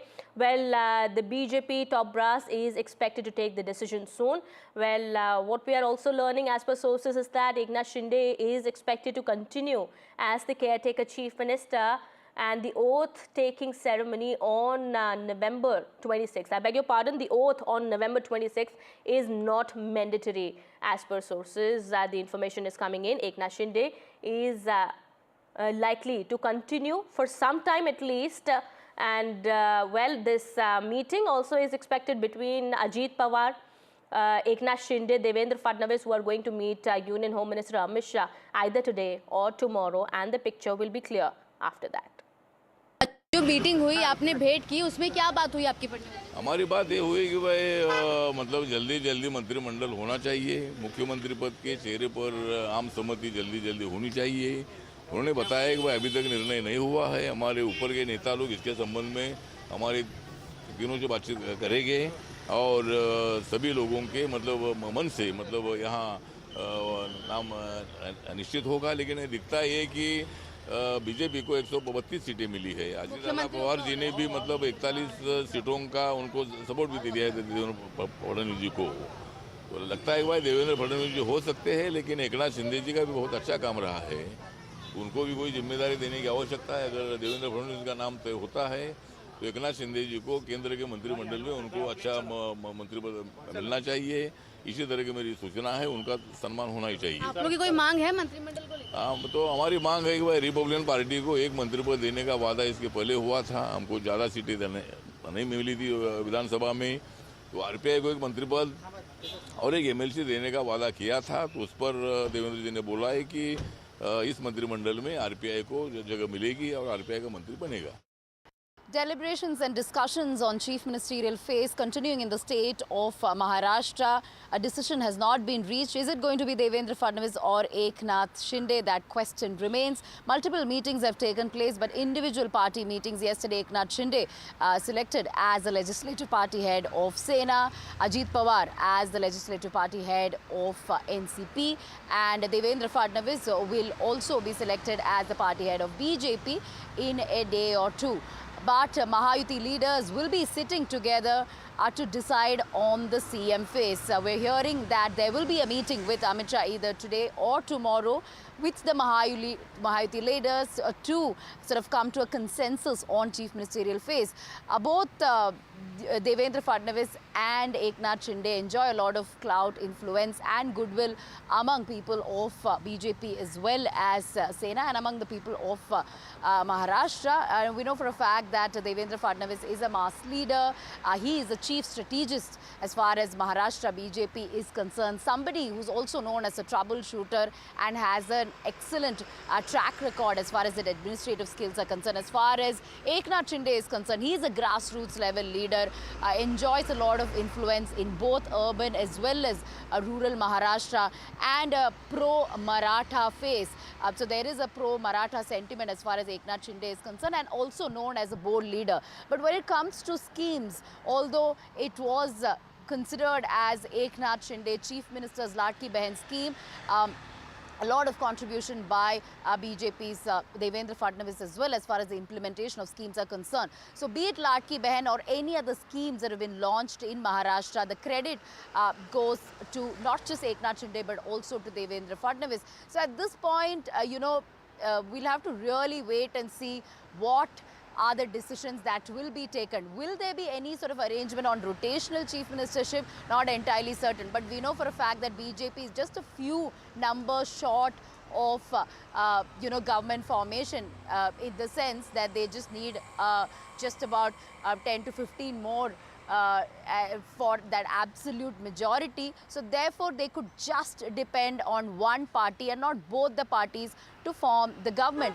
They could just depend on Ajit Pawar party MLAs to form the government, and if things gets worse, of course I'm talking about extreme scenarios whereby Eknath Shinde is adamant and BJP doesn't want him to be the CM. In that case, there is a possibility that BJP could just tie with Ajit Pawar, but that is not likely to happen is what we are hearing. So therefore Shinde at this point may not have that kind of bargaining power at this point. So yes, more meetings to continue. Ajit Pawar, we are hearing, is supporting chief ministership of Devendra Fadnavis. Things will become clearer in a day or two, and after which, of course, oath-taking ceremony will take place perhaps this week.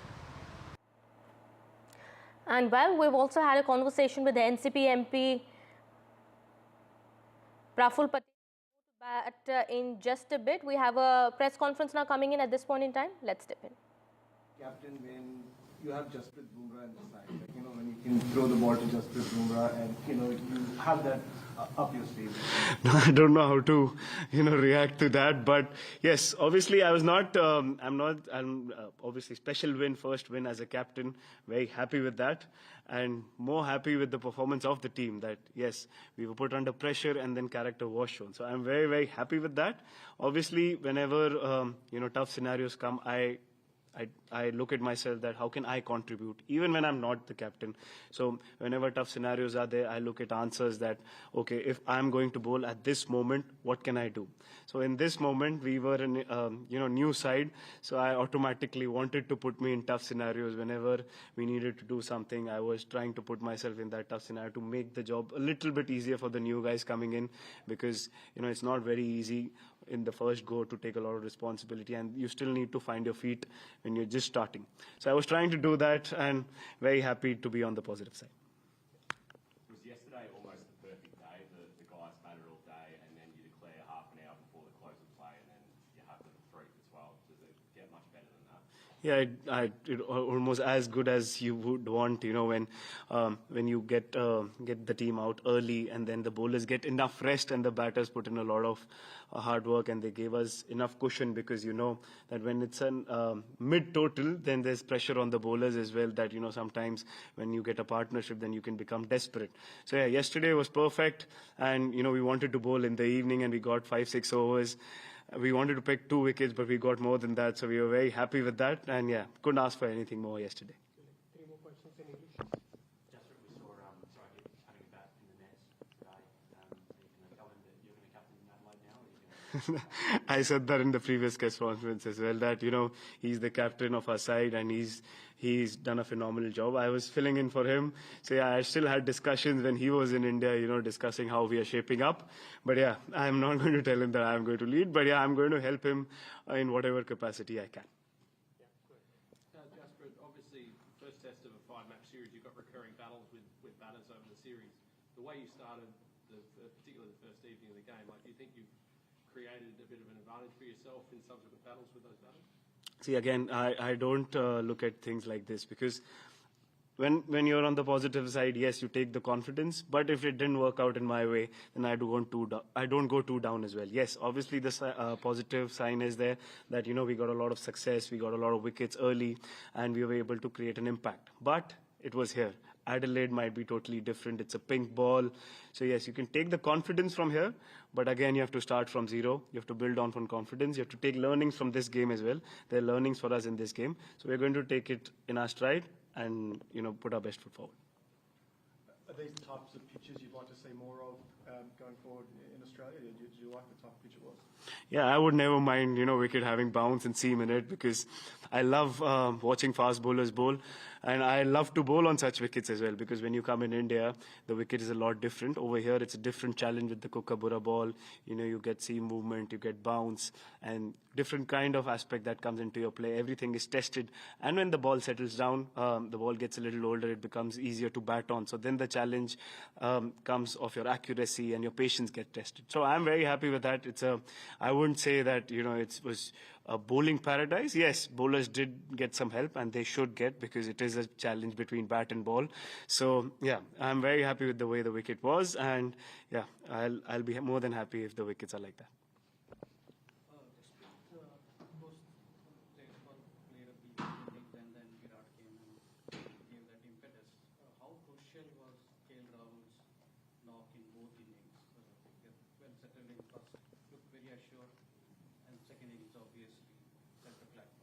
I'm very happy. He batted really well in the first innings as well. He looked very composed. Even in the second inning, he was quite assured. He gave us a lot of time. He was looking quite confident, and he played his shots. And, an ideal test innings, and very happy with it. And Jaiswal, the second, after a disappointing first innings, I think this was his best test knock so far, because, he has an attacking nature. But in that second innings, he left certain balls as well, and he took his time and batted deep. So that gives us a lot of confidence that, he has an attacking game, but he has patience as well, and he's ready to, adapt to changes. So that's a brilliant and a positive sign for us going further in Indian cricket, that, a batsman is able to adapt, and that early in his career. So very happy with that. And obviously, Virat, scoring runs is always a great sign for us. He didn't look out of touch in the nets as well. Obviously, sometimes when you play in tough wickets, you can't even judge a batsman that, he's not spent enough time to know that if he's in form or not. But yeah, very happy with the way the team turned out, and as I said, a lot of positives for us. You've spoken a lot about how important or how much you value captaincy. This game game gave you a lot of opportunities to kind of impact the result with the decisions that you were taking and all of that. How did you enjoy the experience? Because it gave you, the game was topsy-turvy and you had to kind of pick your moments and make your calls. How would you reflect on that? Yeah, pretty proud. This was my second game.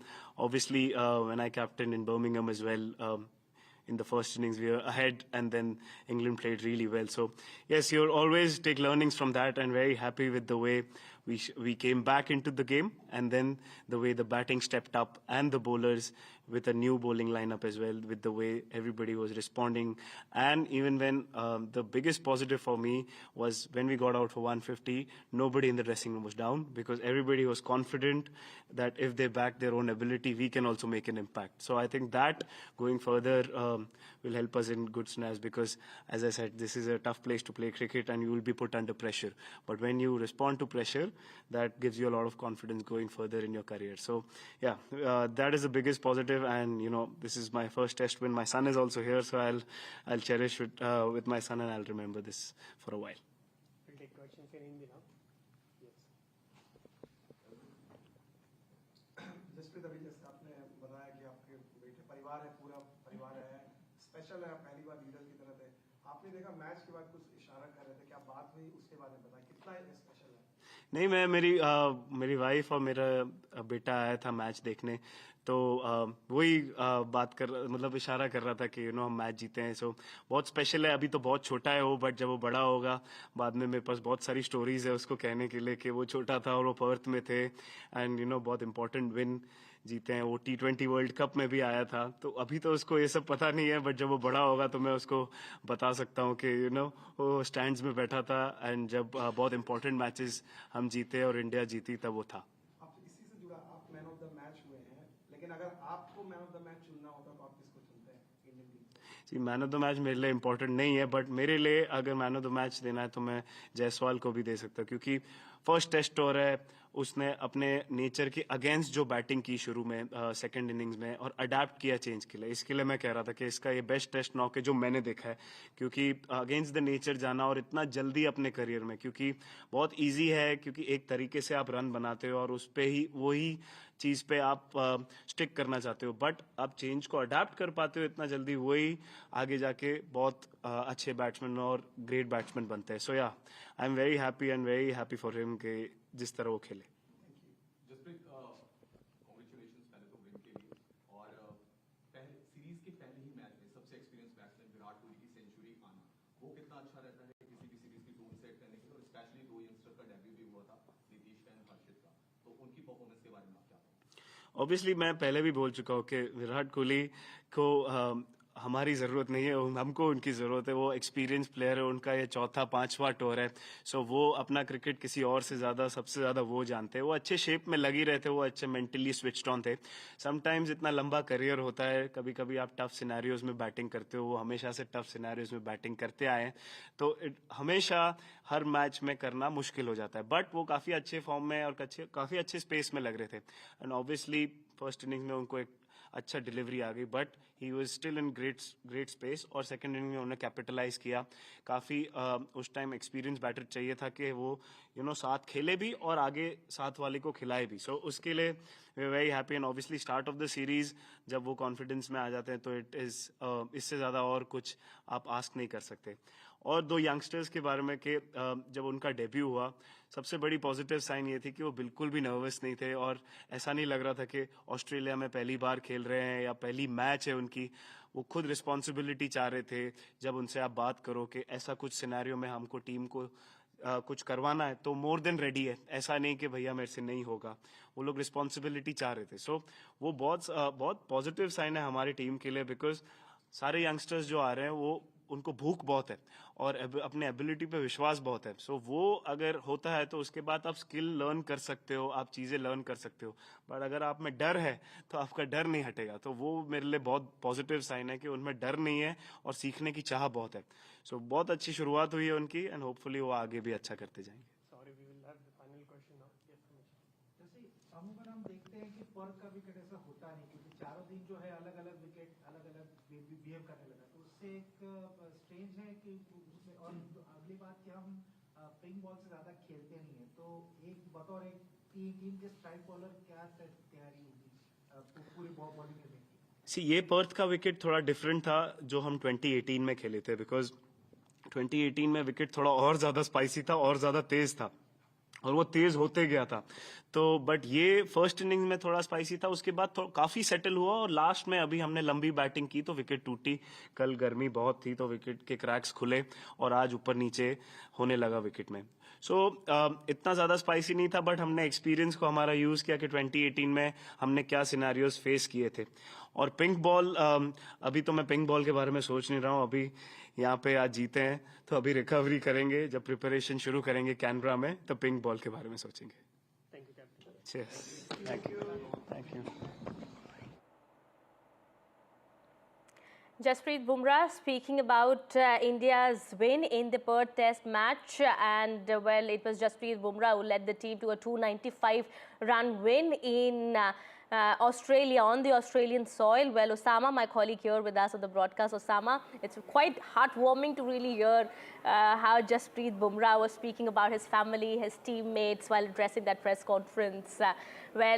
He's the man of the moment, of course, and we do hope that Team India's victory lap really continues in the coming days ahead. Absolutely, and you know, Kitty, listening to Jasprit Bumrah, the bowler, and listening to Jasprit Bumrah, the captain, are two very, very different things, and you get the insight of the mind of one of the greatest bowlers in the world at this moment, and this is something that Jasprit Bumrah has been stressing upon, that the preparation for this particular series is something that he has stressed upon and said that it is the most vital thing as far as the series goes. He has touched upon a lot of things, including Virat Kohli's form. He also talked about the pitch. He also talked about Yashasvi Jaiswal and how he coped up with the situations in Australia. And you know, but as a captain, when you are supportive enough of your teammates, everyone then tries to pitch in and do their best. And this is what happened in this particular test match as well. Right. Speaking about Yashasvi Jaiswal,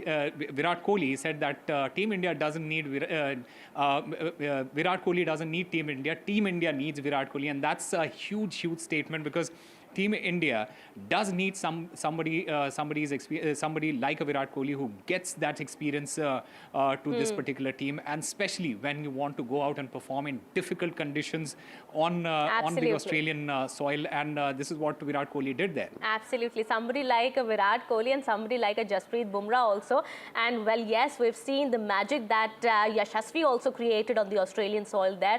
We hope this magic continues as well. Thank you so much, Osama, for getting us all those details there. We have some breaking news now coming in.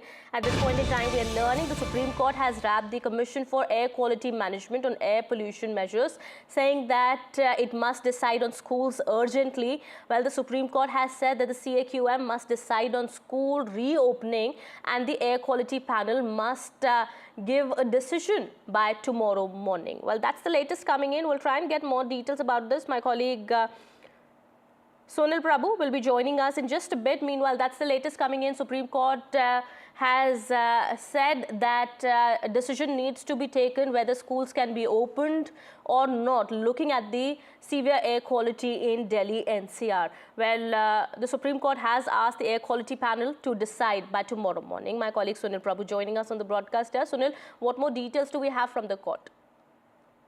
Well, 3 or 4 important points which need to be given to our viewers. First, of course, the most important in terms of viewer-friendly, whether schools and educational institutions will be reopened. I think that has been left to the Center for Air Quality Commission to take a call on this matter, but with a very big, important proviso and a hint from the Supreme Court that measures should be taken taking into account the poor people, the mid-day scheme, those who can't have online access, to ensure that those measures will be taken note of, and they should immediately take a decision as of now. and if not, latest by tomorrow morning. So that's the directive to the CAQM.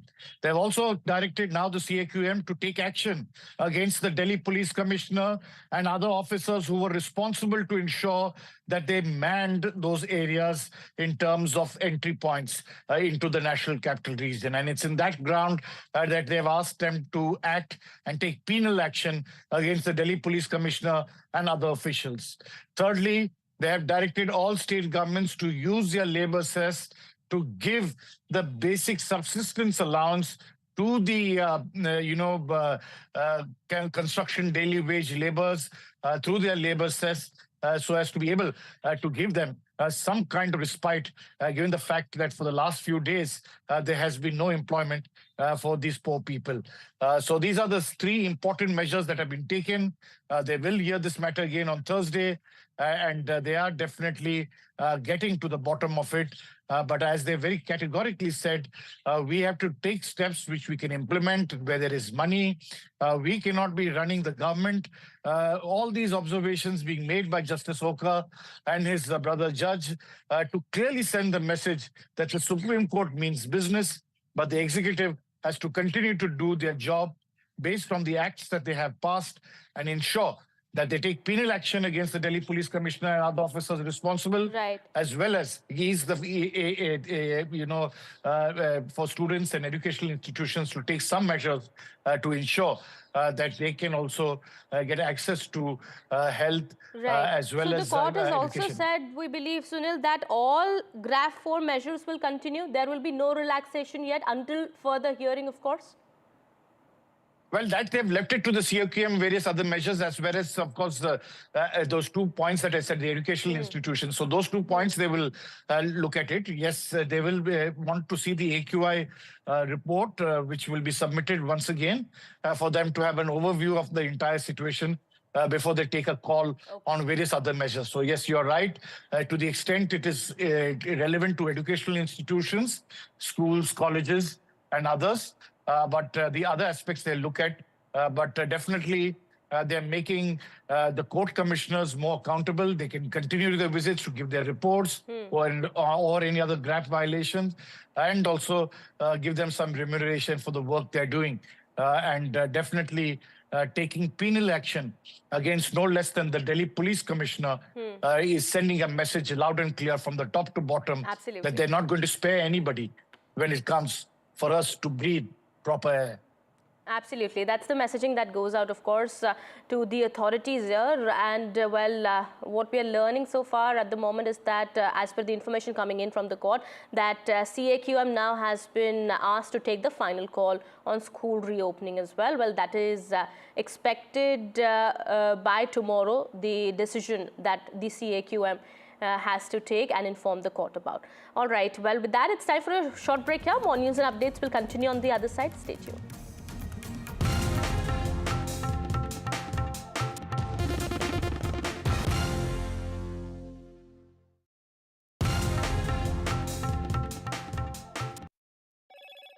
Hello, Moto.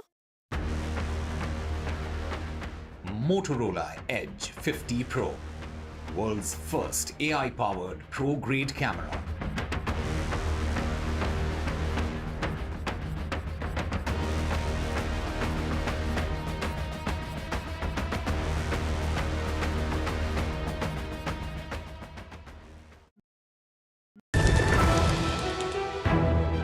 हम ये चुनाव विकास के मुद्दे पर लड़ रहे हैं. Let them come for an open debate with me. I've challenged Eknath Shinde multiple times. Congress is in the worst situation in this state. Mahayuti में भी इससे ज़्यादा डिस्प्यूट है. Everything is fair in love and politics.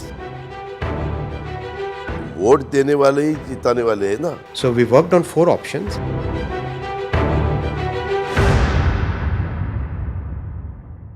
I've been reporting on all issues, big and small, from Andhra Pradesh, Telangana, rest of South India, bringing you all the action, all that you need to know, all that you want to know. The energy of Maximum City is infectious. I bring in that energy in our news coverage from financial capital, Mumbai. India's IT capital is always buzz. It's literally a city that never sleeps. And I keep you ahead on all the Bengaluru buzz. Covering from the southernmost part of India over the last 23 years, I bring in-depth and 360-degree coverage from the Dravidian heartland. The land of Mishti is also known for its bitter politics. I have seen much water flow under the Howrah Bridge, covering Bengal in all its vivid colors.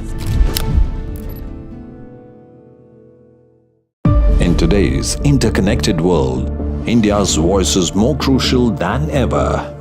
When India speaks, the world listens. At NDTV World, we are that voice, bringing you intelligent and insightful news from India and beyond.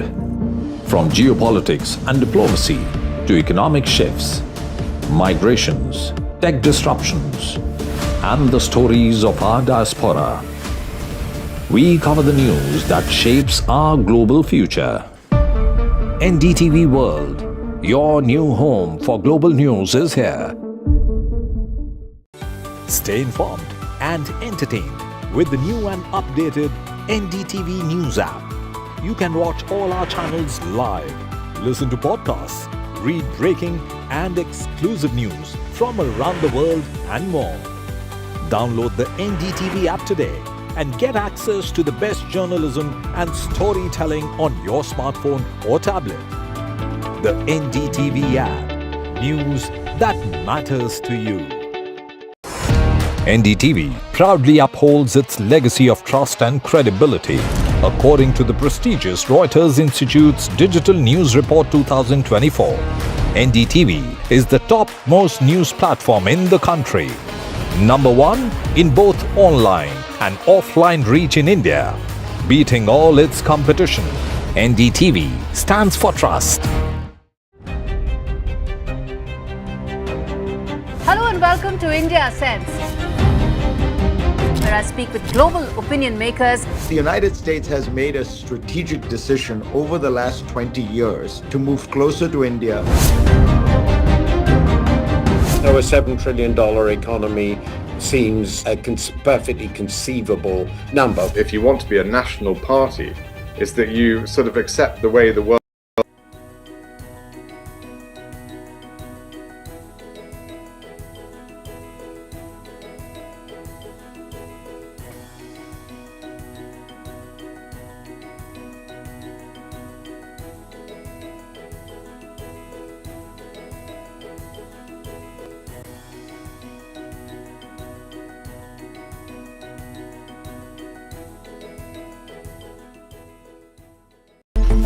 It's a web of frauds, calls, luring emails, threatening messages. Cyber frauds have cast their net wide and everyone is at risk.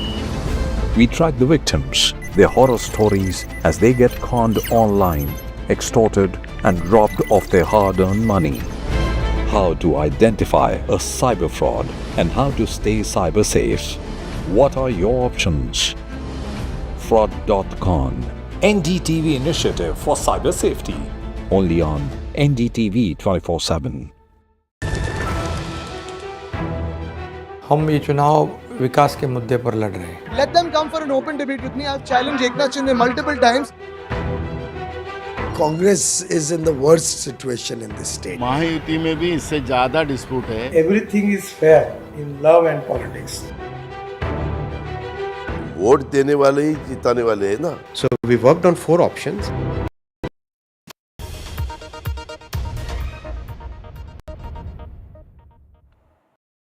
Welcome back after the break. It's day 1 of the winter session of the Parliament, and amid ruckus by the opposition MPs, Rajya Sabha and Lok Sabha proceedings were adjourned for the day. The House will now meet again on Wednesday. There will be no sitting of Lok Sabha and Rajya Sabha on November 26th, that's tomorrow, to commemorate the Constitution Day.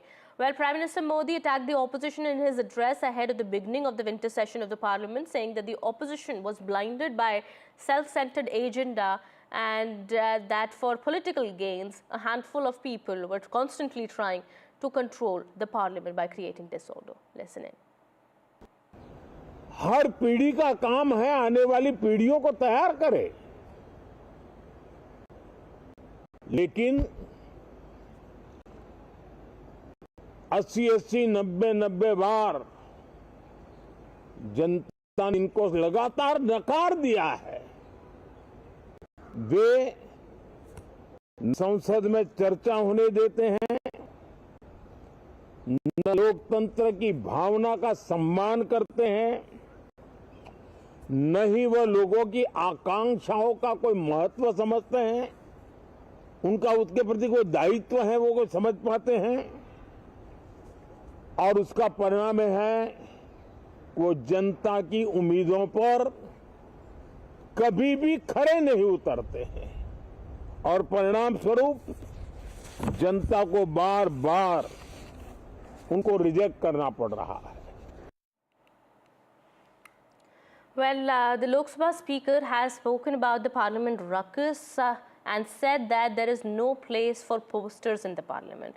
The Speaker has told the opposition that the debate needs to be positive and only as per rules. Well, my colleague Vasudha joining us on the broadcast here. Vasudha, give us more details. Kitty, today was the first day of the winter session of the Parliament, and let me tell you, when I was there, I could see a marked difference between the first day of the Parliament, during the monsoon session, which was immediately after the Lok Sabha elections of 2024. This time, the BJP MPs are approaching this session with a lot of confidence from a position of strength, which is why they also want to ensure that there is legislative business that's on agenda when it comes to functioning of the Parliament. Today, Lok Sabha Speaker Om Birla, as part of the Business Advisory Committee meeting, also told the opposition MPs that there needs to be constructive discussion. There is no problem on having a debate. In fact, he made this comparison with the kind of debates that were around that were done during the Constituent Assembly discussions, during the framing of the Indian Constitution, where he said that there is nothing wrong with negative feedback, but in the sense it should all be constructive. It should be directed towards addressing aspirations of people.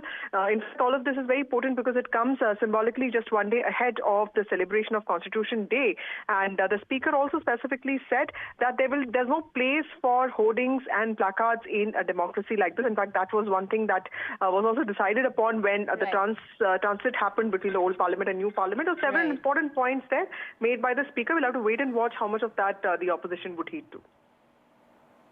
All right, thank you so much, Vasudha, for getting us all those details there. Well, there is a huge row over the Constitution Day celebrations also now. Well, what we are learning is that the government is planning mega celebrations for Tuesday, and the opposition now has demanded inclusion in the Constitution Day celebrations. The opposition has sought the Speaker's intervention and said that we should also be allowed to speak at the event.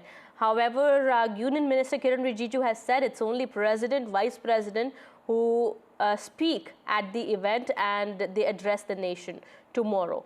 Listening to Union Minister Kiran Rijiju there.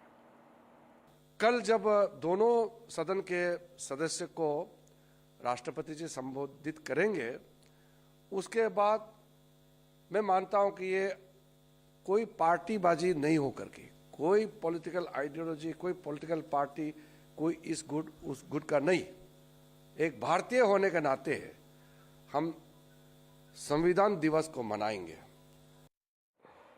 Well, with that, it's time for a short break. Yeah, more news and updates will continue on the other side. Stay tuned.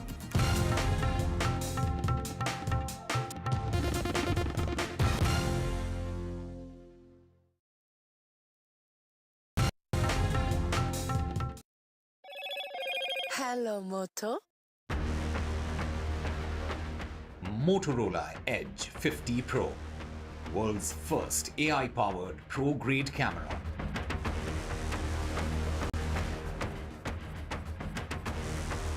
Supreme Court raps Delhi government and cops for lapses in pollution fight.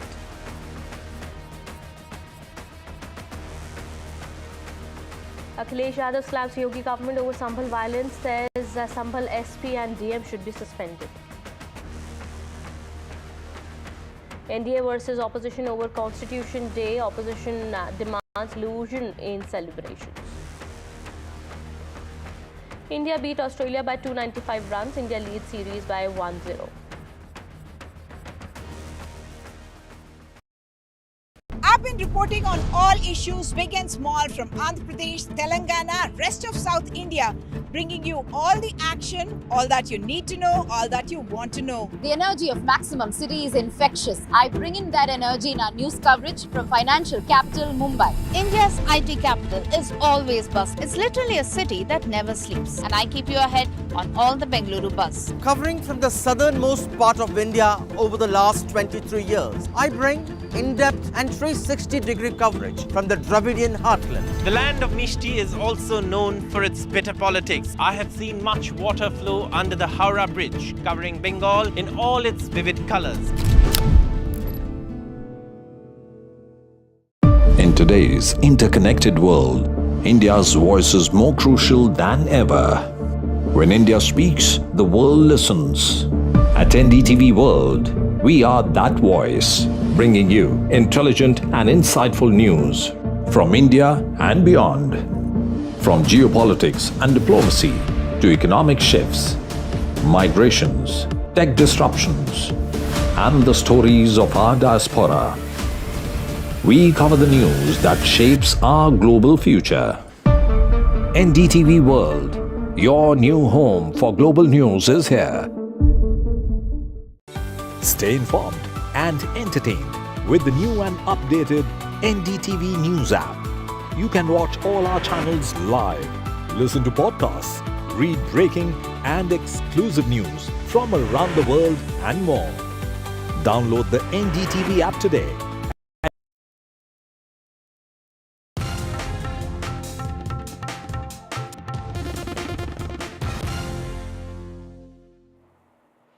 Welcome back after the break. The counting has now begun for Delhi University polls. The counting is taking place for the DUSU elections after much delay.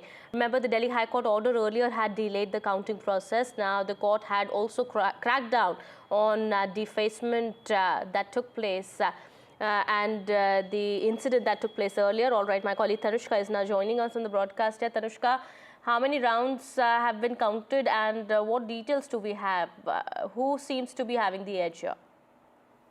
Well, so far, Kitty, 10 rounds of counting has happened in the Delhi University Student Union elections, wherein for the position of the president, the NSUI candidate has taken the lead, and for the position of the vice president, the candidate from ABVP is in the lead. Now, for the position of secretary as well as joint secretary, as of now, after 10 rounds of counting of votes, the candidates from ABVP are in the lead. However, it is still, a very close competition call between the NSUI and the ABVP candidates. This is, of course, also to remember that these counting of these votes are happening after a very long delay after the Delhi High Court had stayed the counting of votes to happen because of the defacement in the sheer amount of posters and public defacement that had happened in the name of campaigning for these elections in the Delhi University campus area.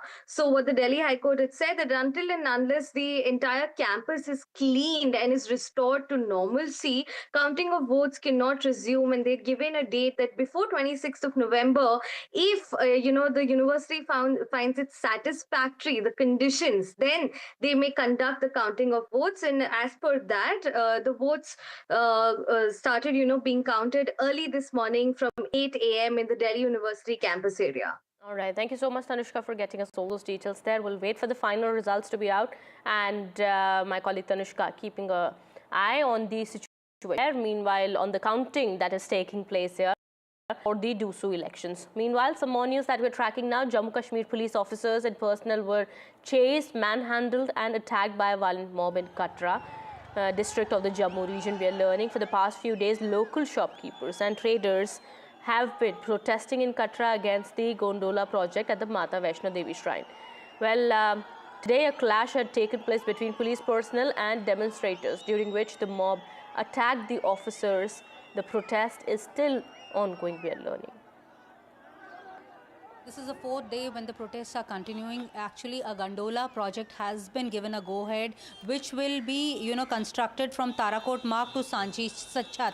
It's about 12 kilometers. It's for the pilgrims who come there because, people who are senior people and all, they are unable to walk because the trek is also very treacherous. Keeping that in mind, the Shrine Board had, given a green signal to the gondola ropeway, following which this protest erupted. These shopkeepers are demanding that this should not be done because it would be affecting their livelihood. They have blocked the main bus stand of Mata Vaishno Devi. Mind you, hundreds and thousands of pilgrims come every day to Vaishno Devi for darshan. So they are having some kind of problem also because even though that bus stand has been, they have blocked that bus stop, even when you climb towards Sanchi Chat, the shops are closed. So pilgrims who are going there are saying that they are having problem.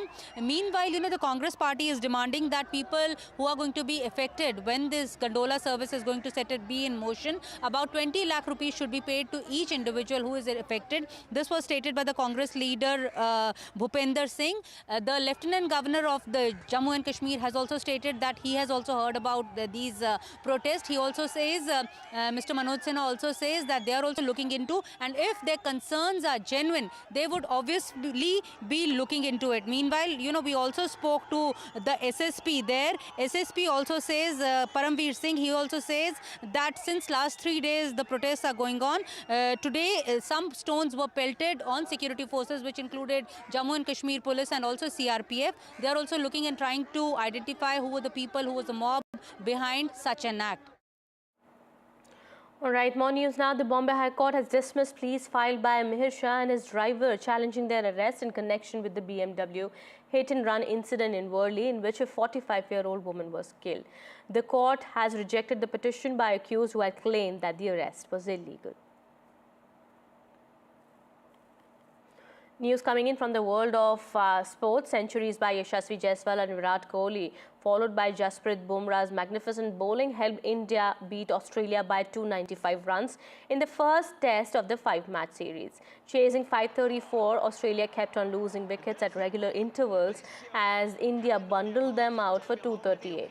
For India, Mohammad Siraj and Jasprit Bumrah scalped through 3 wickets each, while Washington Sundar took 2 wickets. Sharma, no Mohammad Shami. Virat Kohli with the kind of form that he came in with at Perth.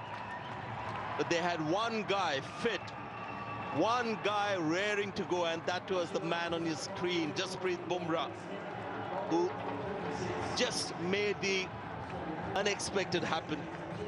That spell of 5 wickets, 104 Australia all out after India just got 150 from that moment onward. All right, with that, it's time to wrap this edition. More news and updates will continue on the other side. Stay tuned.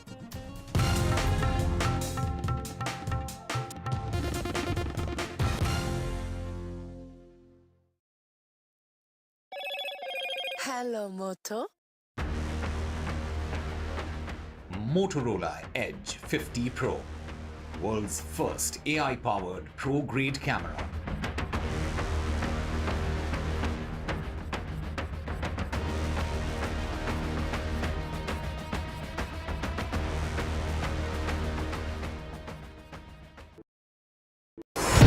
NDTV proudly upholds its legacy of trust and credibility. According to the prestigious Reuters Institute's Digital News Report 2024, NDTV is the top-most news platform in the country. Number 1 in both online and offline reach in India. Beating all its competition, NDTV stands for trust. Hello and welcome to India Sense, where I speak with global opinion makers. The United States has made a strategic decision over the last 20 years to move closer to India. Now, a $7 trillion economy seems a perfectly conceivable number. If you want to be a national party, it's that you sort of accept the way the world is rather than want to endlessly hark back to how it was. It's a web of frauds, calls, luring emails, threatening messages. Cyber frauds have cast their net wide and everyone is at risk. We track the victims, their horror stories as they get conned online, extorted and robbed of their hard-earned money. How to identify a cyber fraud and how to stay cyber safe. What are your options? Fraud.con, NDTV initiative for cyber safety. Only on NDTV 24/7. I've been reporting on all issues big and small from Andhra Pradesh, Telangana, rest of South India, bringing you all the action, all that you need to know, all that you want to know. The energy of Maximum City is infectious. I bring in that energy in our news coverage from financial capital Mumbai. India's IT capital is always buzz. It's literally a city that never sleeps. And I keep you ahead on all the Bengaluru buzz. Covering from the southernmost part of India over the last 23 years, I bring in-depth and 360-degree coverage from the Dravidian heartland. The land of Mishti is also known for its bitter politics. I have seen much water flow under the Howrah Bridge, covering Bengal in all. Hello and welcome to India Sense. In today's Supreme Court wraps Delhi government cops for lapses in pollution fight. In fact, Supreme Court has flagged negligence in checking entry of trucks. Supreme Court has also said air quality panel must show cause all agencies. Decision soon on reopening of schools. In the Sambal violence case, Akhilesh Yadav slams Yogi Adityanath's government. Akhilesh has demanded Sambal SPDM be suspended. Akhilesh Yadav, the former Chief Minister of Uttar Pradesh, also the Supremo of Samajwadi Party, has criticized Yogi Adityanath government for violence in Sambal. After Mahayuti's big Maharashtra win, all eyes on the next Chief Minister of Maharashtra. BJP MLAs gathered at Devendra Fadnavis's house. Eknath Shinde, Fadnavis and Ajit Pawar expected to meet Amit Shah soon. India beats Australia by 295 runs. India leads series 1-0. Bumrah, Jaiswal and Kohli lead India's charge. Bumrah says Virat doesn't need India, India needs Virat. Adani Group's portfolio companies achieved record results in the first half of the current financial year, and over the last 12 months, growth was primarily driven by incubating businesses which have minimal net exposure to Indian banks, showcasing the group's diversified and robust financial strategy.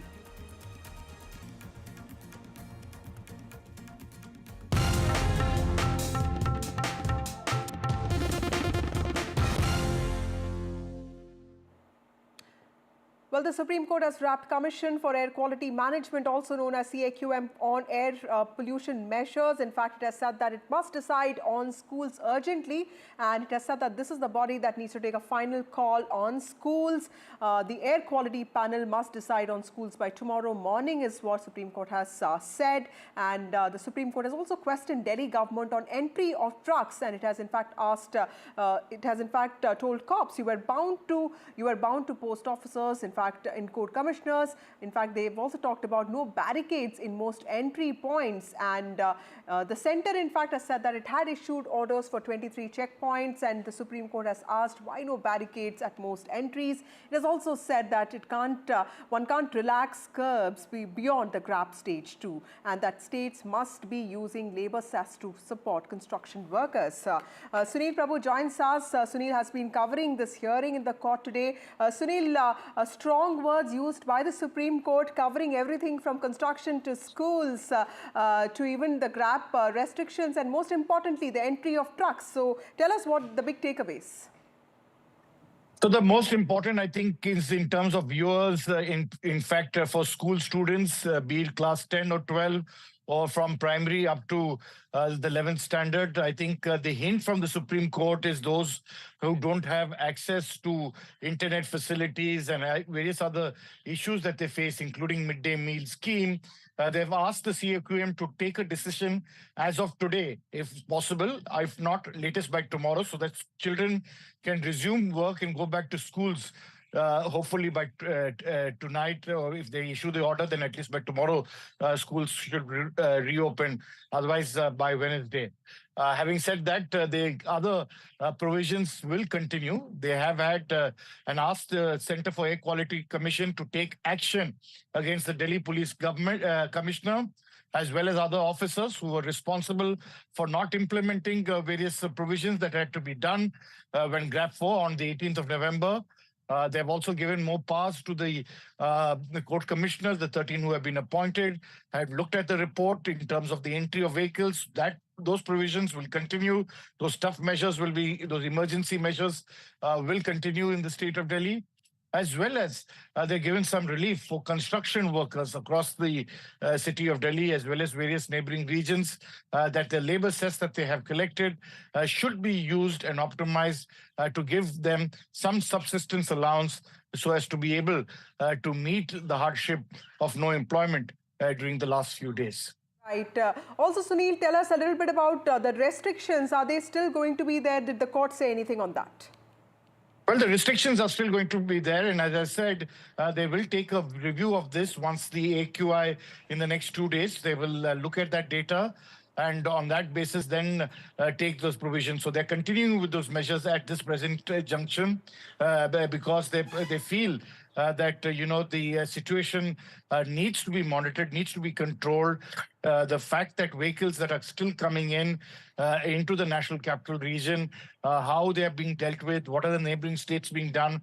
And it's on that specific point that they've now asked the CAQM to fine the Delhi Police Commissioner and other officers because of the fact that they haven't really taken, drastic measures to ensure that trucks, except with essential commodities, are permitted in. So unless that is taken, it's going to be extremely difficult to ensure that Delhi's air quality index, which is right now very poor and which we feel very good with, is something that, is not really satisfying, because at present it has come from severe plus to severe to now very poor, but still a long way off. Right. Sunil, my last question to you also, what was the centre's submission in the court today? Because clearly strong words have been used by the top court with respect to Delhi police, in the aspect of the entry points.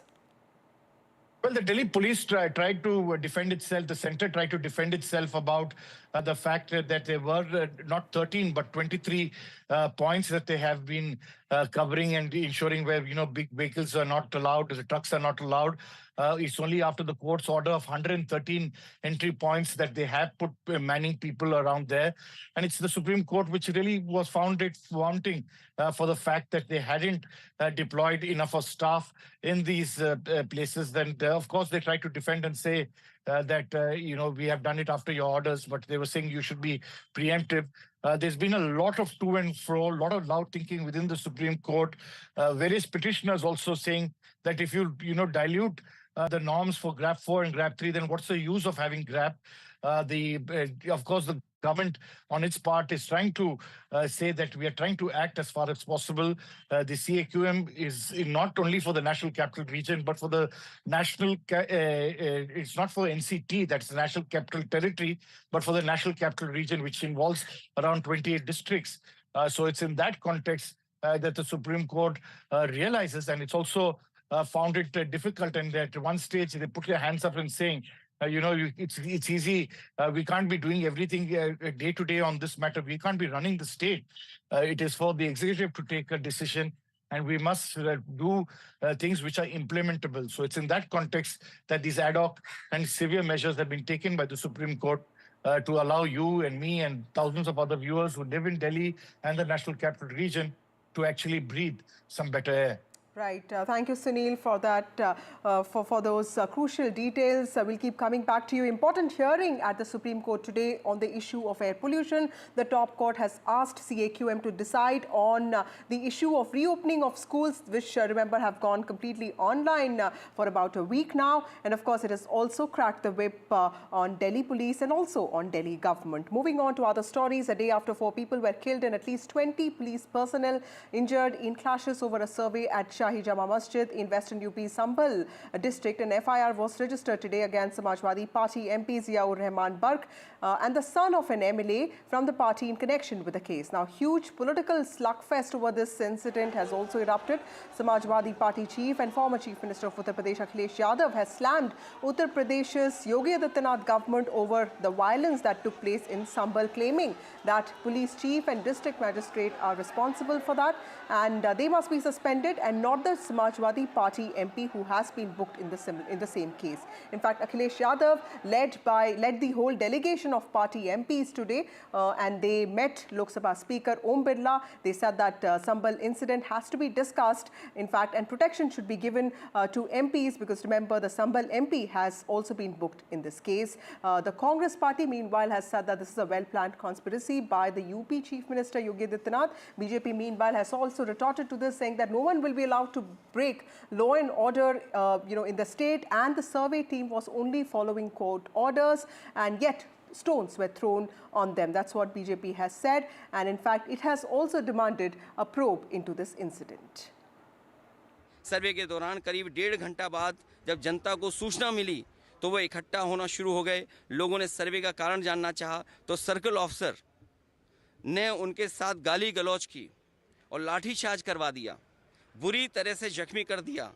इसका विरोध करते हुए चंद लोगों ने पत्थर चलाए, जिसके बदले में पुलिस सिपाही से लेकर अधिकारी तक ने अपने सरकारी और प्राइवेट हथियारों से गोलियां चलाई, जिसकी वीडियो रिकॉर्डिंग है, जिसके एवज में दर्जन लोग गोलियों से घायल हो गए।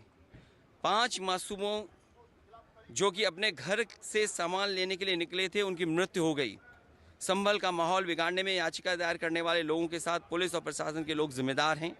इनको निलंबित किया जाना चाहिए और हत्या का मुकदमा चलाया जाना चाहिए।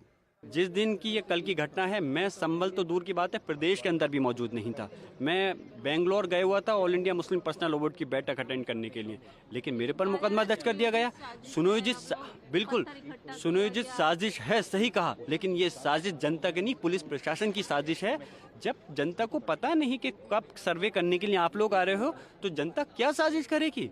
और ये साजिश पुलिस प्रशासन को पता था कि हम रात के पहरे में जा रहे हैं। इन्होंने साजिश के तहत सरकारी असलों के साथ प्राइवेट असलों से गोली चलाई हैं। हमारे 5 मासूमों की हत्या करी है, बहुत से लोग घायल हैं, झूठा मुकदमा दर्ज किया है और अब उनके साथ अत्याचार होगा। मुझे अफसोस है कि इन अधिकारियों के खिलाफ हत्या का मुकदमा दर्ज हो और ये सलाखों के पीछे जानी चाहिए। अब जाहिर सी बात है, जब उसमें 2 तरफा है ही नहीं, केवल एक पक्ष अगर कहीं कोई पर पत्थरबाजी करेगा तो दूसरा पक्ष कहां से आएगा?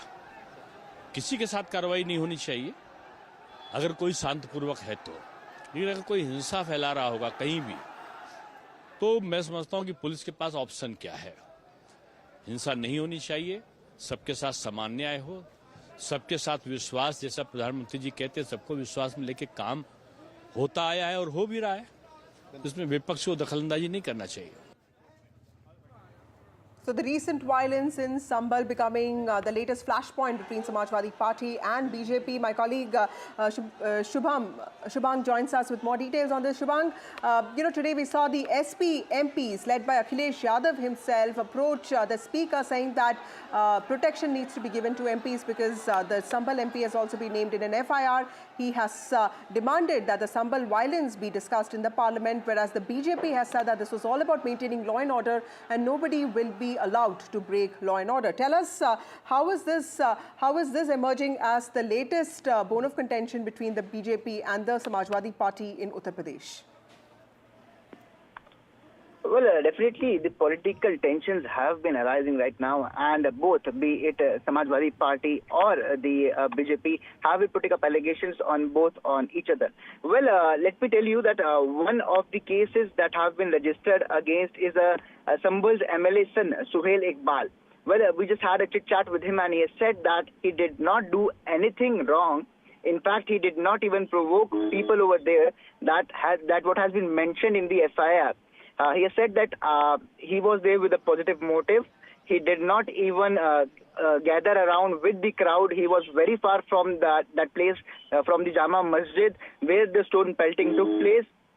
So he has said that this is just misinformation. that has come across, and there are no CCTV footages that can prove that I was over there at that very moment. Continuously the BJP has been, attacking Samajwadi Party also over it, and Samajwadi Party has been attacking BJP that all of this ruckus was politically motivated. When asked Sohail Iqbal do you think the allegations that have been come across on you are politically motivated? Well, he has said that he doesn't think that these are politically motivated, but he surely thinks that this is just a misunderstanding. And later on, when this goes approach to the court, this will be solved. Well, on the other hand, if we talk about the current scenario and the situation at Sambhal, well, everything is quite normal. The political heat is definitely up, but the ground report, the ground circumstances right now are, good enough. People are going out of their houses. No such violence activities has been confirmed now, and police is making sure that the peace maintains. Back to you. Right. Thank you, Shubhang, for joining us with those details. Let me remind my viewers that Shubhang is on the ground there in Sambhal, and fortunately, the situation is under control now. Moving on to other stories, who will be Mahayuti's choice for Chief Minister in the state of Maharashtra? That remains a central question today. Remember, this follows a landslide victory in Maharashtra, with the BJP itself securing 132 seats out of 148 that it contested. The party seems poised to make that final decision now. In fact, it is on the driving seat. The Election Commission, in fact, yesterday officially notified the elected candidates to the governor of Maharashtra, but the government formation, we are told, might take some time. Discussions are going on regarding a selection process, with a decision expected only after the BJP's appointed central observers also look at the situation. In fact, many in the BJP and also within the Mahayuti also feel that it could be a BJP chief minister, specifically Devendra Fadnavis, citing a significant role. But remember, it was the Maratha face of the alliance, Eknath Shinde, the chief minister, who also is seen as responsible for giving the Mahayuti an edge that it did not have in the Lok Sabha elections of 2024. Meanwhile, Maharashtra Deputy Chief Minister Ajit Pawar has clarified that there is no formula for selecting the chief minister. He has emphasized that this decision will be a collective one and will be taken by all the Mahayuti allies. He also noted that Mahayuti's overwhelming win has left Mahavikas Aghadi without numbers to even claim the leader of opposition position. So who will be the Mahayuti's choice for chief minister remains the big question today. Let's look at some political reactions. आज जो meeting हुई, आपने भेंट की, उसमें क्या बात हुई आपकी पार्टी में? हमारी बात ये हुई कि भाई मतलब जल्दी मंत्रिमंडल होना चाहिए, मुख्यमंत्री पद के चेहरे पर आम सहमति जल्दी होनी चाहिए। उन्होंने बताया कि भाई अभी तक निर्णय नहीं हुआ है। हमारे ऊपर के नेता लोग इसके संबंध में हमारे दिनों से बातचीत करेंगे और सभी लोगों के मन से यहाँ नाम निश्चित होगा। लेकिन दिखता है कि बीजेपी को 132 सीटें मिली है। अजित पवार जी ने भी 41 सीटों का उनको सपोर्ट भी दे दिया है देवेंद्र फडणवीस जी को। तो लगता है कि भाई देवेंद्र फडणवीस जी हो सकते हैं, लेकिन एकनाथ शिंदे जी का भी बहुत अच्छा काम रहा है, उनको भी कोई जिम्मेदारी देने की आवश्यकता है। अगर देवेंद्र फडणवीस का नाम तय होता है तो एकनाथ शिंदे जी को केंद्र के मंत्रिमंडल में उनको अच्छा मंत्री पद मिलना चाहिए। इसी तरह की मेरी सूचना है, उनका सम्मान होना ही चाहिए। आप लोगों की कोई मांग है मंत्रिमंडल को लेकर? हाँ, तो हमारी मांग है कि भाई रिपब्लिकन पार्टी को एक मंत्री पद देने का वादा इसके पहले हुआ था। हमको ज़्यादा सीटें नहीं मिली थी विधानसभा में, तो आरपीआई को एक मंत्री पद और एक एमएलसी देने का वादा किया था। तो उस पर देवेंद्र जी ने बोला है कि इस मंत्रिमंडल में आरपीआई को जगह मिलेगी और आरपीआई का मंत्री बनेगा।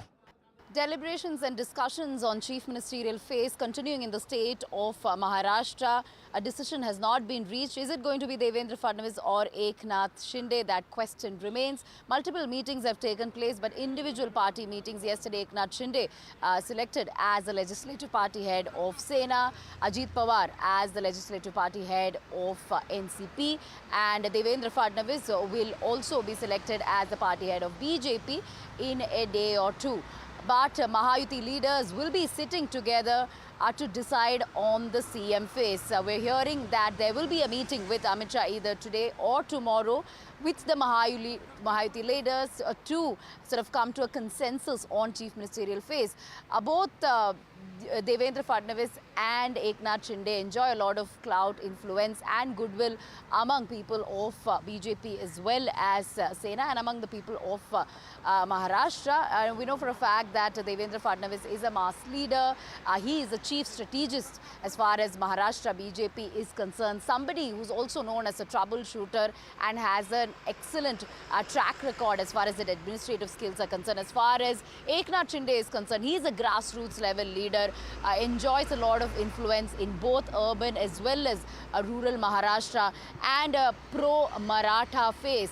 So there is a pro-Maratha sentiment as far as Eknath Shinde is concerned, and also known as a bold leader. But when it comes to schemes, although it was considered as Eknath Shinde Chief Minister's Ladki Behan scheme, a lot of contribution by BJP's Devendra Fadnavis as well as far as the implementation of schemes are concerned. So be it Ladki Behan or any other schemes that have been launched in Maharashtra, the credit goes to not just Eknath Shinde but also to Devendra Fadnavis. So at this point, we'll have to really wait and see what are the decisions that will be taken. Will there be any sort of arrangement on rotational chief ministership? Not entirely certain, but we know for a fact that BJP is just a few numbers short of government formation, in the sense that they just need just about 10 to 15 more for that absolute majority. So therefore they could just depend on one party and not both the parties to form the government. They could just depend on Ajit Pawar party MLAs to form the government, and if things gets worse, of course I'm talking about extreme scenarios whereby Eknath Shinde is adamant and BJP doesn't want him to be the CM. In that case, there is a possibility that BJP could just tie with Ajit Pawar, but that is not likely to happen is what we are hearing. So therefore Shinde at this point may not have that kind of bargaining power at this point. So yes, more meetings to continue. Ajit Pawar, we're hearing, is supporting chief ministership of Devendra Fadnavis. Things will become clearer in a day or two, and after which, of course, oath-taking ceremony will take place perhaps this week. So the big question, who is going to be Mahayuti's pick to be the Chief Minister of Maharashtra? Meanwhile, NCP MP Praful Patel has spoken to NDTV, and he has said that there's no problem between alliance partners and that they would go ahead with the same formula, one Chief Minister, two Deputy Chief Ministers of Maharashtra. We'll have to wait and see if that is actually the final call that is taken by the BJP. Remember, NCP MP Praful Patel speaks to NDTV, and NCP in fact won 41 seats this time, reducing Sharad Pawar faction to just 10 seats. Let's listen into that conversation with Praful Patel. Well, joining with me, senior leader of NCP, Praful Patel. Sir, thank you so much for speaking to us after the bumper victory in the state of Maharashtra. Now, can you put a pause on all those speculations that are going on the rounds about the chief minister's face not being decided amongst the three alliance partners? See, we have comprehensively won Maharashtra as the NDA Mahayuti, and there is no difference between the three parties. We worked excellently. We had a little setback in the Lok Sabha for various other reasons, but this time all the three parties, all the workers worked with each other hand in hand, and we won the elections. We won the confidence of the people of Maharashtra, and this is a spectacular victory, unprecedented. That's why it puts much more responsibility on us to behave and act responsibly. I don't see any problem. The issue of formation of government will be resolved in the next few days. Sir, Prime Minister today also spoke and attacked the Congress party specifically. They stated that a lot of the Congress leaders, the senior leaders, do not give opportunities to the new young MPs inside this.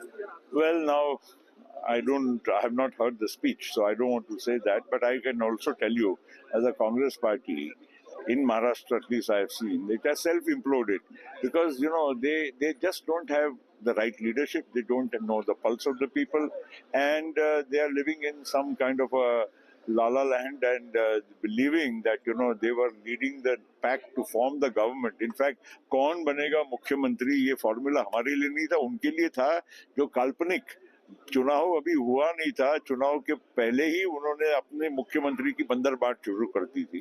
तो ये तो हास्यास्पद बात है। वक्त और बताएगा कि ये और कहाँ जाएंगे। Formula will be the same, one chief minister. हमारे सरकार जो आज है उसमें एक मुख्यमंत्री, 2 उप मुख्यमंत्री हैं, तो स्वाभाविक है कि 3 पार्टी होने से ये फॉर्मूला लगभग हमारा आगे भी कायम रहेगा।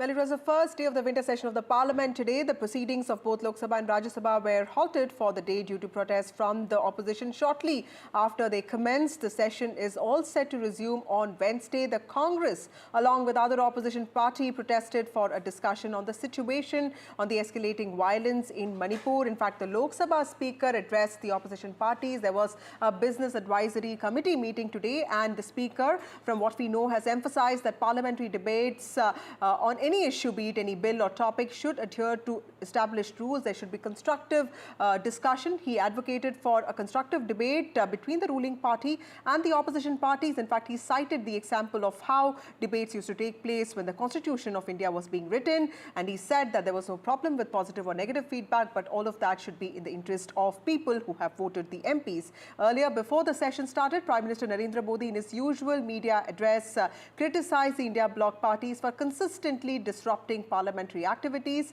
The proceedings of both Lok Sabha and Rajya Sabha were halted, and remember, all of this is happening even as tomorrow is the mega celebration organized by the centre to commemorate the Constitution Day celebrations.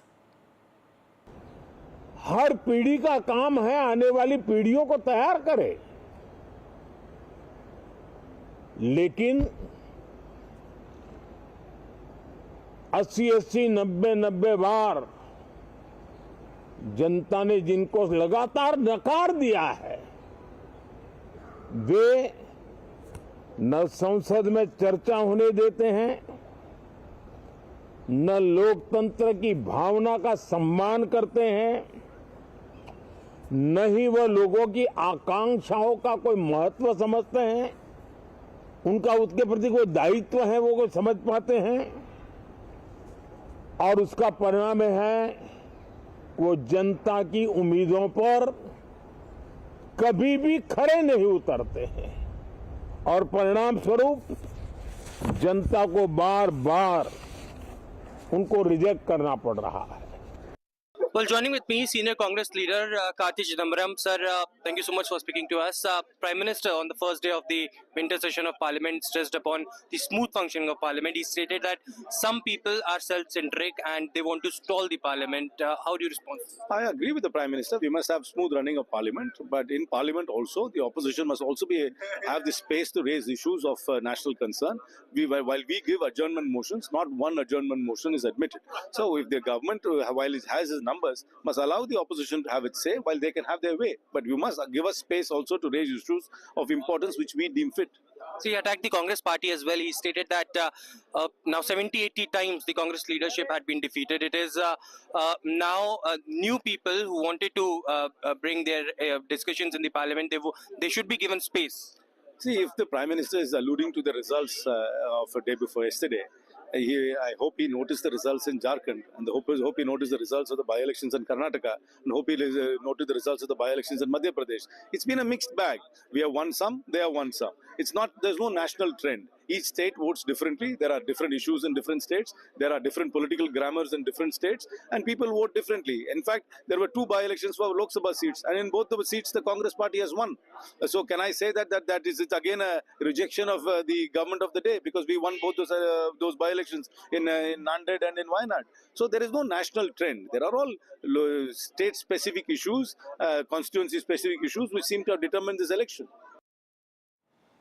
My colleague Aishwarya joins us with more details on this. Aishwarya, today you and I were in the Parliament today, and there was a marked difference in the body language, in the posturing of both BJP MPs and opposition MPs. The BJP is approaching this session with a lot of confidence from a position of strength vis-a-vis the opposition that seems to be a lot more in the mood for introspection. So clearly tell us, the Prime Minister in the midst of all this urging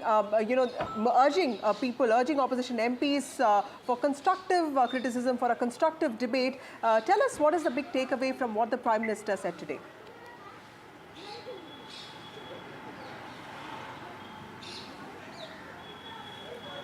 Well, it was a fiery session that started at the beginning of the winter session.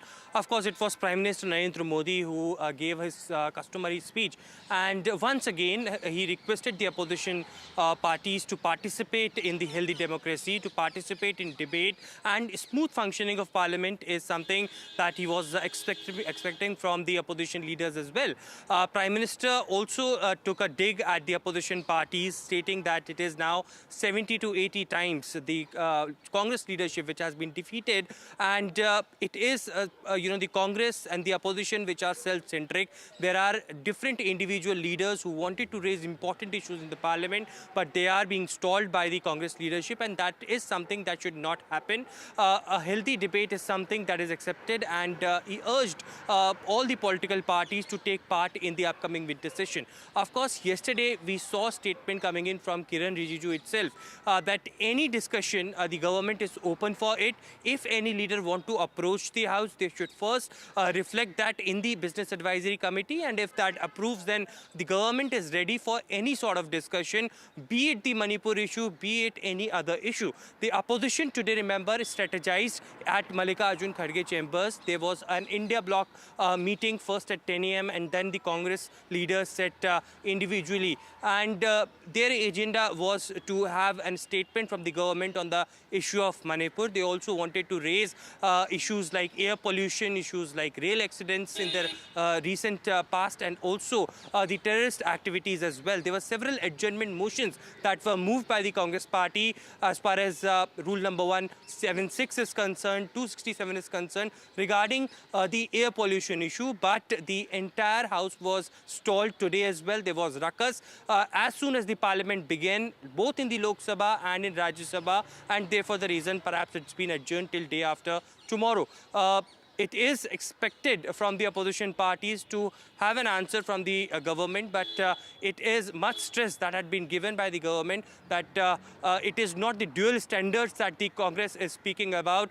They are ready to function, they are ready to discuss, but it is the Congress who should participate and not create a ruckus inside the House. Right. Thank you, Aishwarya, for joining us with those details. First session of the winter session of the Parliament today. Both houses got adjourned immediately after they commenced because of ruckus, and of course the Prime Minister there today in fact urged the opposition MPs to indulge in constructive debate and not really work against the aspirations of people who voted for them. Moving on, the government today hit back at the opposition's letter to Lok Sabha Speaker about absence of leaders of opposition in the list of speakers at the Constitution Day event tomorrow, and he said that even Prime Minister Narendra Modi was not even speaking. In fact, the opposition MPs had criticized this decision to make the Prime Minister speak, and that was not even a call that the centre had taken. Kiran Rijiju, the Parliamentary Affairs Minister, said that the opposition should have fact-checked its criticism before making such a point, and he said this after a joint opposition letter was sent to Speaker Om Birla demanding that leaders of opposition parties should also be among speakers. Let me also remind you that for tomorrow's event, the commemoration of Indian Constitution, it's the President, Vice President, Lok Sabha Speaker who will be speaking tomorrow according to the schedule that has been released by the Lok Sabha Secretariat. Mallikarjun Kharge and Rahul Gandhi of the Congress parties are leaders of the opposition of the Rajya Sabha and the Lok Sabha respectively. कल जब दोनों सदन के सदस्य को राष्ट्रपति जी संबोधित करेंगे, उसके बाद मैं मानता हूं कि ये कोई पार्टीबाजी नहीं होकर के, कोई पॉलिटिकल आइडियोलॉजी, कोई पॉलिटिकल पार्टी, कोई इस गुट उस गुट का नहीं, एक भारतीय होने के नाते हम संविधान दिवस को मनाएंगे. Well, time for a short break. More news and updates on the other side.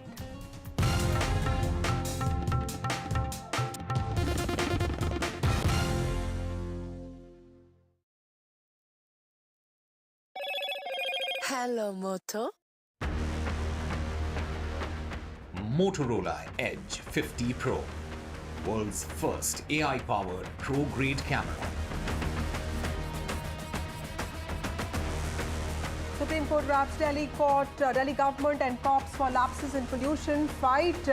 Supreme Court has also flagged negligence in checking entry of trucks. In fact, the top court has said that the air quality panel must be showcasing all agencies, and a decision soon could be taken on reopening of schools. In the Sambal violence case, Akhilesh Yadav, former Chief Minister of Uttar Pradesh and also Samajwadi Party chief, has slammed Yogi Adityanath government and he has demanded that Sambal SP and DM should be suspended. After Mahayuti's big Maharashtra win, all eyes now on who the next Maharashtra Chief Minister will be. BJP MLAs gathered at Devendra Fadnavis's house today. Eknath Shinde, Fadnavis and Ajit Pawar could most likely meet Amit Shah soon. Adani Group's portfolio companies achieved record results in the first half of the current financial year, and over last 12 months, growth was primarily driven by incubating businesses which have minimal net exposure to Indian banks, showcasing the group's diversified and robust financial strategy.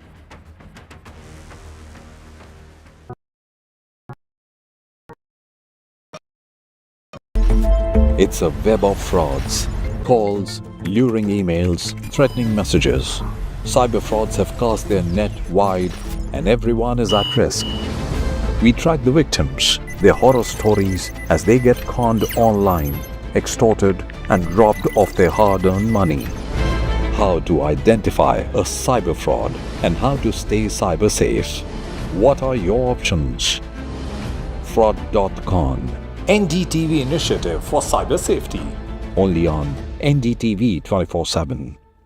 I've been reporting on all issues, big and small, from Andhra Pradesh, Telangana, rest of South India, bringing you all the action, all that you need to know, all that you want to know. The energy of Maximum City is infectious. I bring in that energy in our news coverage from financial capital Mumbai. India's IT capital is always buzz. It's literally a city that never sleeps. And I keep you ahead on all the Bengaluru buzz. Covering from the southernmost part of India over the last 23 years, I bring in-depth and 360-degree coverage from the Dravidian heartland. The land of Mishti is also known for its bitter politics. I have seen much water flow under the Howrah Bridge, covering Bengal in all its vivid colors. In today's interconnected world, India's voice is more crucial than ever. When India speaks, the world listens. At NDTV World, we are that voice, bringing you intelligent and insightful news from India and beyond. From geopolitics and diplomacy to economic shifts, migrations, tech disruptions, and the stories of our diaspora. We cover the news that shapes our global future. NDTV World, your new home for global news, is here. I now request the Honorable Prime Minister to launch NDTV World and address the summit. It was the grand launch.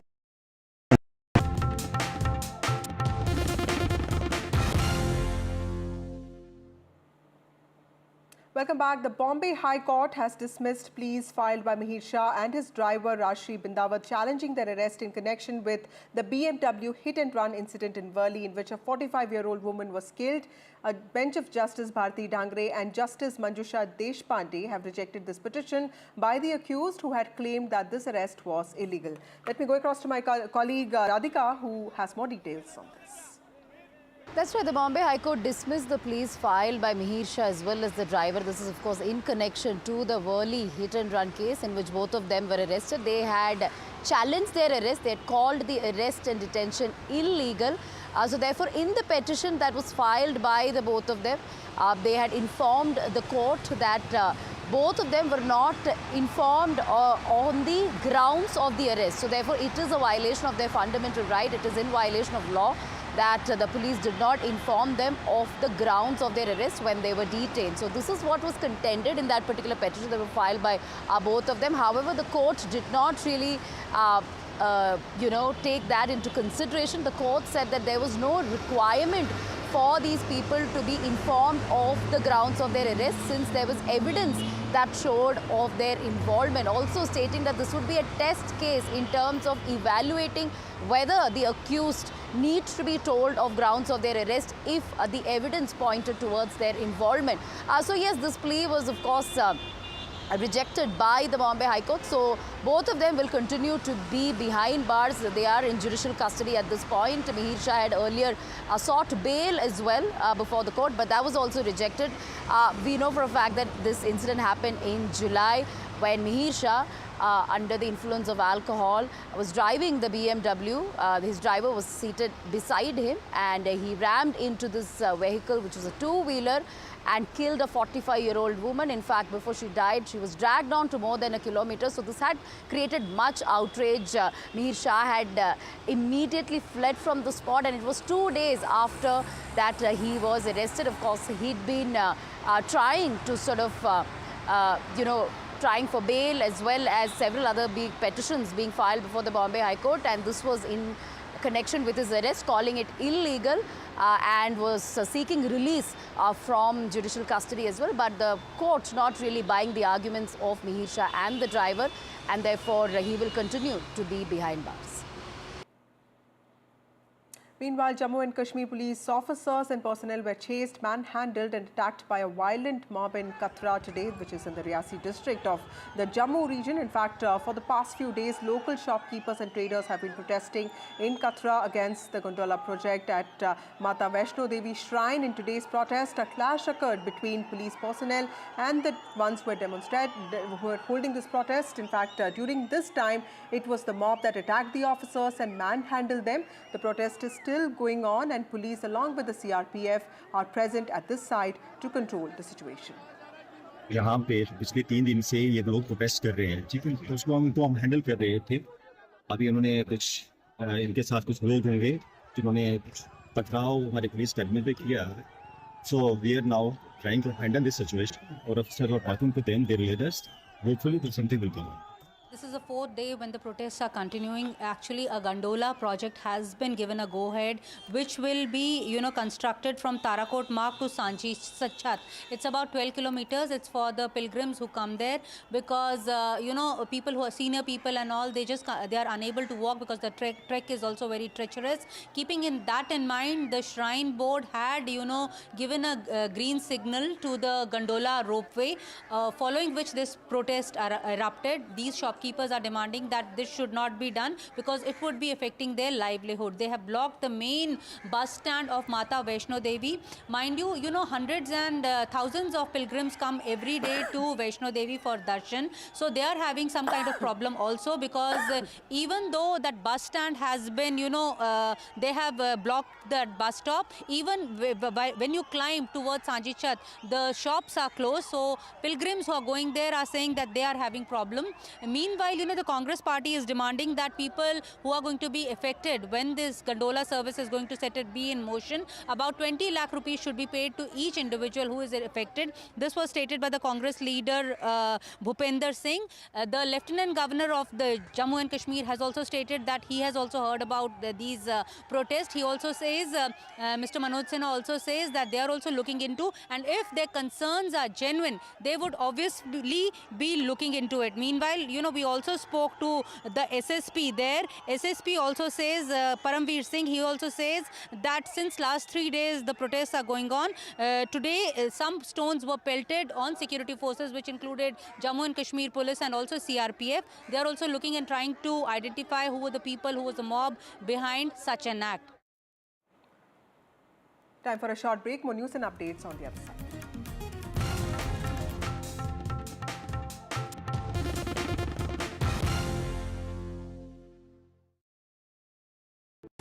Stay informed and entertained with the new and updated NDTV News app. You can watch all our channels live, listen to podcasts, read breaking and exclusive news from around the world and more. Download the NDTV app today and get access to the best journalism and storytelling on your smartphone or tablet. The NDTV app. News that matters to you. NDTV proudly upholds its legacy of trust and credibility. According to the prestigious Reuters Institute's Digital News Report 2024, NDTV is the top-most news platform in the country. Number 1 in both online and offline reach in India, beating all its competition. NDTV stands for trust. Hello and welcome to India Sense, where I speak with global opinion makers. The United States has made a strategic decision over the last 20 years to move closer to India. So a $7 trillion economy seems a perfectly conceivable number. If you want to be a national party, it's that you sort of accept the way the world is rather than want to endlessly hark back to how it was. Modi is promoting the digitization of the economy, which is accelerating growth in the country. New day, new show, a new experience. Start your day with the news, not views. We bring you stories that matter and impact your lives. News that informs and keeps you ahead. From Maximum City, Mumbai, to the seat of governance, Delhi, NDTV brings to you the best breakfast show.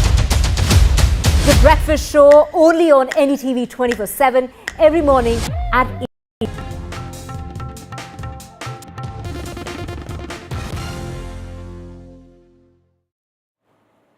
Welcome back. Counting for key student elections in Delhi University has begun. In fact, the counting starts 2 months after polling. Delhi High Court had a decision in which it had refused to permit counting over defacement, and in fact it had asked the college to the university to clean mess if you want to start counting. And as far as the updates that we have, and NSUI, which is the youth wing of the students wing of the Congress party, has won positions of president and joint secretary in the DUSU elections, while ABVP, which is the student body of the RSS, it has won the vice president and secretary. Let me go across to my colleague Tanushka, who joins us with this very interesting update here. Tanushka, you're breaking that it's NSUI and ABVP which have in some ways won positions in Delhi University. Tell us the significance of this result.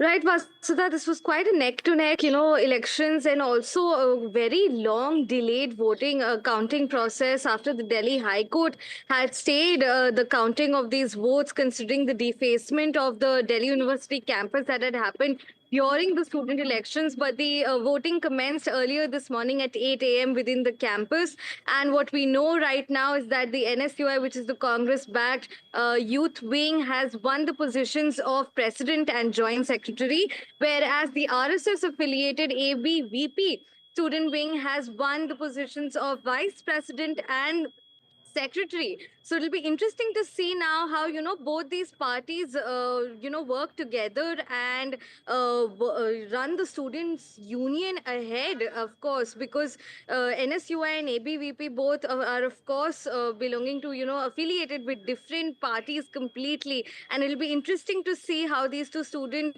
groups and parties work together in the union, the Delhi University Student Union.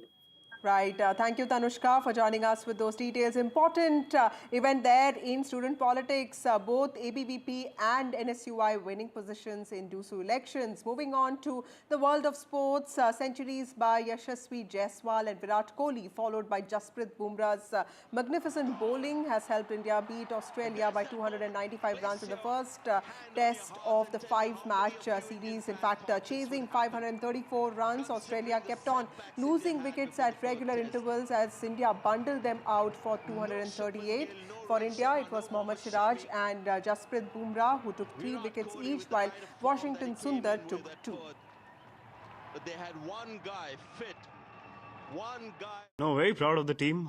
We were put under pressure in the first innings when we were bowled out for 150. But then, the team showed character and didn't lose belief. So that is something that will be really special for us. And going forward as well, we can take a lot of confidence from that. Obviously, in this game, a lot of positives for us. We scored a lot of runs in the second innings, new guys coming in, also chipping in with a lot of runs. And of course, Virat scoring 100 as well is a great sign for us. So yeah, very happy with the start. And yeah, hopefully better things will follow. My colleague Osama joins us with more details on this. Osama, tell us, this is quite a bumper start and everybody is talking about either Bumrah or Virat Kohli. Tell us the significance of this win. Well, when you look at the larger context, Vasudha, this entire victory is very, very significant. Not just in terms of us reaching in the top of the table of the World Test Championship, but also in our quest to reaching the finals. Remember, India needs to win this series 4-0. A humongous task for Team India, or let alone Team India, any other team in the world to come to Australia, beat Australia, and that to do a clean sweep of a series in Australia. That is a huge, huge task that we are asking of. And India, they have started well. They have started on the front foot, winning the test in Perth. And again, Perth is one of those venues where India has not traditionally not done very well in the past, but in the last couple of series, India has shown that with the kind of bowling attack that we have in the form of Jasprit Bumrah and Mohammad Siraj, and earlier when Mohammad Shami used to play, India does have the acumen and in fact the artillery to go out and perform the way that they did. Remember, India were in a spot of bother right in the first innings when we bundled out for 150. But then Jasprit Bumrah, the bowler, the world's best bowler in all the formats at this moment, he turned up and he took a 5-wicket haul in the first innings, just breaking the back of Australia's batting. And then when India came out to bat, it was a different scenario. India were on top. They had a lead of over 40 runs. And Yashasvi Jaiswal, who got out for a duck in the first innings, he then came out and scored what we call a big daddy 100 of 150 plus score yet again for the 22-year-old. And then to top it all, Virat Kohli scoring his century, his 7th century in Australia versus Australia, going past the great Sachin Tendulkar who stands on 6, and just 2 shy of the legendary Jack Hobbs, who has 9 centuries against Australia in Australia. So all in all, great news for Team India, and we'll be hoping that the way that India have started at the moment, winning the first test in Perth, they continue and keep doing the good work, because India needs to win this series, and not just win it, but do a clean sweep in Australia so that we can reach the final of the World Test Championship there. Right. Also, Osama, what can be expected next? Because there's a lot of enthusiasm about this test series. What can we expect? Well, a lot can be expected going forward. The next test is going to take place in Adelaide, which is going to be a night. It is a night test, which is going to be played with a pink ball, and something that is a tradition when any team goes and plays a test series in Australia. So that is a one-off test that India is going to play against Australia. What we are looking forward to is the return of the hitman, Rohit Sharma. He missed out on the first test because of the birth of his son, and he had to stay back in Mumbai. And now he has joined Team India in Perth. In fact, he was seen practicing, and there was a lot of chatter around while he was practicing there. And it is very much expected that he is going to make a comeback and walk straight into the team and start leading the team and open the innings for Team India in the next test. We'll have to wait and watch who drops out from from the team, the batting order, because there were a lot of fantastic performances. KL Rahul, he came back to form, scored 70-odd runs in the second innings. He was vital in the first innings as well with his 20-odd runs. Then you have Yashasvi Jaiswal. Again, what we can expect as in terms of the batting order is the return of Shubman Gill. He might be fit by the time the second test starts. So there is a lot of changes that can be expected going forward in the second test, but we'll still have to wait and watch how India shapes up, especially with respect to their batting. Right. Thank you, Sama, for joining us with those details. It's a good day for Team India. Moving on to other important news, top investment firm GQG Partners has backed the Adani Group, saying we believe the fundamentals of the companies we are invested in remain sound. In fact, this is a top investment firm. It's a global quality growth. It has said that global quality growth backs the Adani Group, and it has also said that we believe in the Adani Group, and it has said that the group's fundamentals are strong and it is well positioned for future. It has also said that there will be no impact on Adani businesses, and it has this is the GQG Group standing firm with the Adani Group, believing in all Adani Group companies. That's what it has said in a statement. And it's also said that global companies like Walmart have seen similar allegations, but the actions won't have any impact on business. That's what the group has said. Well, the Adani Group portfolio companies posted a record first half in the ongoing financial year as well as trailing 12 months performance led by its incubating businesses with limited net exposure to Indian